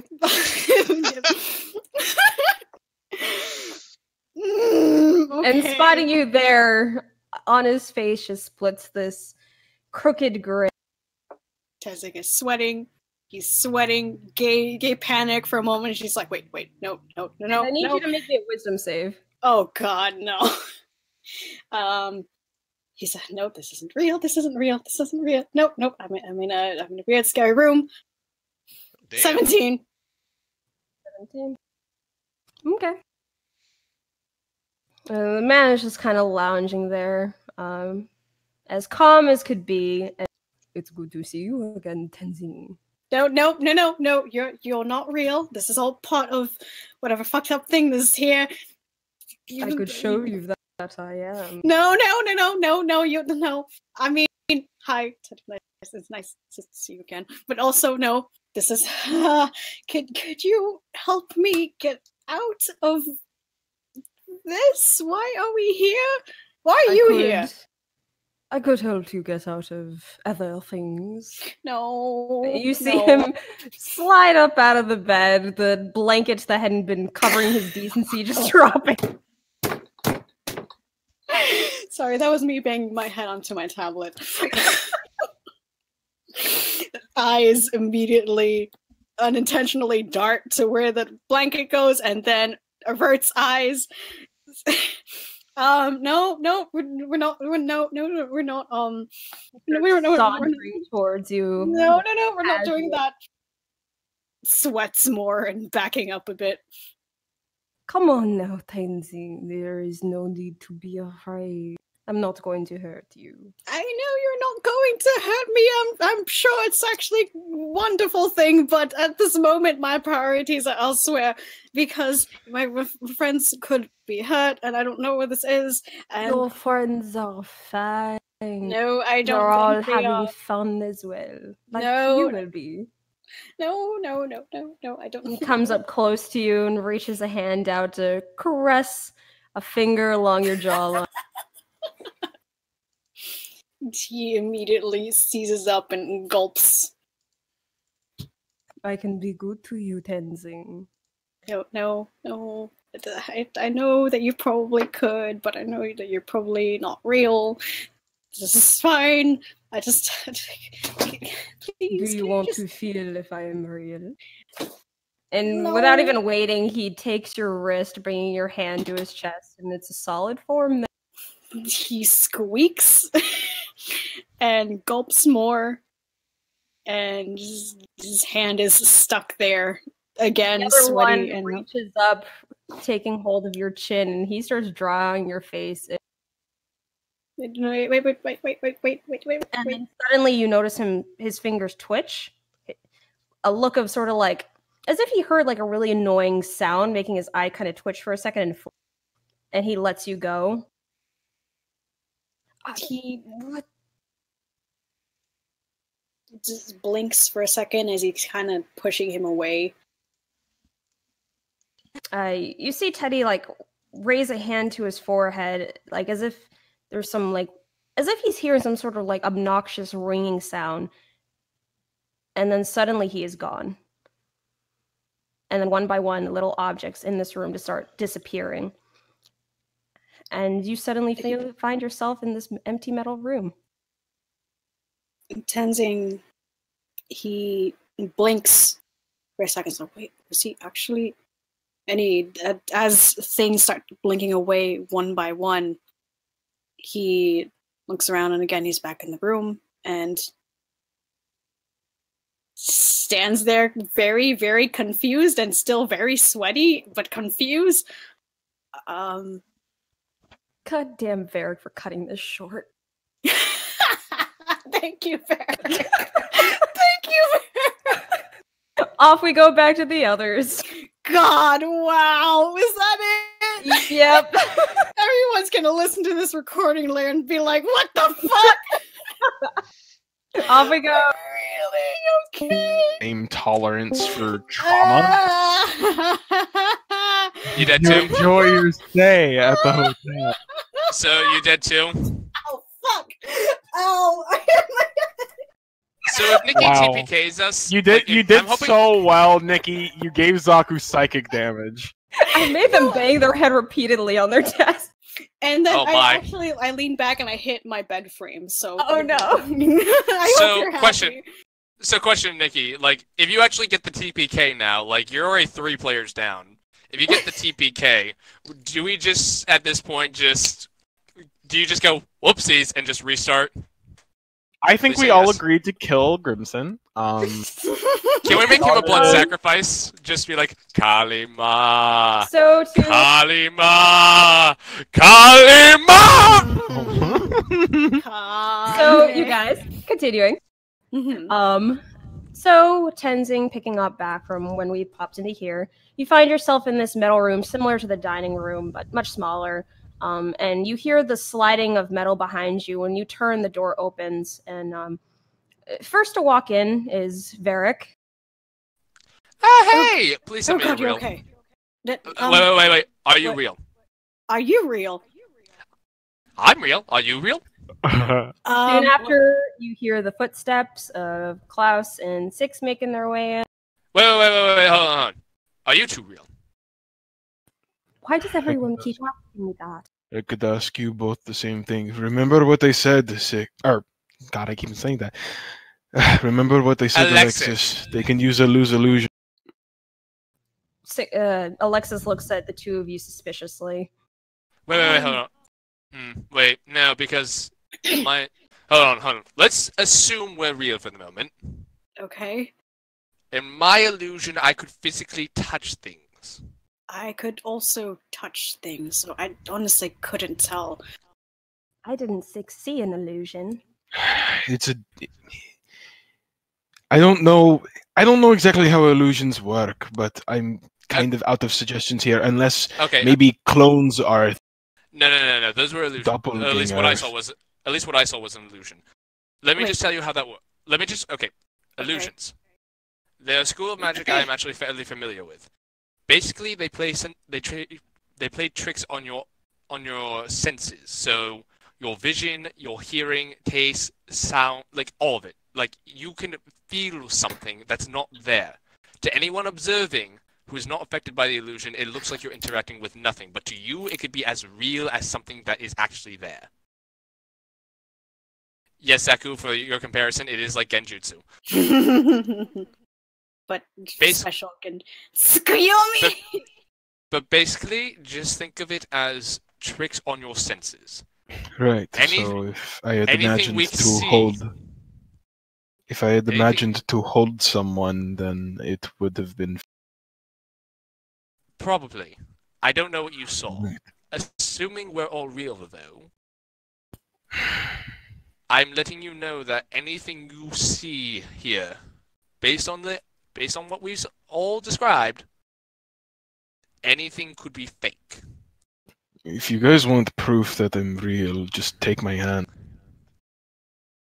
Did you not just listen to when I said you could feel things that are not real? You I couldn't move haven't. past. This is different than simply being able to feel. Just give me your damn hand. Fine. And deep within the resonation of your very soul, you begin to hear a very deep hum. It's more than just a sense. What in the hell is that? I have no It's idea what cool, that is. right? I guess, but I don't know. This is something we would have had to talk about Tenzing beforehand. takes Klaus's other hand. You hear and feel the same thing. Like I said, it's deeper than a sense. Resonating from very much deep within your chest, but at the same time everywhere around you. It's There's like a pause, and then suddenly Alexis kind of looks at you a little odd. Klaus, wait, then how were you sure that I was real? remember here. And he looks towards her, but pain kind of flashes over his face as he looks. We should continue moving on, or whatever. Have any of you seen Grim? No. Unfortunately, I haven't seen him. Is he okay? I don't. Tenzing's face pales a bit. Oh no.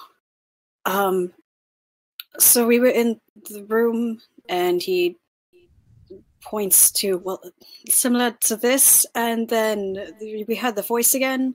A voice rumbles in the room as you're talking, Tenzing, and all of you recognizing it again, just like, your friend is fine. He showed me his fun already, and I'm sure there'll be more if you get out of here.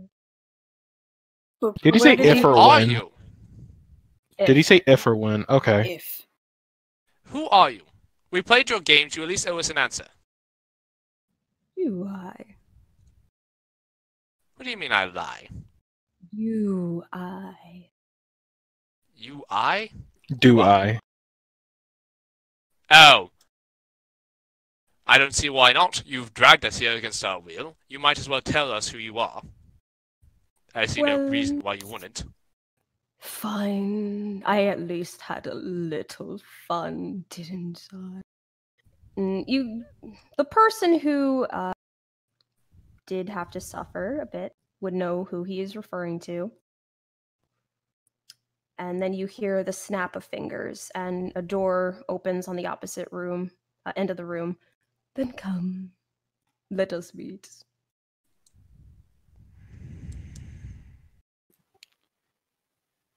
So we don't trust this at all, right? This is clearly a trap. This is referring to whom? The person who suffered. Define suffer. Well, fuck. I guess Klaus will step back. Varric will follow. Alexis follows. And Tenzing will stay in the back. All right, let me move you guys. Is Grim? We migrating, my boy. No, it might be Grimson. Oh fuck! Oh my Fucking God. Persona Fucking- room. No, Oh no, not these guys again. These Who? guys. This isn't this. They're what you literally described- clowns. I'm hurting. I'm crying. This is what you described to me before. But also, Oh at yes, the you same time- saw one of them.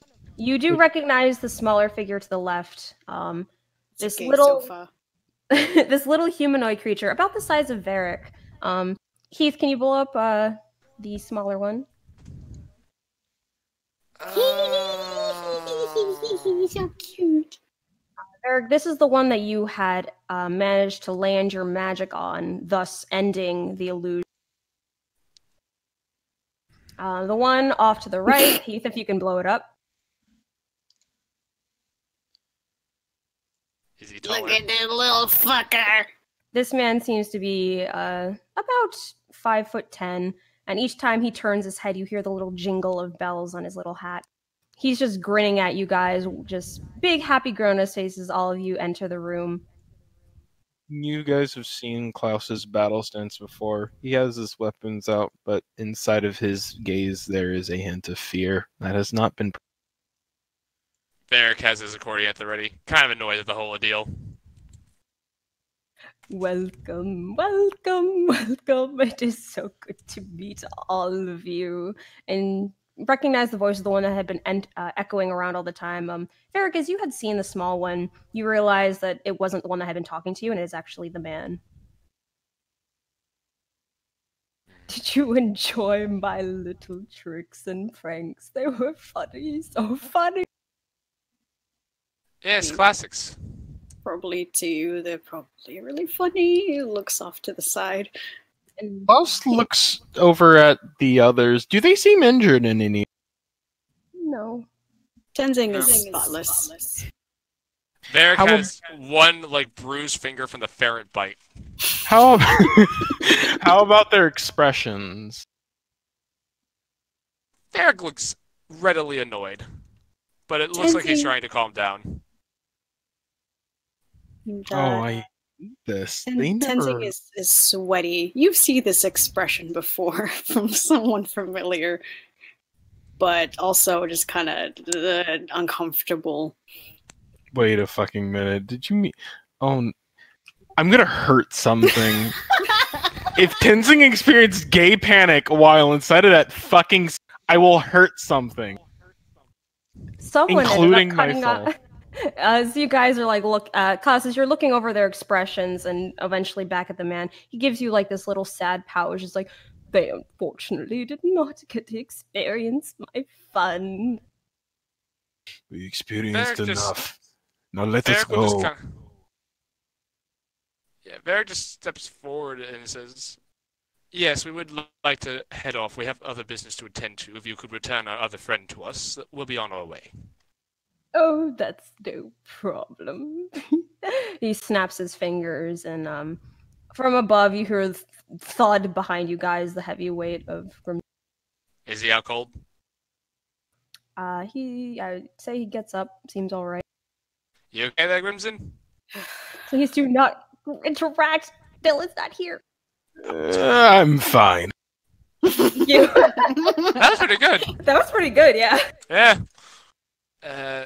Varric will just look at them and say, "By the way, the host of this place, I never caught your names."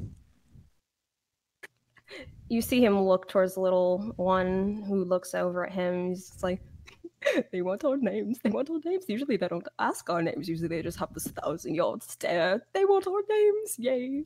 And he looks towards you guys and stands up. You notice he seems to have some bells on the tips of his toes too, and they jingle when he stands and gives you a flourish.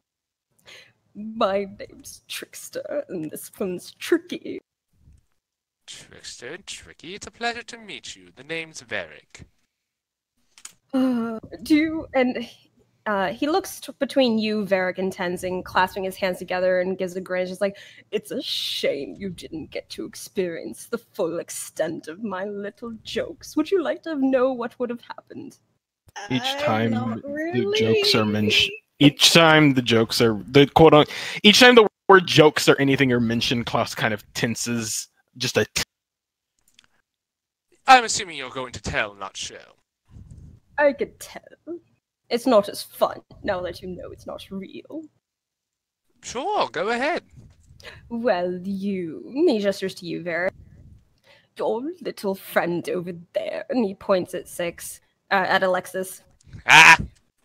That little illusion that I made. She was going to drown, and you would have seen her slowly die. Alexis just gives us a what the fuck look on her face. Tenzing also giving the what the fuck look. And then the Pring looks, Trickster looks at you next, Tenzing, grinning ear to ear. No, He's got you don't know.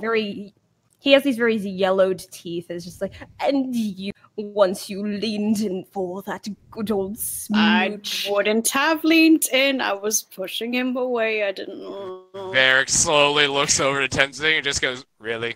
I didn't control this. I You know what had happened once you pulled away. I don't. What? You would have seen the head of that dear little friend of yours from the hanging block. What? No! Your jokes need a little work. I It's think not they're funny. hilarious. No, that's not funny. That's not funny. Well, now it's not funny. It would have been funny in the moment. Your idea of humor is very twisted. You see him point at Klaus, though. Just that grin growing bigger is just like, you, though. You enjoyed my joke to the full extent. Klaus's hands tense around his blades, but stays very much trained, as if he's almost deciding on whether or not he should do anything, but he's very, very still frozen. Like a cobra before striking. No. Now you've had your fun. Release us. All right. I'll let you go. I'll find more people who will find my jokes funny. Why don't you No, leave don't. people alone? I can't do that. It's against my nature.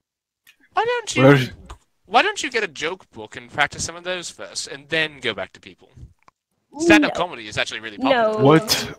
What are your origins? I want to know. My origins. Your The nine origins. hells. Definitely not something from fucking Elysium. Limbo, maybe. Does Klaus have a good knowledge of the planes? Again, it's basic history shit. You don't know his backstory! I don't. That's why I'm asking. Well, you fucking do. Back in character. Anyway.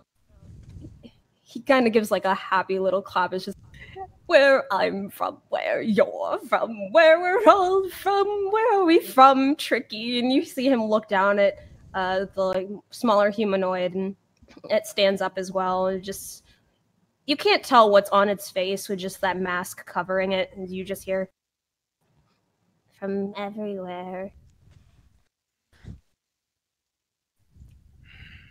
He doesn't respond. He just stares at them before slowly, almost begrudgingly, he puts away his blades. Oh, do you want to hear the other joke that I did earlier today? It was this old man. It was so fun. I'm Sure, almost might as assuming well. that you'd say it even if we said no. Are you saying that or Klaus saying that? No, I'm saying that. Varric just says, sure, might as well. Well, you see, I did a little tinkering into his mind. Apparently, just a week ago, his dear wife passed on. So I thought, why not let him see her again? And then I just sort of he makes sort of like a flicker of his hand, and you see the image of like a fire in front of him, and then it disappears, just set her ablaze.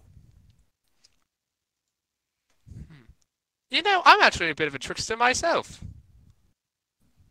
Oh, you like a good joke. Oh, yes, a good joke is always good, but I'm not a big fan of these ones. Actually, do you want to hear one of the ones I like? Not much one for Klaus looks towards Varric to read his expression. What does he look? Looking like he's analyzing. Okay. Yes, I played a delightful trick on a noble once. You see, the man had a bit of a reputation for being as someone put it, a jackass. So me and another friend decided that, well, if he's going to act that way, he might as well look the part.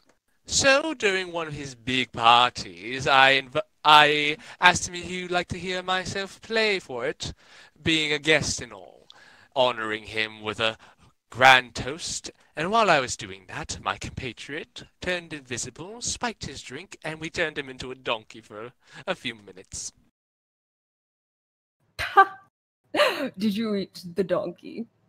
No, we decided, no, it'd be more fun to see his face after he turned back. Bit drab. That's not my sense of humor. I feel like you and I are going to disagree on humor. It is quite subjective, after all. By you, Varric, Alexis pipes up, is just like, how can you find any of this funny? You're torturing people.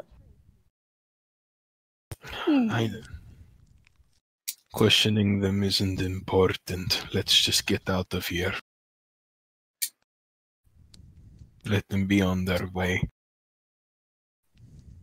Would it be right to let them be on their way? Tell me, Tenzing, do you really think we have much control in the situation?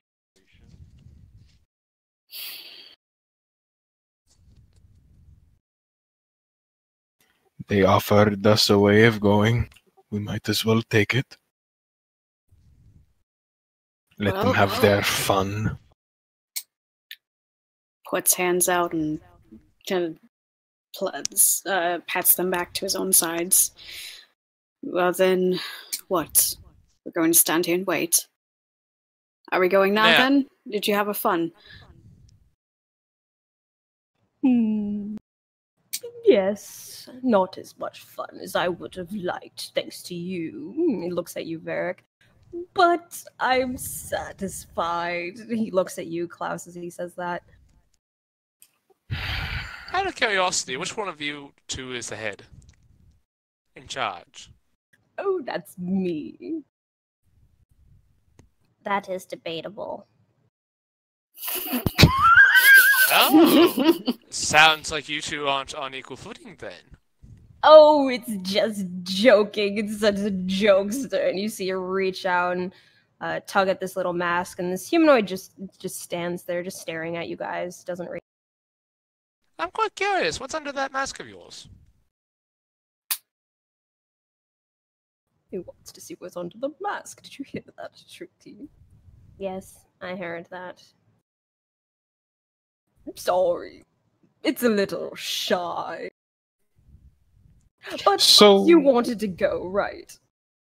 So the little one's voice, would have been heard to the really little one that was like all tittering and whatnot and like, oh, it's a play? Or was that, can I kind of equate that to this little one? I'd say it sounds similar. Okay. Because now it's just like, I'm bored as fuck. Yep. You're not going to show me what's under that mask?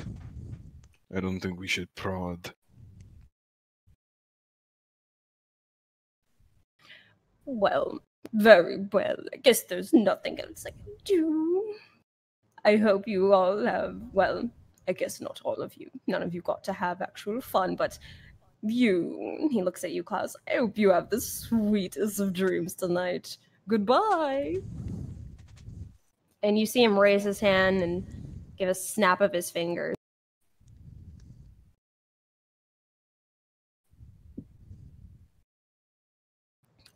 And we're back.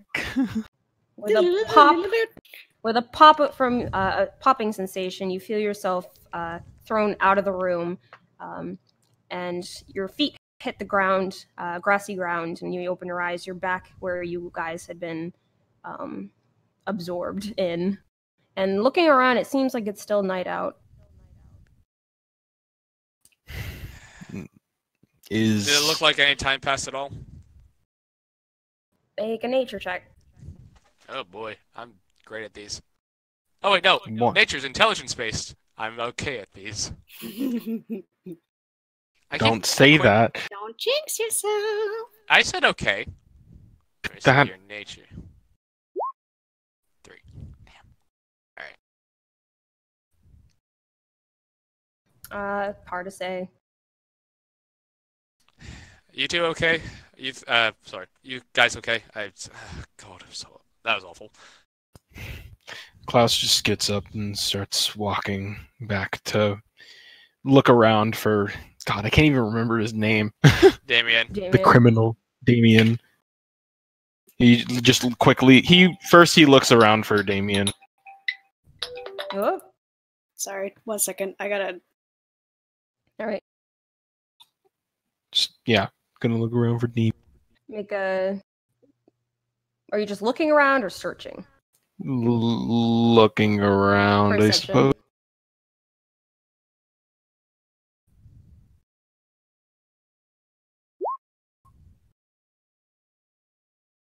Looking around, you don't spot any sight. Can I see if I can search for tracks? Go ahead.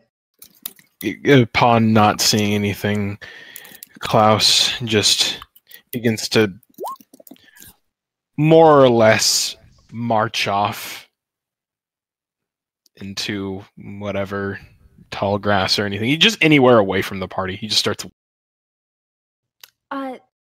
Guys, if you don't mind looking around, I sort of stumbled upon him after everything.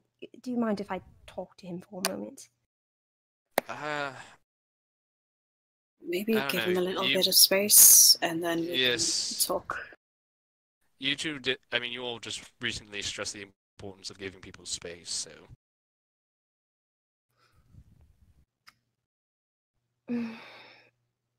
She thinks about it really hard, and then it's just like, only for a moment, and turns and heads off.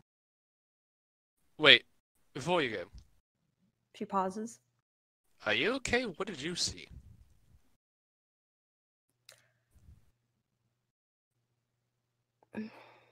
Something concerning is all. And she kind of gives you a small smile, Varric, and then heads off again. Alright, I'm gonna go back to searching. What'd I find with a 19? 19, searching around, you're still within that area that Grimson had led you to, so looking around, don't really I mean, spot I'm it. trying to encrease my search parameters for anything at this point. Alright, looking around the area, eventually you come across some bushes, and you do find keys.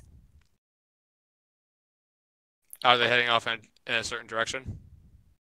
No, they seem to have just been carelessly tossed into a bush. Tenzing, he's gonna watch the other two walk off with concern on his face and a little wash of tired. And he lets them be for now and just kind of follows Varric around. Varric picks up the key. He was like, how the hell did he get this? Well, I think that we'll have a talk about this in the morning, because after everything, I don't think anyone will be able to handle it at the moment, unless it comes out without me saying. Wait, comes out without you saying what?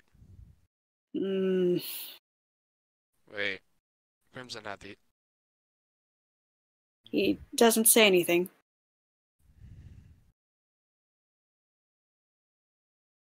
No, she wouldn't have done that.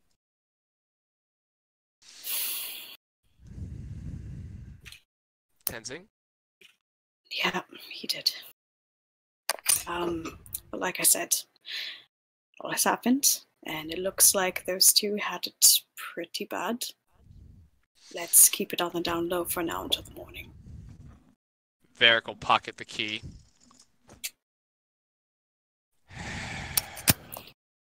We've already got a lot of tension here, so let's... I will respect that. How about you? Are you okay? I'll be fine. I mean, sure, I was made a fool of myself. It's whatever. What happened? Are you okay? It's like that person had said. It sounds fucking awful. But, saw Teddy there, and honestly, to anyone else, it would have been funny.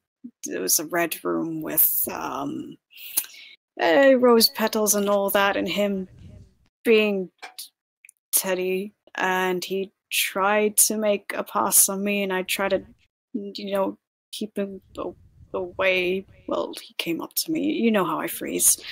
But I knew he wasn't real. But I'm just really glad that I didn't get to see that second half. So, thanks, mate. Wait, what'd I do? I don't know. But he said that because of you, I suppose you stopped the illusion for me and maybe the others.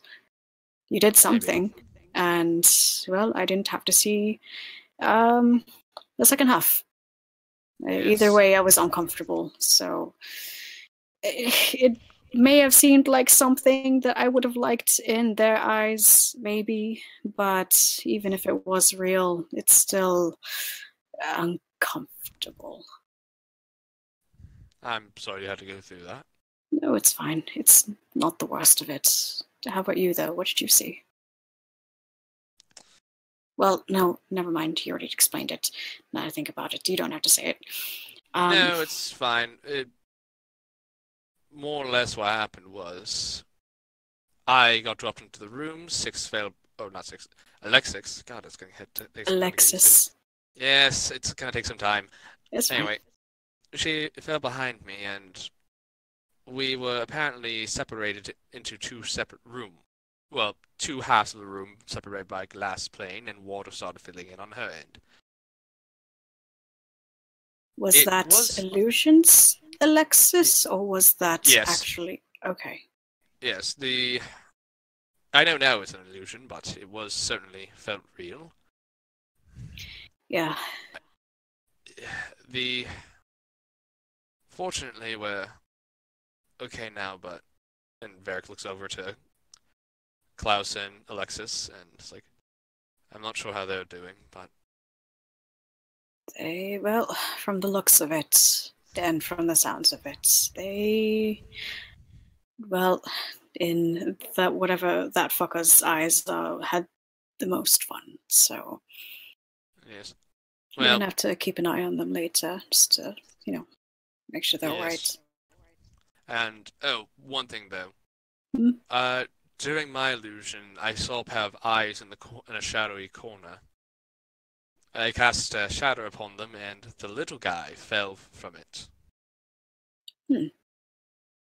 Then the voice said I spoiled the fun, so... Oh, so that person, or that person was the one that was controlling it, I guess? There was something to it. I don't know what the hell we just found. We need to do research. This is why I wanted to head to Findlefair first. To at least prepare. Well... It's a little weird because if we went to Findlefair first, all we knew was it was a light. It was a light. At least now we have. We learned the hard way of what these creatures were, and they said they're from all over, whatever that means, from a different realm, a different plane. I don't know. Demons of some sort, maybe, but maybe we'll have to do some research. This is beyond me. Actually, with the information they have, does this ring any bells for me? What ring any bells? Just the whole situation, like who they are, what they might be, the situation we're in, anything at all. Make a history check.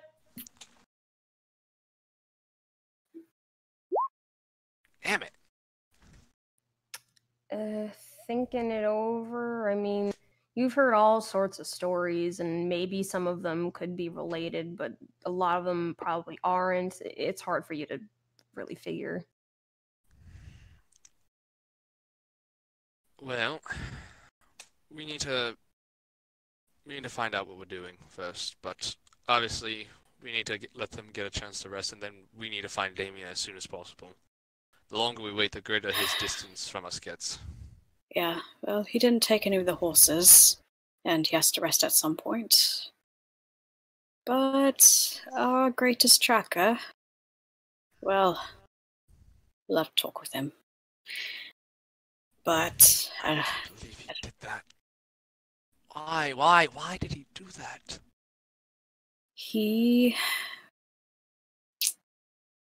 his priorities are Different.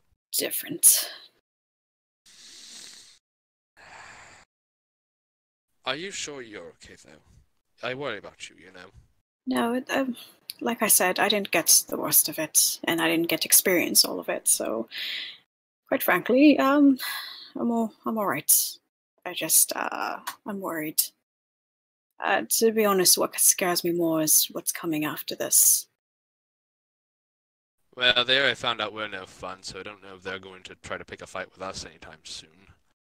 But They're still going to be picking fights with other things, and I'm just mad that we couldn't fight them on their own ground because Klaus is right. those two those two are masters of illusion. I don't trust it. We couldn't even trust anything we saw in there. Sorry for not knowing if it was you, but wait, hold on. Oh, this is going to be awful. I'm paranoid now. Hold on. And Varric will just take a minute to actually cast Identify on himself to see if he is under the effects of any spells. Well, until something morbid happens, I suppose you'd know. You're not under the effect of any spell.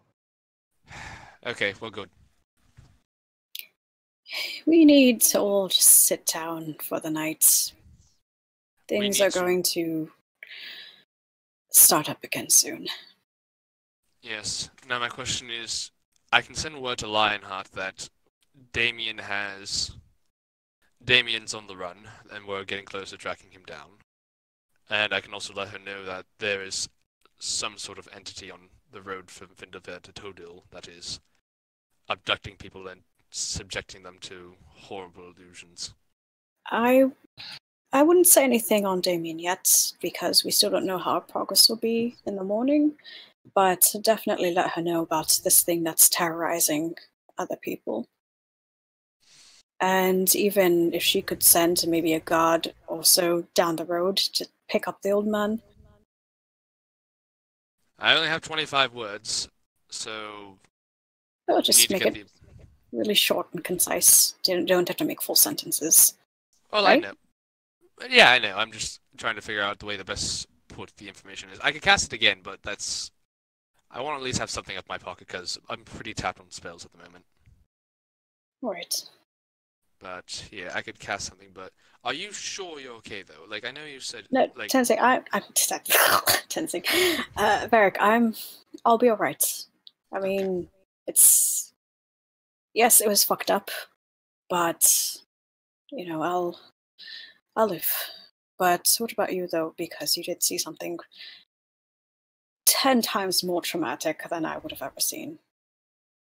Honestly, I'm fine because like I said, I'm familiar with this school of magic. I know what I saw wasn't real, so it's not. The things we've seen in real life are far worse than knowing what an illusion was. That's true.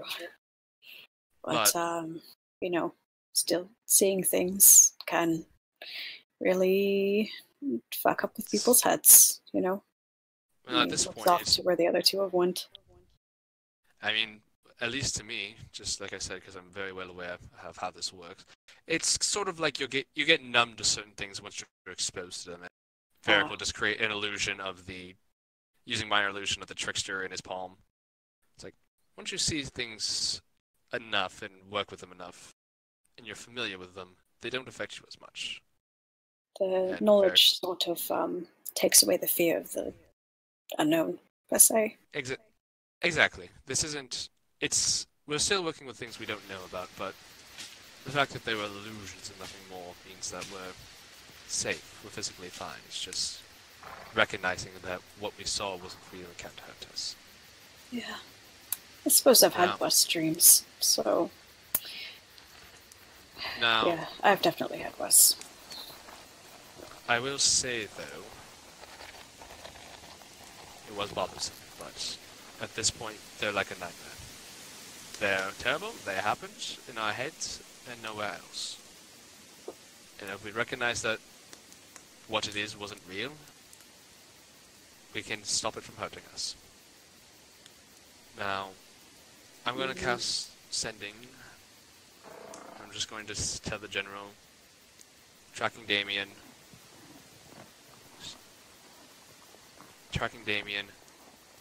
strange entity subjecting people to illusions on the roads. Terrible creature. Tell her about the light. The purple light.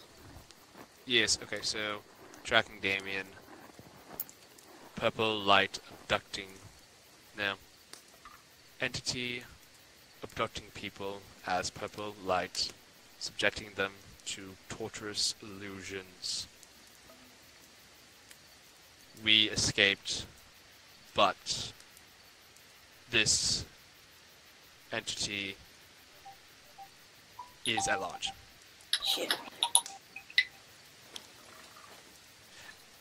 Well, a voice in my head, if I don't message her tonight, then I basically don't, then I'd have to use a 3rd level spell tomorrow after we long rest.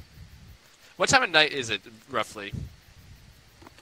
Sorry, I gotta go away from my keyboard for a bit. I have to park the car, so you guys can switch over Park for a while. the car. I gotta park the car because the road is icy and I don't want my mother to fall. Alright. Yeah. Fair. And Varric, you already did a check to see what time it was. Like, can I get a rough estimate at the very least? Not with that 10. 10's not bad, that's average. You know it's nighttime. Hey, Tenzing, do you know what time it is? Alright, we'll flop over that. Alright, swapping over. I guess I should first ask, do you want this to be in general or whispered?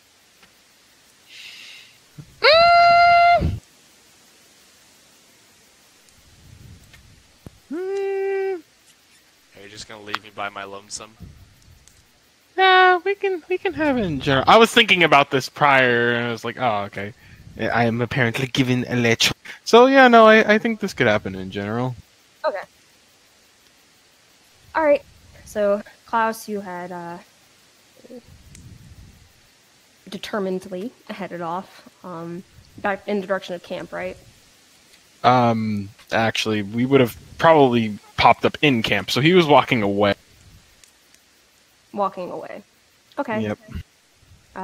Soon you hear footsteps coming up behind you, followed by the familiar voice. Klaus? He doesn't quite respond. You would have, even assuming that there's like maybe the pale glow of moonlight from above, he would just be sitting inside of a patch of grass. Not in his meditative pose, instead, kind of knelt on the grass, kind of looking down. So he's seated or knelt? Is seated, yeah. His legs are crossed, but not in the same type of way. Not with his arms ahead of him. Alright, footsteps pause for a moment, and then soon approach again. Alexis taking a seat by. Gives a moment of silence first.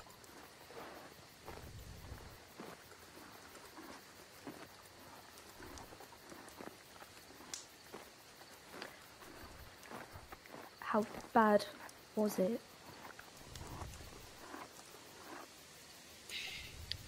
He slightly flinches at the mention, but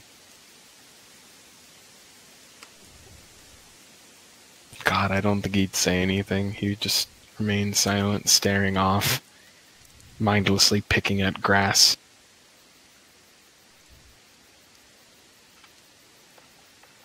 She thinks for a moment, thinking over everything that was said, from when she found him to when they found the others, afterwards.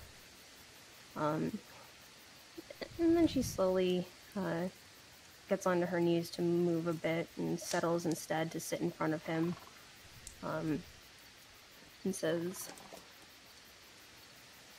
"Could I borrow your hand for a second?"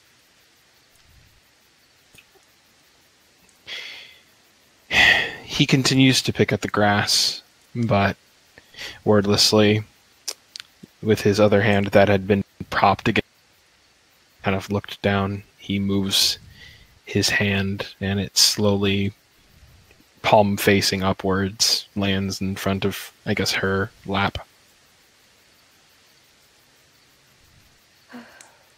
She sort of like she's sort of afraid she might break him if she's not careful. Her touch is very gentle as she takes his hand between both of hers and then closes her eyes, focusing really. And after a moment, there'd be sort of this small vibration against the tips of his fingers, and then just amongst his person, the quiet tick, tick, tick.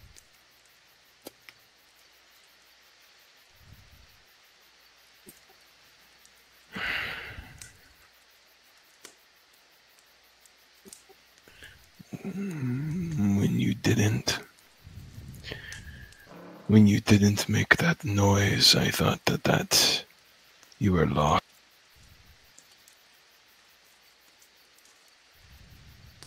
What was the last word? Lost.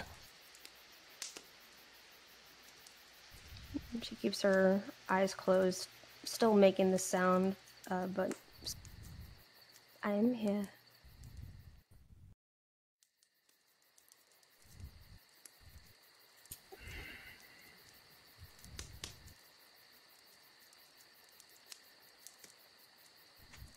He kind of sits there silently, kind of still a bit out of his head, or too deeply in it, not sure. And kind of hearing the tick.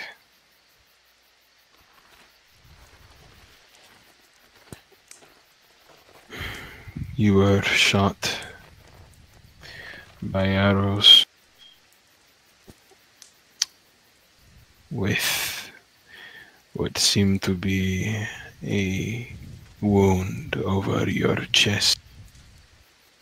It continued to fester no matter how hard I had pressed my cloth against it. You pleaded for me while you were bleeding out. And you died.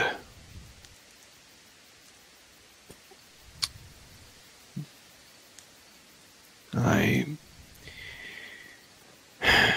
thought everything was done, but then a healing potion suddenly appeared in front of me.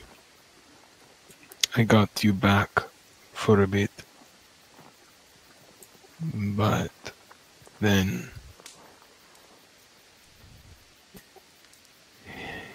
as they were screwing with me, they were just screwing with me, but I had yelled at them and they decided that I guess they didn't like it. So all it took was a snap and your body went lifeless. Tried to call out for the others, but no one could hear. No one was there.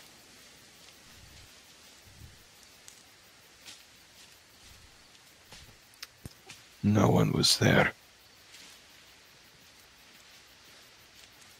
As he talks, the light grip that she had on his hand while still letting him feel the tick of her key tightens more and more.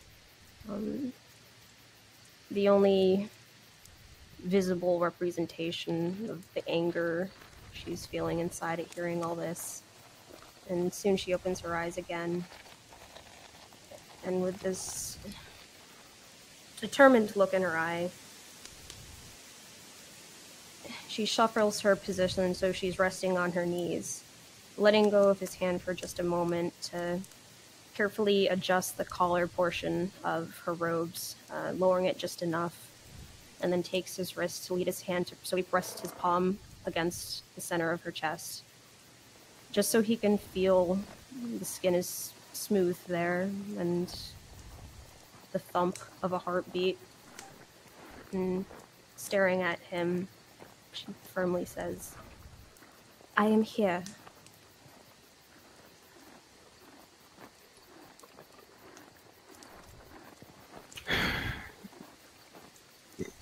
Klaus looks up from the spot on the ground that he was staring at before, and his eyes slowly float up to where they're meeting hers. But almost with a throb in the head, Klaus very quickly clutches his head, kind of ripping the hand from where it was on her chest back to his head. And she just goes and looks away.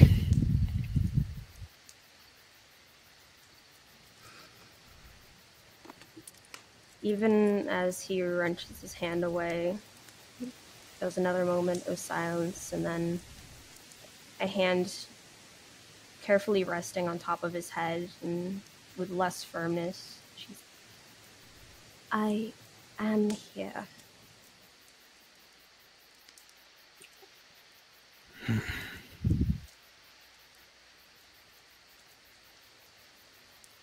"I am here, Klaus."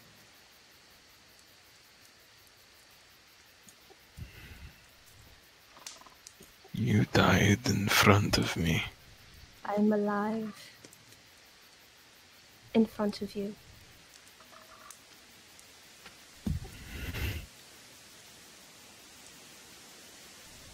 His breathing slows.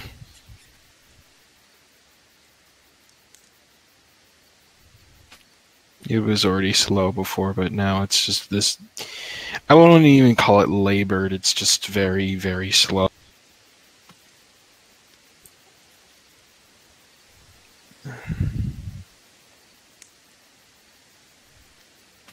He doesn't say anything, but at best, a weak nod kind of comes to from his...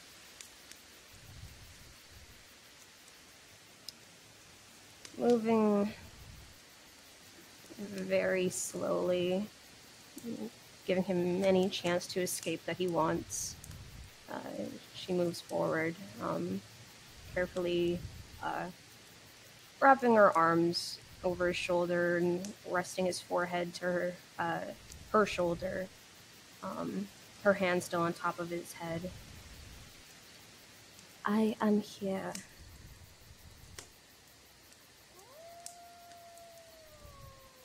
Breathing, alive. "I am here."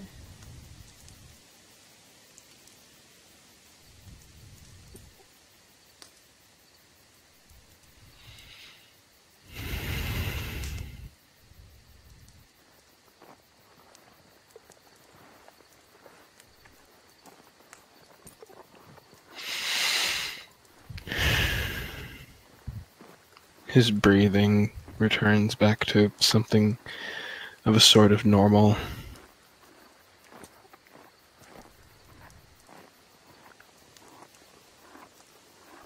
She stays there, still gently petting the top of his head and every so often repeating, "I am here."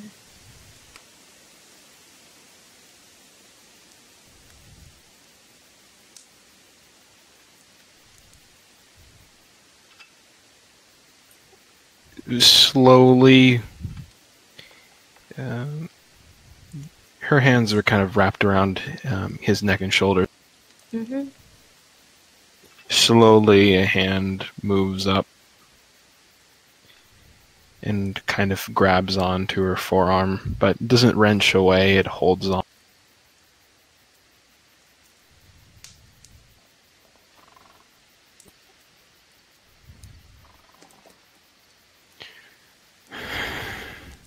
There. Klaus. He goes silent again, kind of waiting to... Can you say it too?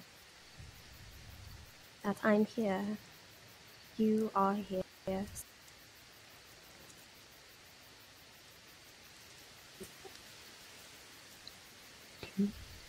It takes him a bit of time, but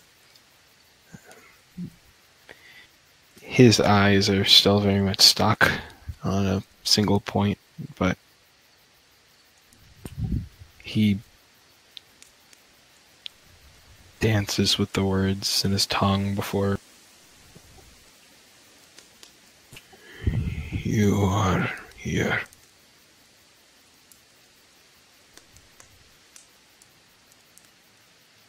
I am alive.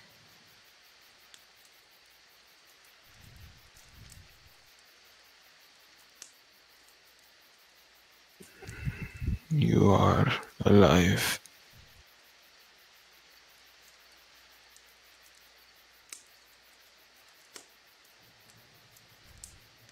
I am safe.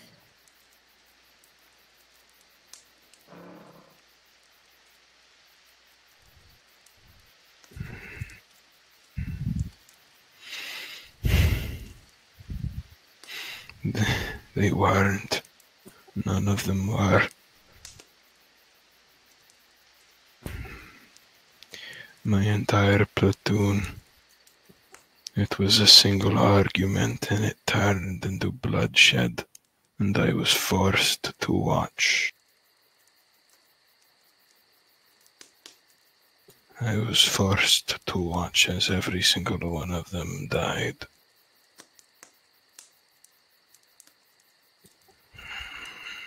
They were there until they were not.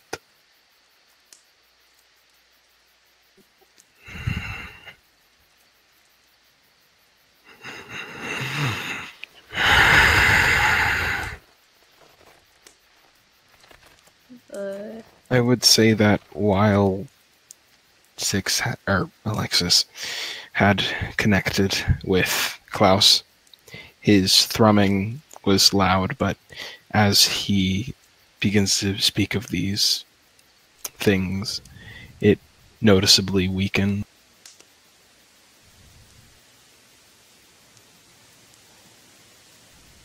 Even though he can't see it, a pained look comes to her face at that. The arm resting over the back of his shoulders, her hand lightly clenches at the back of his clothes.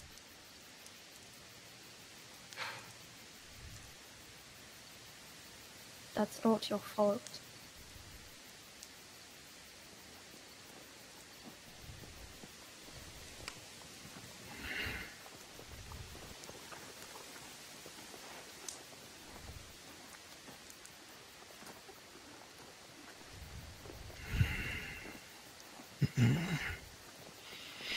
You're right. It was his.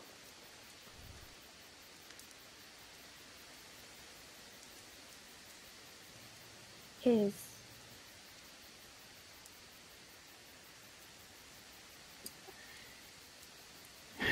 Slowly, Klaus kind of looks towards Towards what? towards her. His head moving ever so slowly. His eyes still always staring straight, even only using his neck really for seeing. and kind of looks over towards her with this fixated, almost frozen look of rage with a taste of sorrow.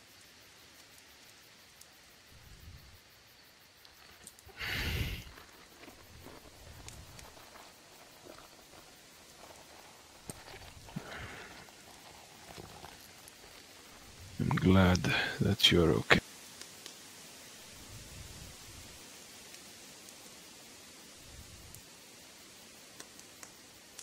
Before he slowly looks back.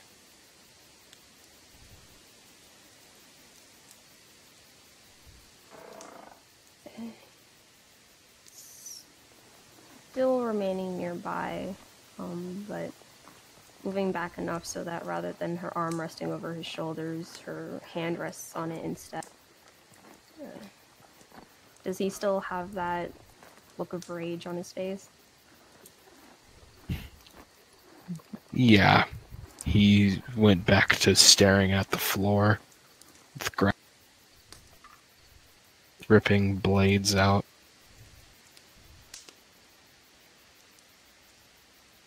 With his fingers.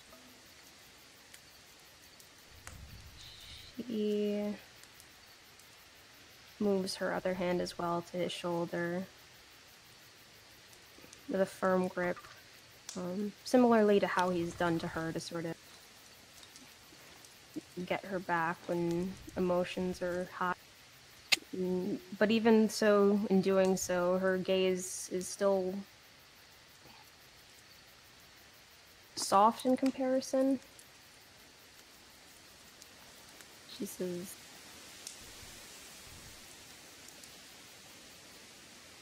then we will help.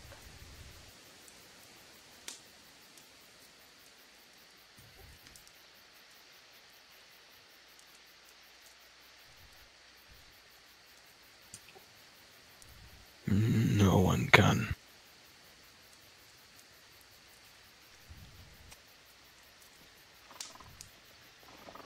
For a long time, that was what I thought as well. Lost on that fountain in the middle of Findle Fair. Alone, not knowing who I was or where I was or anything of the sort. No one can help. And as the others found me, at first I sort of thought to myself, what use are they? They will leave me somewhere without a care. How would they help me? But eventually I found myself here, surrounded by them still. You here as well. And all of you have helped me beyond imagine. Yourself especially.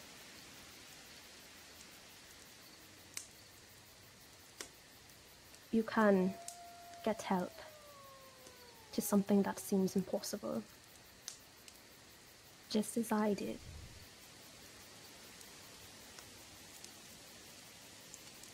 Everyone that helps me dies.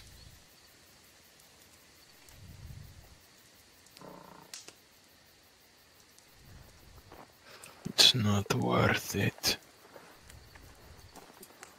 He told Tenzing the same things. Waste your time on someone that matters.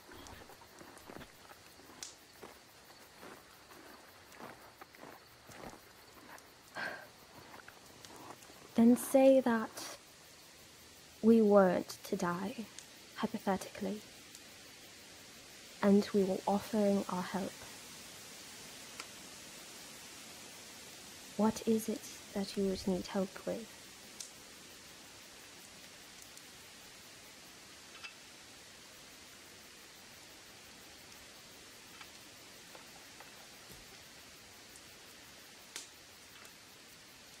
Klaus stays silent for an eerily long time before eventually he just... Would you kill a man for me?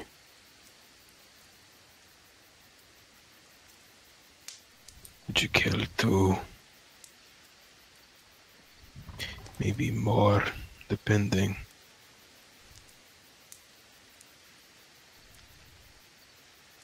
Would you be willing to sacrifice your life?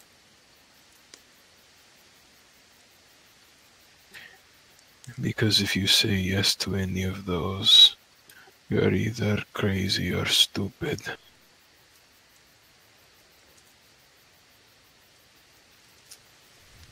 A kind of small smile comes to her face at that. Well, to be fair, I sort of thought the same thing when I learned that you cared for my body during that battle against that monster.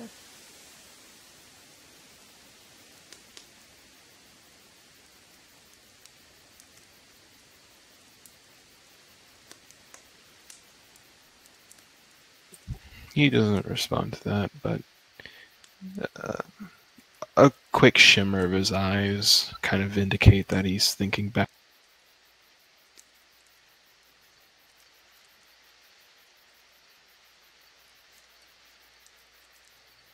Crazy and stupid, yes, but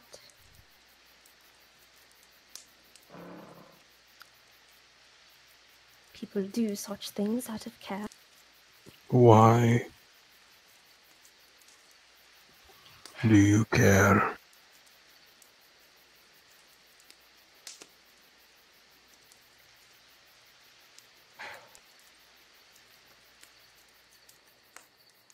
All right. She, taking her hands off his shoulders, she again moves to rest her hands on top of his again, letting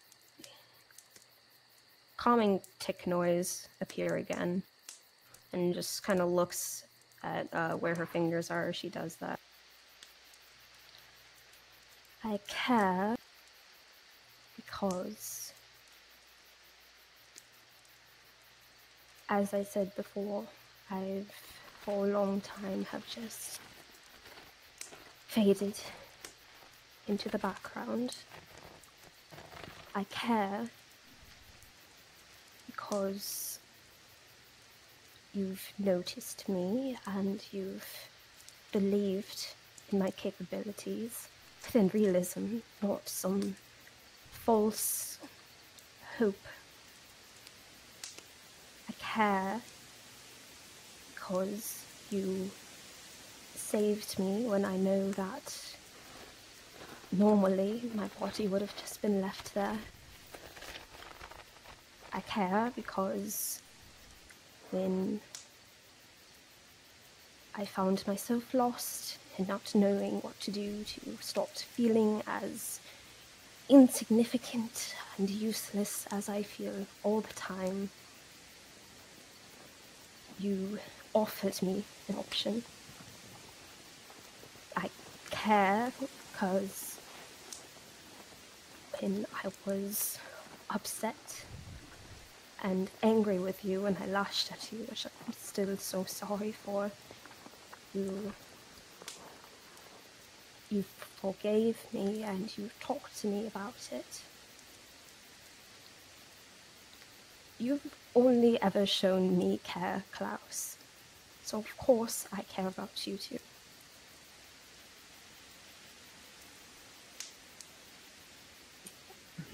Care is not a special thing. Anyone could have done what I did. No one has.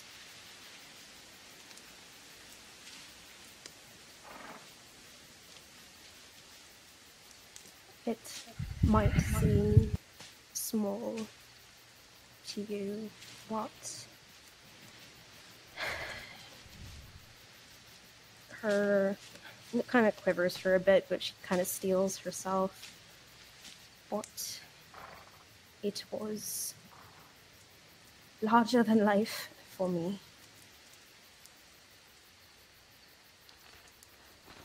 You shouldn't feel indebted to someone No. like.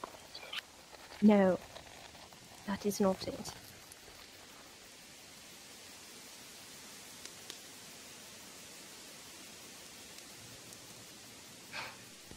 That is not how care works. Is it not an exchange?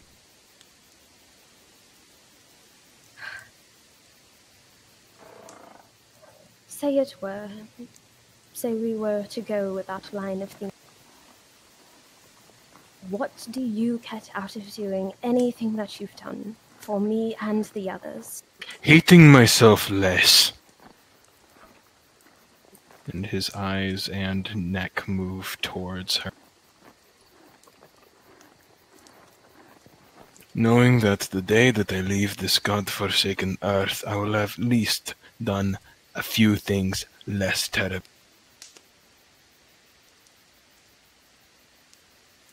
A last penance. A fucking eulogy. Once I'm done, I'm out.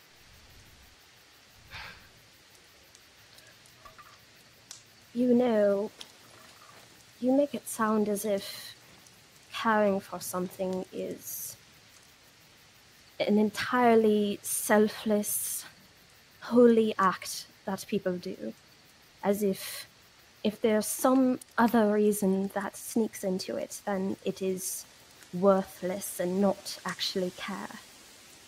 There's no such thing as a pure emotion that does not leak into other things. There's no such thing.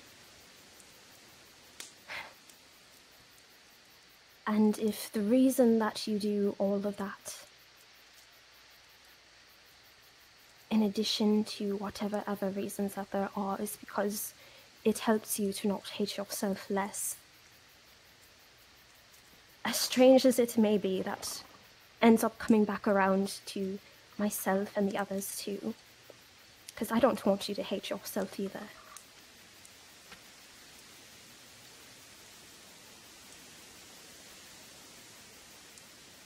He clenches his jaw and breathes, but doesn't say much.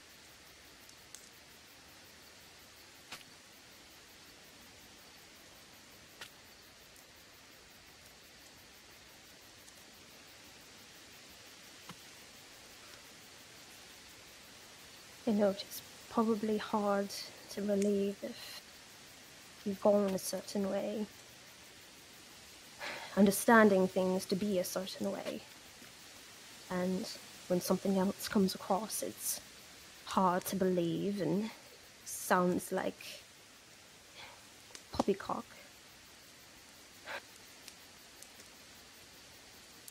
But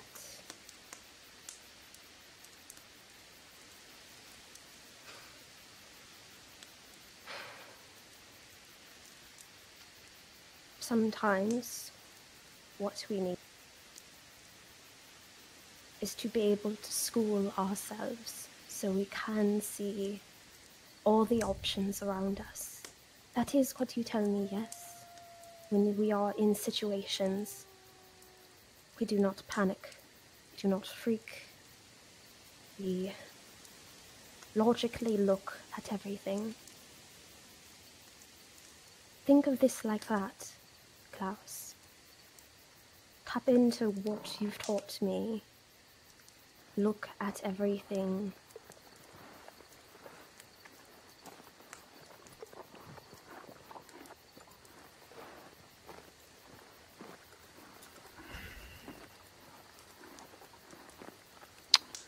The way I see it is that the longer, statistically, that I am around others, they get hurt.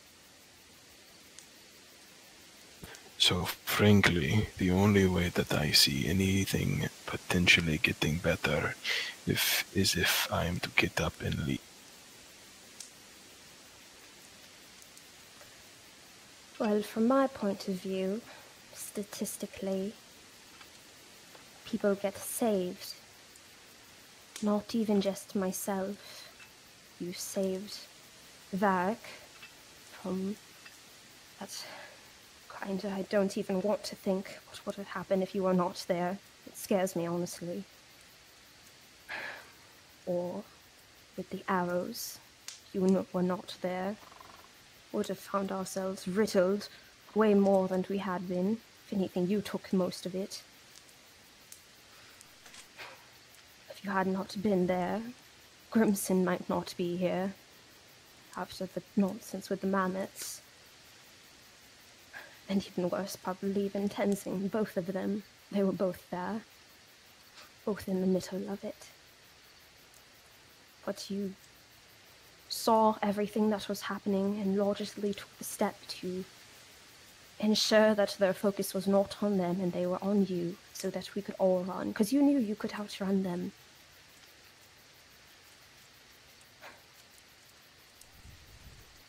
From what I've seen statistically, without you here, we would not be as safe as we are now. You realize it's only a matter of time before that change.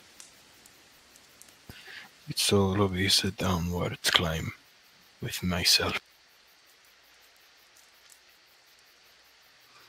One of these days you're going to get injured from something that you can't recover from. I won't be able to do anything.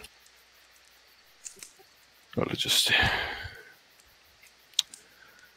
walk away, climb away, crawl away like I always have done. Like a damn coward. All I've ever done is run. I just haven't found the time yet to do that to all of you.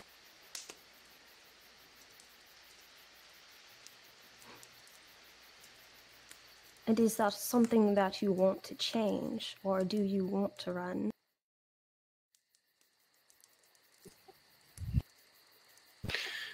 I've tried to change since I was little, but nothing has worked, so... On your own? No, I had help.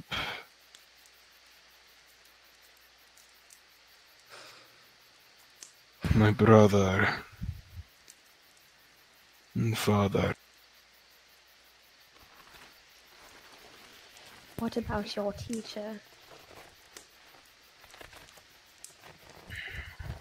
My teacher taught me other things, but to not run, I was taught by them. I will say that there's a bit of a pain that comes to his voice. Not like how he speaks about his master, even in such a short transition, but whenever he talks about those two in particular, it's like each word has a bit more weight. About his brother and father? Yeah.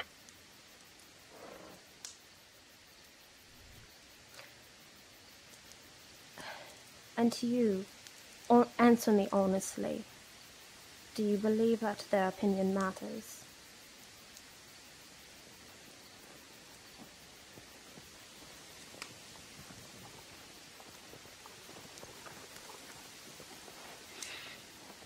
I know you don't have much connection to your past, but typically whenever your father, someone you look up to, expect something from you, you never want to let them down.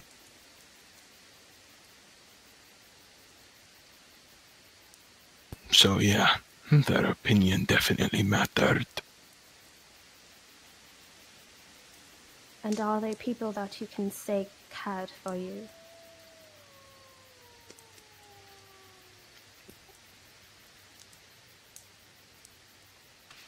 More pain comes to express.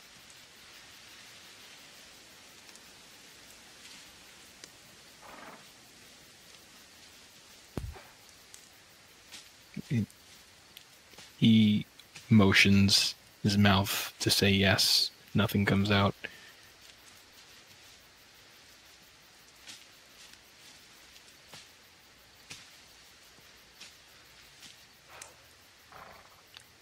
What about your teacher?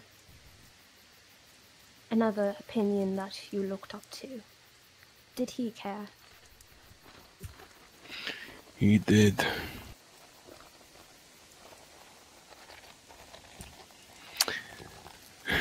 But,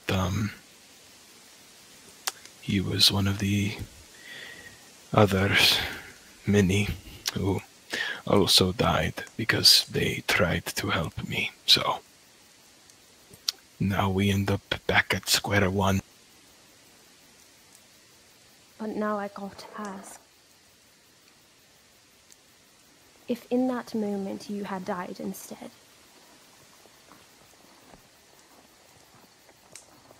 would your teacher not be in your current position now?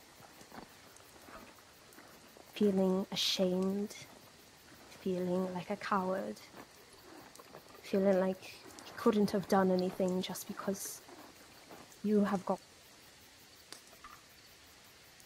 You cut out on that last bit. Just because you have gone.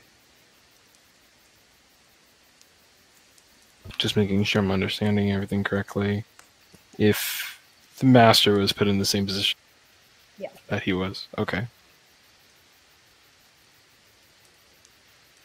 I don't know what he would have done. He's dead, so...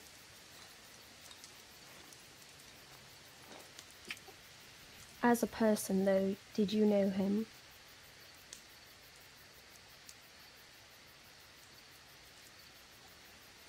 Tidbits. But at the very least, you were confident that he cared for you. Perhaps, yes. So the fact that someone you cared for is gone, is eating away at you, you do not think that he, as well, would feel the same thing losing something that he cared for?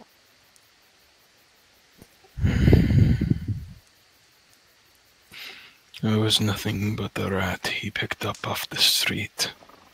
It makes more sense to me that I saw him in a much brighter light than he could have.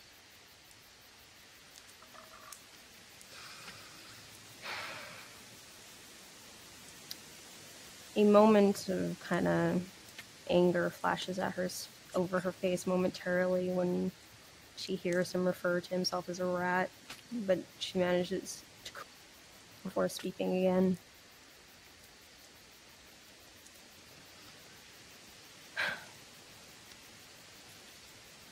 And I'm guessing that this opinion of yours to yourself, being a rat, is that because of not living up to certain things or things that people told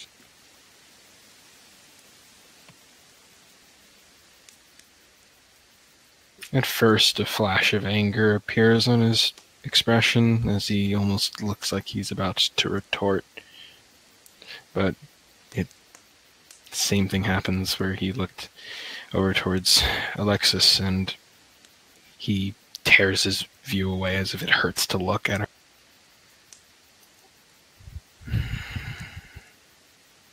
Yes.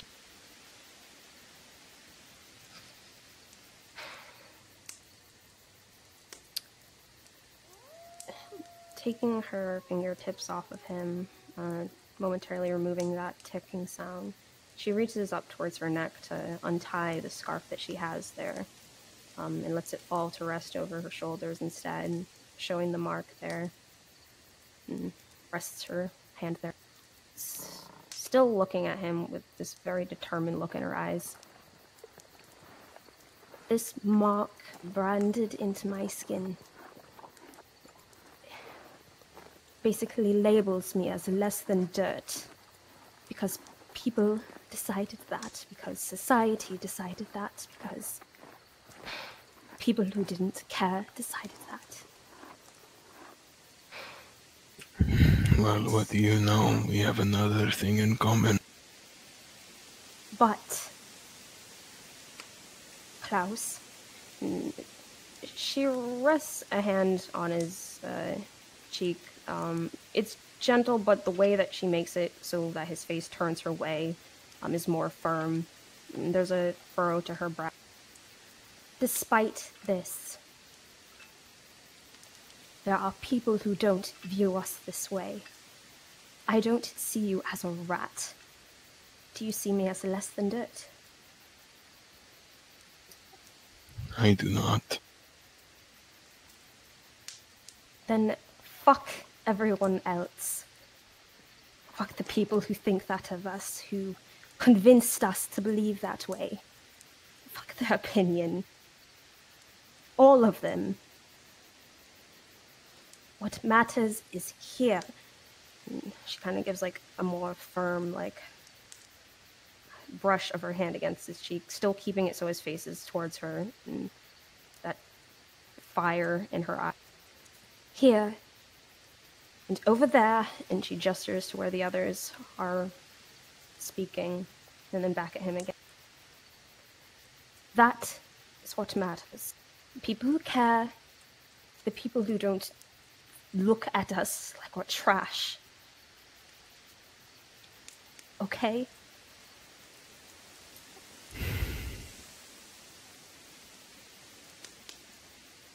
But what if they're wrong? Wrong for caring. Wrong for thinking of me as anything else than garbage.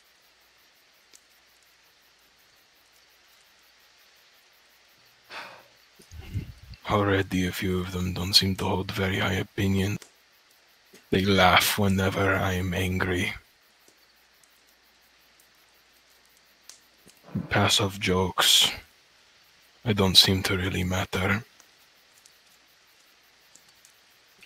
At some point, I'm pretty sure I'm just doing more harm than I am doing good.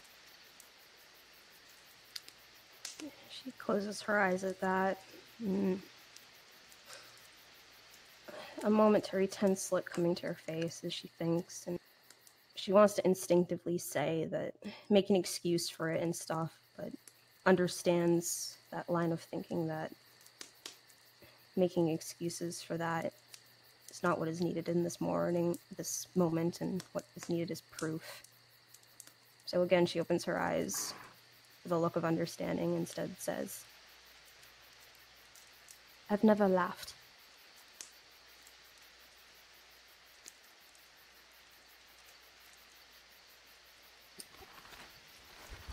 Yes, you have not. And my opinion of you is that you are not a rat. You are not trash. You are none of that. And like I said, the angry look kind of settles more to a smile again. There's a reason I plan on saying one nice thing each day. I've got a long list to work.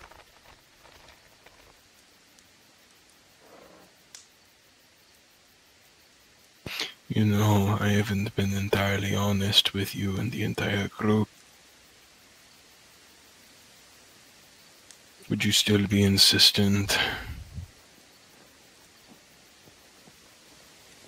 Knowing that people are trying to kill me down in the south.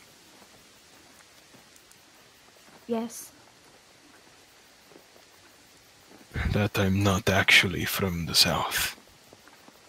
I'm from the north. There's a momentary look of surprise just at the information before it settles back down into the previous expression on her face. Yes. That before I have even arrived here, I've heard. He kind of looks down. He already was avoiding eye contact before, even with being forced to look in her direction. That even before I have even arrived, I've heard one of your teammates.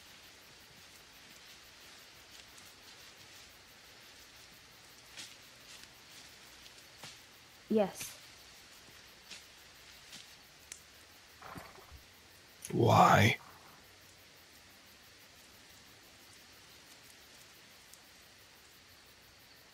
Because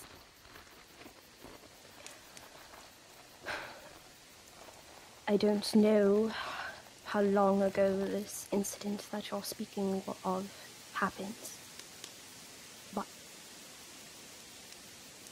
the person who I met, the Klaus that I met, and to continue to get is someone that I can confidently say that yes, I would still think and feel that way.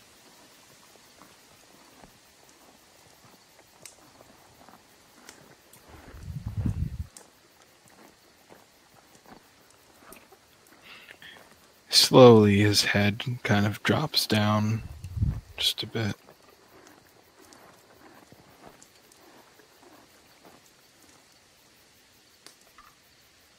And slowly his head shakes, not in denial, but kind of like he's working through some things in his... And you're just telling me that in my... After, roughly 20, well, more, but I can't make out the details in my head. You're telling me after years, nearly 2 decades of being told you single that I should just veer off of this path of mine. Because I know I can't just do that.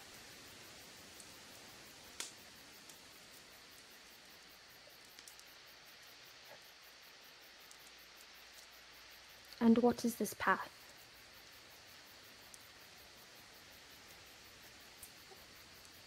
His mind flickers back to the talk he had with Tenzing.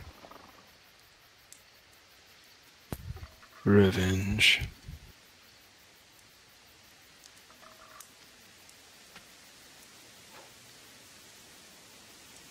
She looks down, there's a small nod of her head, and looks at him.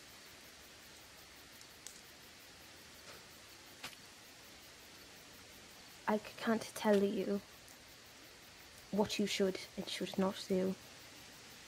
That is, in the end, your decision. But I do have control over my own thoughts and feelings. And I will tell you that no matter what this path you decide to take, even if I cannot speak for the others, I can speak for myself. You're not taking it alone.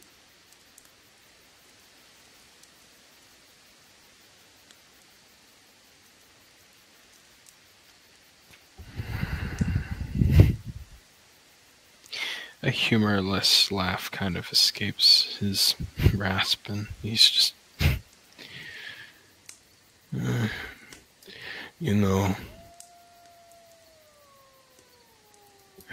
people up at home would,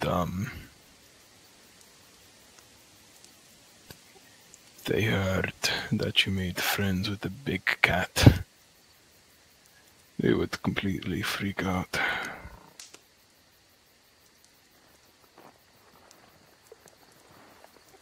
He kind of looks over towards Alexis.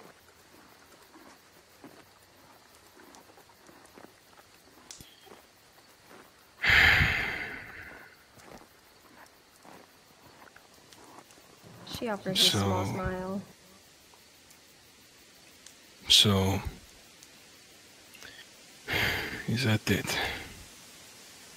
You're telling me that you're not crazy or stupid, and that I am to process through 26 years of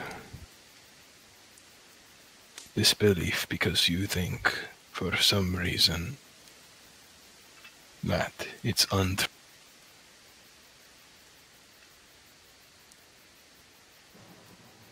She gives a bit of a grin. Can't exactly say I'm not crazy, but I'm not stupid. That I can say for sure.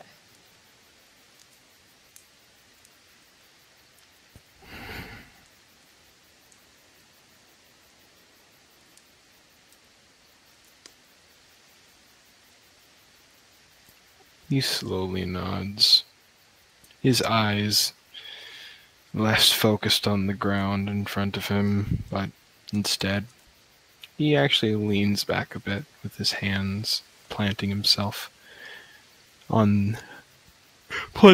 steady on the ground as he reclines back and just kind of looks up at the stars, if he can find any.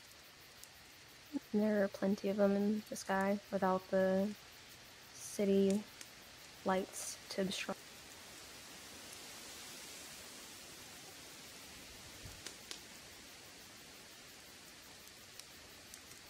The moon?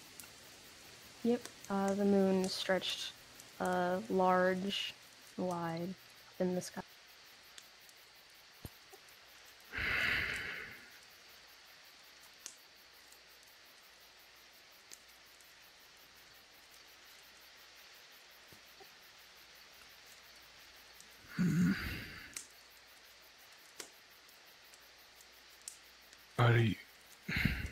Are you sure that you think that you're making the right decision? Absolutely. She doesn't let him finish.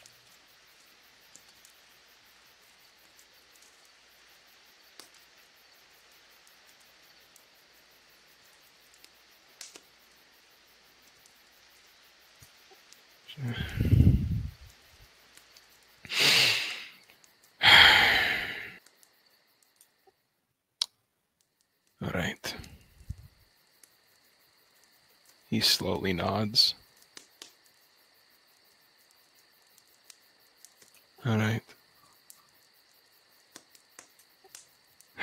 It's getting late. Of course. Releasing the hand that she had rested on him. Similar as he always does to her, she rests her hand on his forearm, looking at him a bit longer. You'll be alright.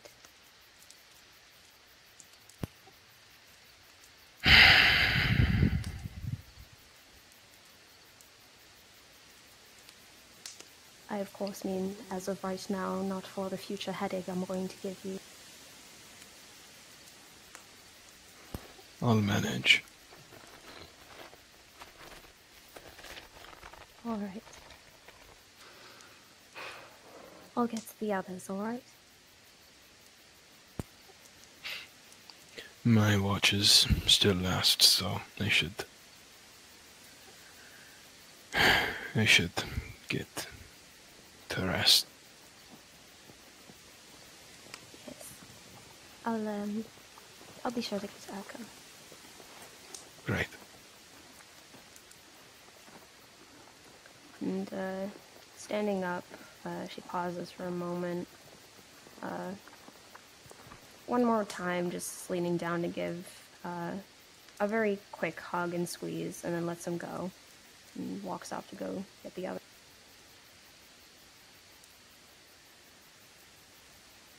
Well then. Alright. So, well, Zaki, are you back? Yeah, back. Hi. Ah. Yeah, I was back a while ago. Alright, so you guys were talking message. Yes. Oh, before I do that, we should probably go speak with the others first. I'm not sure how familiar you all are with illusions, but if this is a problem, I'd rather know exactly what's happening when you're under those effects, as I am quite familiar with that school of magic. Here, let's go see the others first. Well, you said it's a manipulation of all of our senses, right? I assume that comes with it. I just want to go in a bit more in depth. I find that understanding something helps one feel a bit better about it. Makes it seem a little less scary. And given how Klaus seemed, he seems like he might have been scared. Something of the sort. And he looks over, sees if the other two are still. You see Alexis approaching. How does her expression look? She looks content. The Toku all right? She walks up to you guys with a small smile. Yes, everything's alright. Just, probably get him a bit of space now. He's rather tired. As Klaus kind of walks, I would say that he trudged a little bit slower than her. He walks in to kind of the clearing that we're in. He kind of looks at the both of you and gives you a nod before he goes back to where he was before and curls up against. Wait, before you go, I don't know what's running through your head right now or what you saw, but if I may tell you something may help you rest a little easier, would you stay up a little while to listen? Klaus. At first he was facing away, but he kind of slowly turns around and over.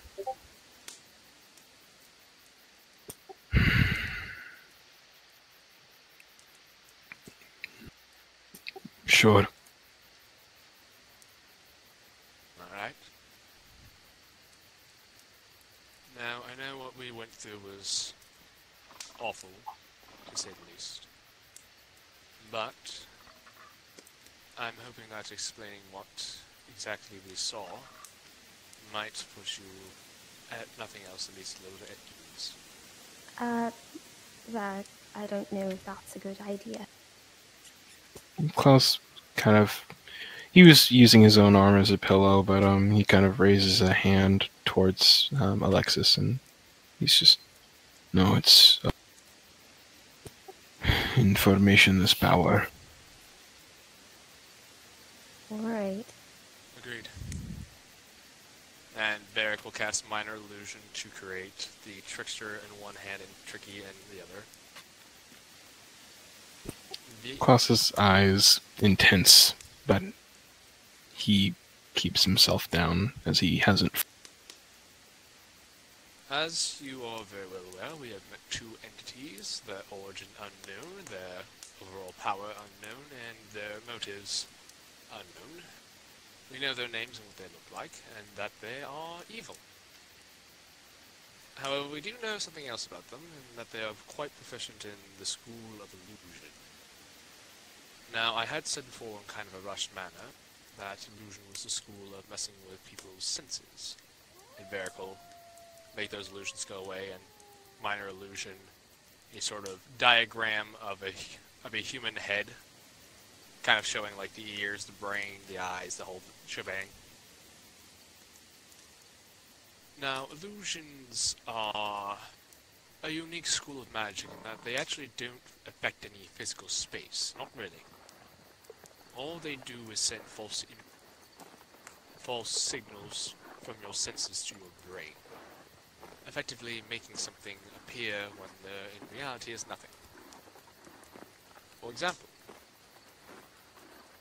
as you can see above me, I am currently using magic to trick your eyes to send signals to your brain to see an image that is not there, as he gestures to the image above it. This is a very simple illusion. It can only do so much.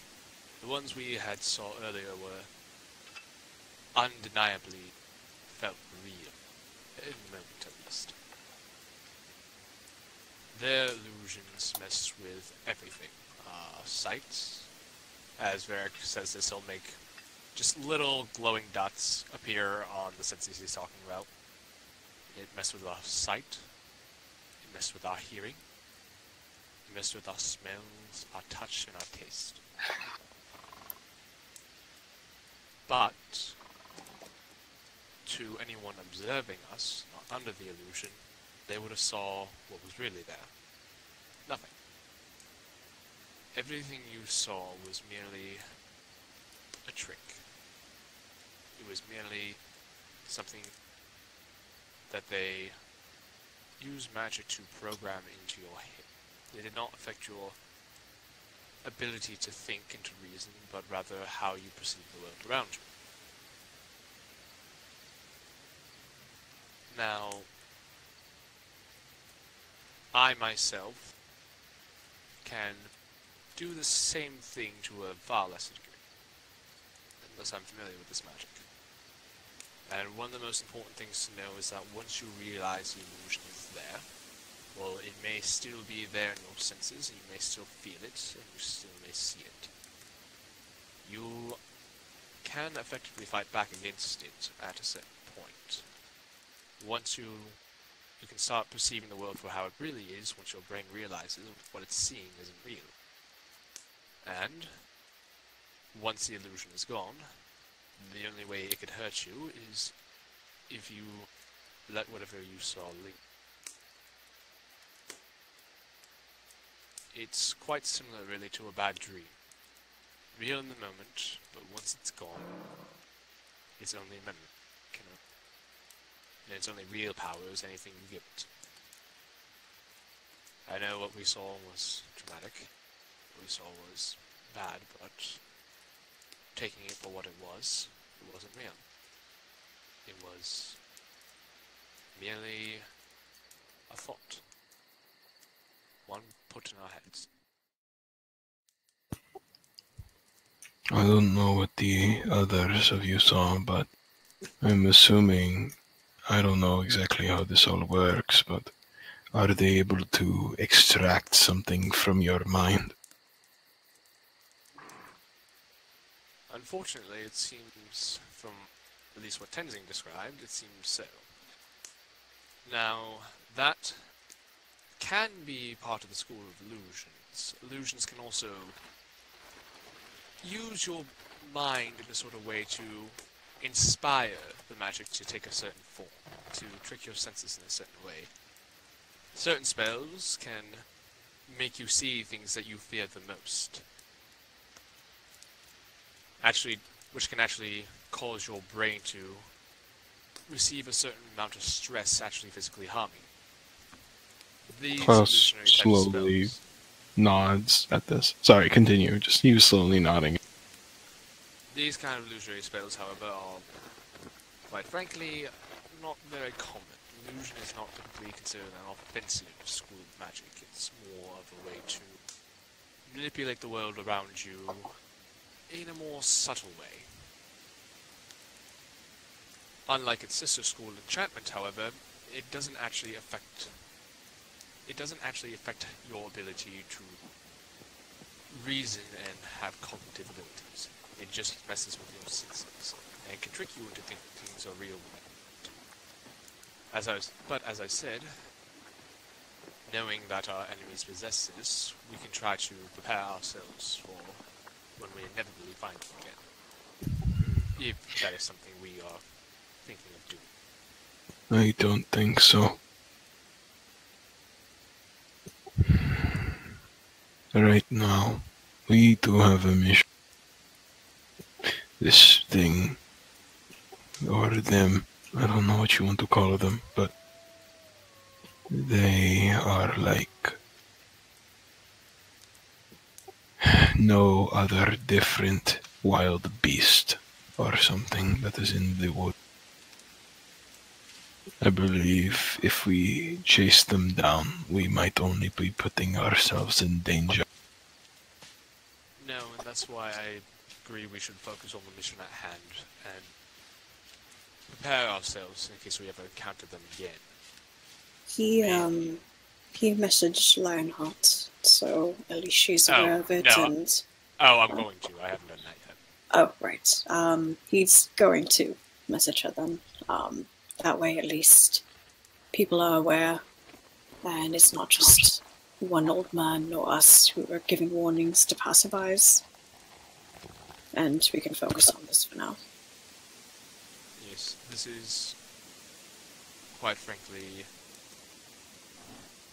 disturbing to say the least. Like I said, I don't know what all of you... He looks over to Klaus. Says, but it seems to have bothered some of you. Know that me being familiar with this world of magic, I am not giving it the same amount of power that others might, and I'm not letting what I saw linger in my mind. I can assure you it was bad, but at the end of the day, it wasn't. Whatever these things are, I don't know if they can actually physically hurt us. They can mess with our senses and try to show us awful things. But if we know it's fake, we know what they're showing us isn't, then we can deny them their fun. Just be aware that if something seems very implausible, that there's a very good chance that it is an illusion. It seems that the illusions might have a limit, at least based off of what I experienced. From my point, from what I saw, once I had hurt the tricky fellow, he was in the room watching, and once I hurt him a decent amount, the illusion faded. They said I spoiled their fun.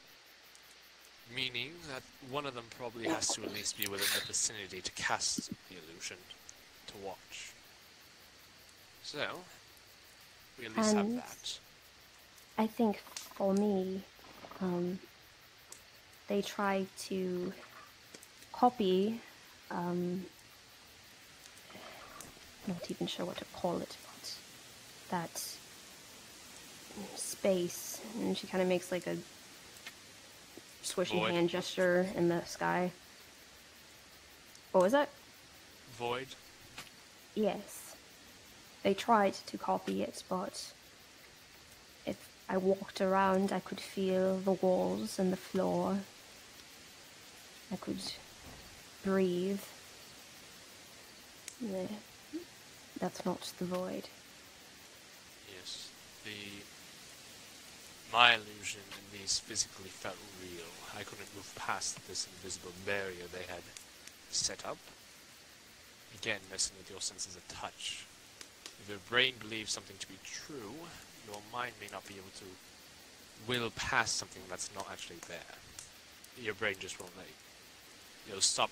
It will try to have your muscles mirror what you should be experiencing. But, however, an illusion can't stop something that's actually. So, this is actually a pretty good example of this. 6, thank you. Your void was still bound in the room, so you were able to feel the physical walls and determine that it wasn't real. Me, on the other hand... There's also weight to myself. Exactly. And as I was saying, me, for myself, for example, I felt something that wasn't there and couldn't move past it, thus confirming more of the illusion in my mind. So,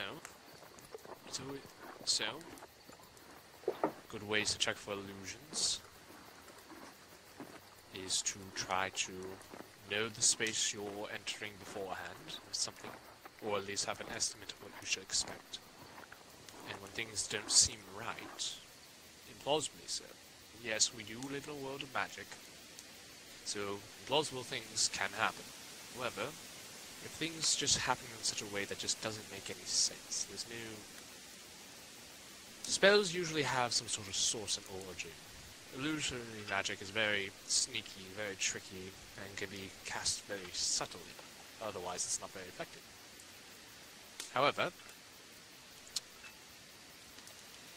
However, other types of magic, such as conjuration, going back to my example, with a room filling with water, that has to come from somewhere. And if there's no one in sight to be casting that spell, and there's no source of magic, then something's not right. That's a decent sign that maybe there's an illusion going.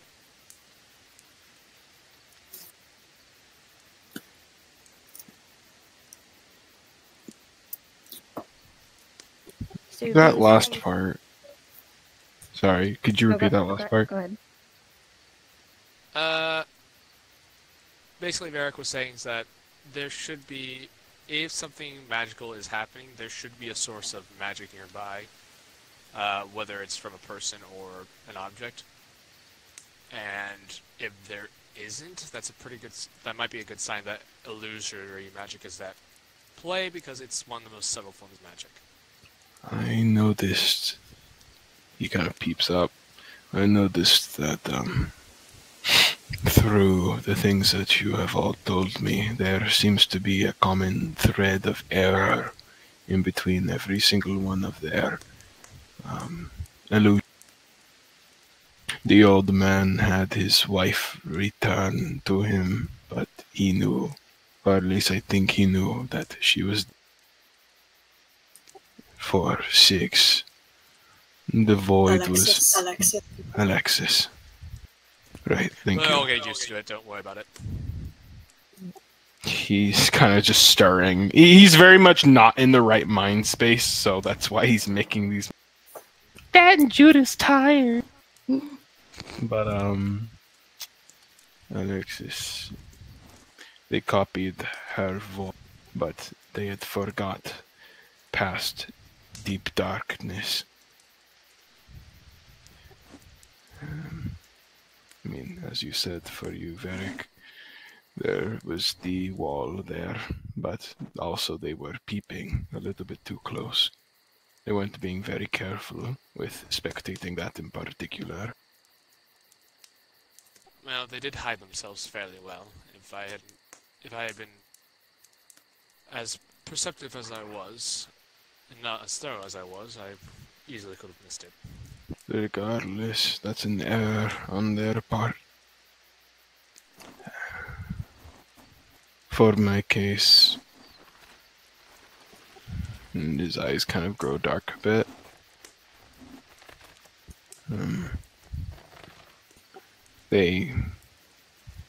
There were injuries, but the wound was different from where the injuries were. The arrows were fake. They passed through my hand.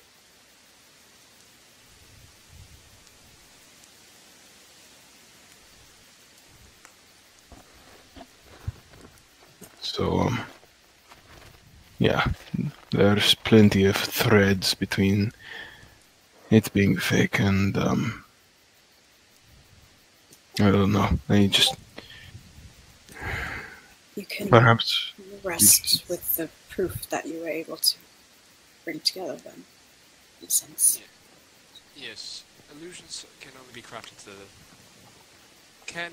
helped to be crafted by someone's mind, by the target's mind, but it is typically more common to see the illusion crafted by the caster entirely. Any mistakes or anything they don't consider will not partake in the illusion.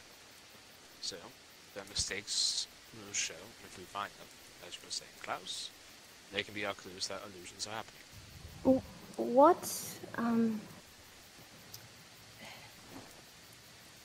With the stuff that they showed us,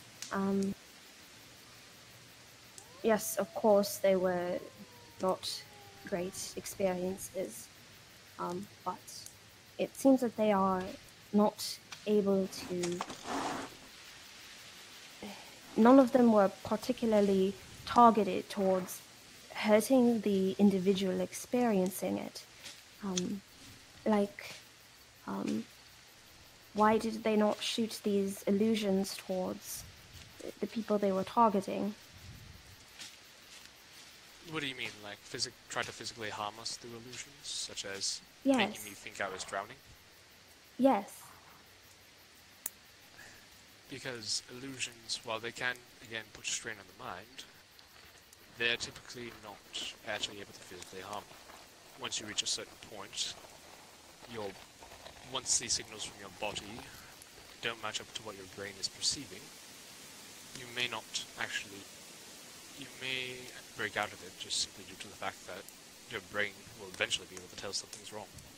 Not entirely. Sometimes, from what I've seen, the strain on the mind can become so strong that it can kill you from the inside. It can, but that's only under the most powerful illusions. What I'm talking about, though, is far more common. It's much more common in those stressful situations that your brain will eventually recognize that it's not. Whatever they may be, but clearly they were powerful enough to put us in a different dimension. Again, this is true. I'm not saying we should underestimate them or assume they're weaker than they are. However, I'm just telling you, as a practitioner of the School of Illusion myself, this is what I know. Yes, illusions. Oh, sorry, keep going. Illusions can kill you, but they won't kill you in the way that you think they are. They'll put strain on your mind, brain, till eventually it actually starts physically causing the vessels in your brain to start popping, nerve endings just going kaput. It's awful. But, for example, if you'll, say, have an illusion of yourself on fire, you may feel the pain, and you may pass out from it. But unless it's putting so much strain on your brain that it's actually causing damage to your brain, you'll pass out before it could cause enough damage to actually kill you. I see. Yes, illusions are tricky in that the vast majority of them won't actually be able to physically affect you, but those that can cause damage don't cause damage in the way you think. It's all in the mind. But in the event that we come across them again, as long as we understand that none of the things that they are doing is real, we shouldn't have a problem. Yes, they can. Even if you realize they're not real, that's only part of it. Your senses will still be tricked, and you'll still see what they want you to see. But that can help you sort of. Logic it out. I was too panicked. I didn't bother looking around for any eyes like you did. When I had saw what I saw, I panicked. So, at least if I know that it's illusions, I will know now to use my head a little bit better. Klaus, if I'm to be completely honest with you, Bear kind of walks up and you said you're sitting, right, or are you standing? He was lying down, but he would kind of sit up a little bit more. Varric will just kind of put his hand on Klaus's shoulder and says, I wasn't looking for illusions. I was looking for a way to help Six. Or at least what I thought was Six. Alexis, thank you. I was looking for a way to find Alexis. My stumbling upon that dark, shadowy corner and those eyes were simply by chance. I was not aware it was an illusion until after the fact. And I guess both you and I were... Well, I guess I was the unlucky one out of the two of...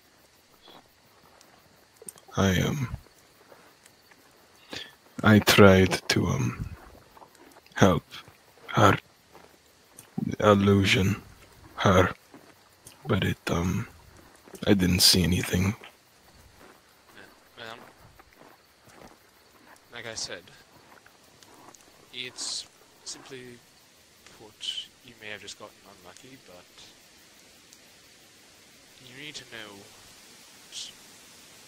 even though they may stir up bad memories,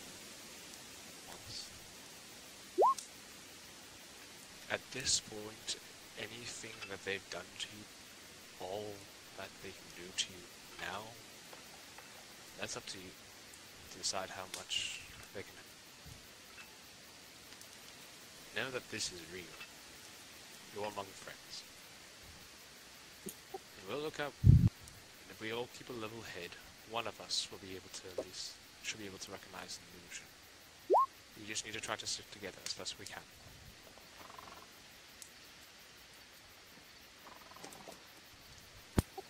He slowly nods before kind of shimmying back down to his more lying position. Right. Well, we still have some sleep to go through. I think your watch may have been around over by the time we had the cup taken. I don't know if much time has passed since then. I don't either. It's fine. I'm awake and I can take the new first watch. Like I said, I think out of any of us, and he's just kind of looking at everyone, I seem to have handled that the best. So you all try to get some rest, keep first watch, and then Tenzing, would you be willing to take the second? Yeah.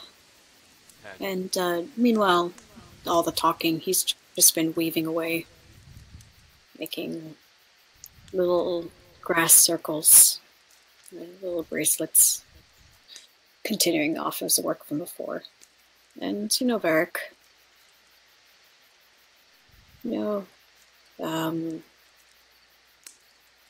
this is sort of referring back to an old conversation we've had, but we've worried so much about not contributing to the group.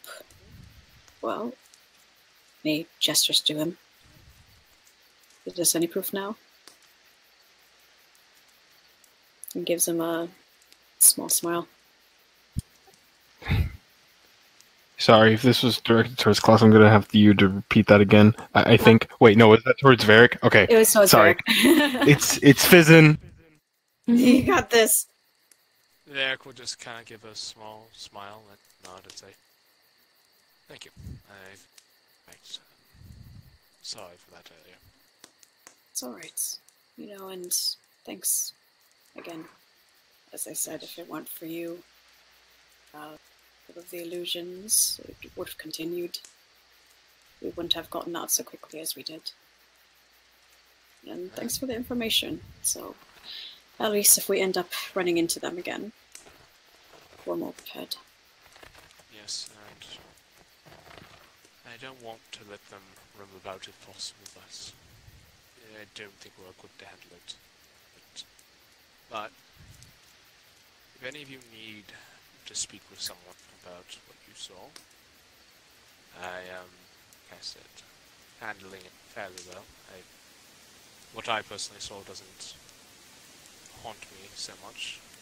As I said before, I'm familiar with the craft of illusions, so I know it's not real, and I know how it works to a T. Or at least, I know how the general concepts work to a T. I am fine. So, if any of you need someone to talk to, do not hesitate to ask. Alexis, who had her eyes closed for a moment, opens them again to look at you. Perhaps in the morning, sleep might be good for all of us after everything. Yes, and I think you all have to get to bed soon. Tenzing, I'll wake you up, and then Alexis, would you mind taking the third watch? I can take it. No, you need sleep. You seem to have taken this worse. Trust me, Varric. The more sleep that I get, the worse. I think third watch will do me just fine. I'll be able to make more food for everyone in the morning. Varric's That kind of helps. evaluating him to see how he's doing. Does he actually believe that's being up would be good for him? I want to say, given your past encounter with him muttering in his sleep and the tossing and turning from before, He seems to more or less be communicating to you that after tonight, those nightmares are gonna fucking suck, and that he'd rather wake up earlier so he doesn't have to go through as many. So he's being pretty genuine with you right now. Very well. Tenzing, would you mind waking up Klaus afterwards? Alright. You lot get some sleep. I'll keep an eye out and then we'll head off in the morning.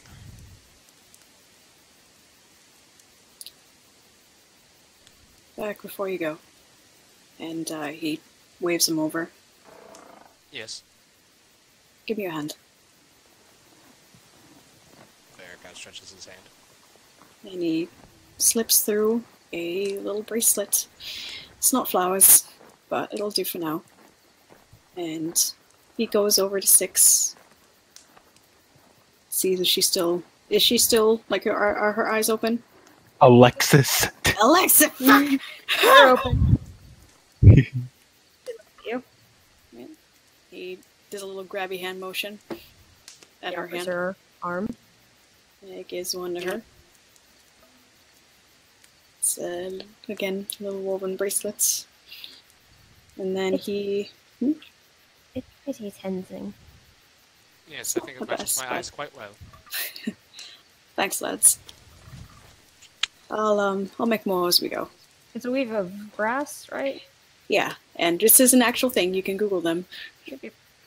And then goes over to Klaus and also makes grabby hands at his arm. Gives you the arm that still has the hair bracelet that you had given him before. Smiles at that. And he mutters, and number 2. Slips it through his hand. And as he puts it down, he also takes off his coat and lays it over him, who's already laying down. And since Crimson not here, also does the same for him. Yeah. Yeah, I'm just gonna generally say gives him a bracelet now that they're all done. Well, I wish you all actual good sleep, and again, you all know that I'm here to talk as well. So don't hold it in. Right. Even if it's not with us, you know it. Like I said before,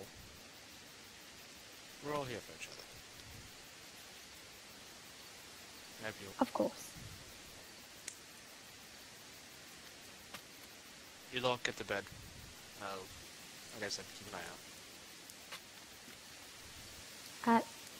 Varric, if it's alright, she outstretches her hands towards you again. Yes. The little one. Yes, of course. And Urkel, give him a scritchy under the chin. I'll hand him over. She takes Urkel into her arms. Urkel very much seems accustomed now to mostly everyone in the group now, so he has no problem being passed around. He probably just... Again, it's me applying my animal knowledge, but I know that kind of seeing Klaus and kind of underneath and everything and whatnot. That is assuming if you're placing him now, which I don't think Klaus would mind. But he would just kind of curl up in between Klaus and also the jacket that's now looming over. Yeah, she'd wait till it seems people either close their eyes or turned away, and then, yeah. Okay. And actually, I would also say that as doing that, she does whisper as well.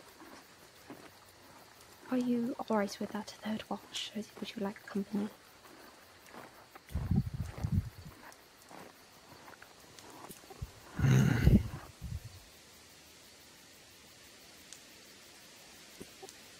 Sure. If you want to wake up earlier. I mean, waking up early is not that fun, but I can make an exception. It's fine. She kind of has this little grin on her. His face had that distant aspect to it. Not as bad as it was when when Alexis had first talked to him, but still somewhat there. But he kind of looks up at her, pain still somewhat in his eyes, but he just says, "Well, I have to make it up to you for the last time."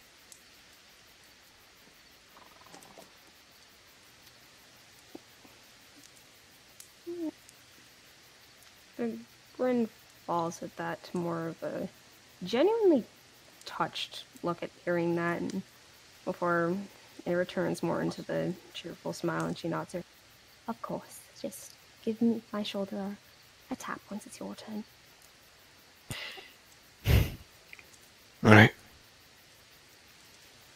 And she'll head over to her little area to sleep. Before, as she turns away, very quietly, you just utter, "Good night, Alexis." Good night, Klaus. As she sits down to sleep, she says to the others more loudly, "Good night, everyone." Good night. Night. And that is where our session will end. Oh, darn it. Varric wanted to do something during the watch. Hold on. Okay. Stopping recording. We're gonna... Alright, are we gonna pick up during the watches, I'm assuming?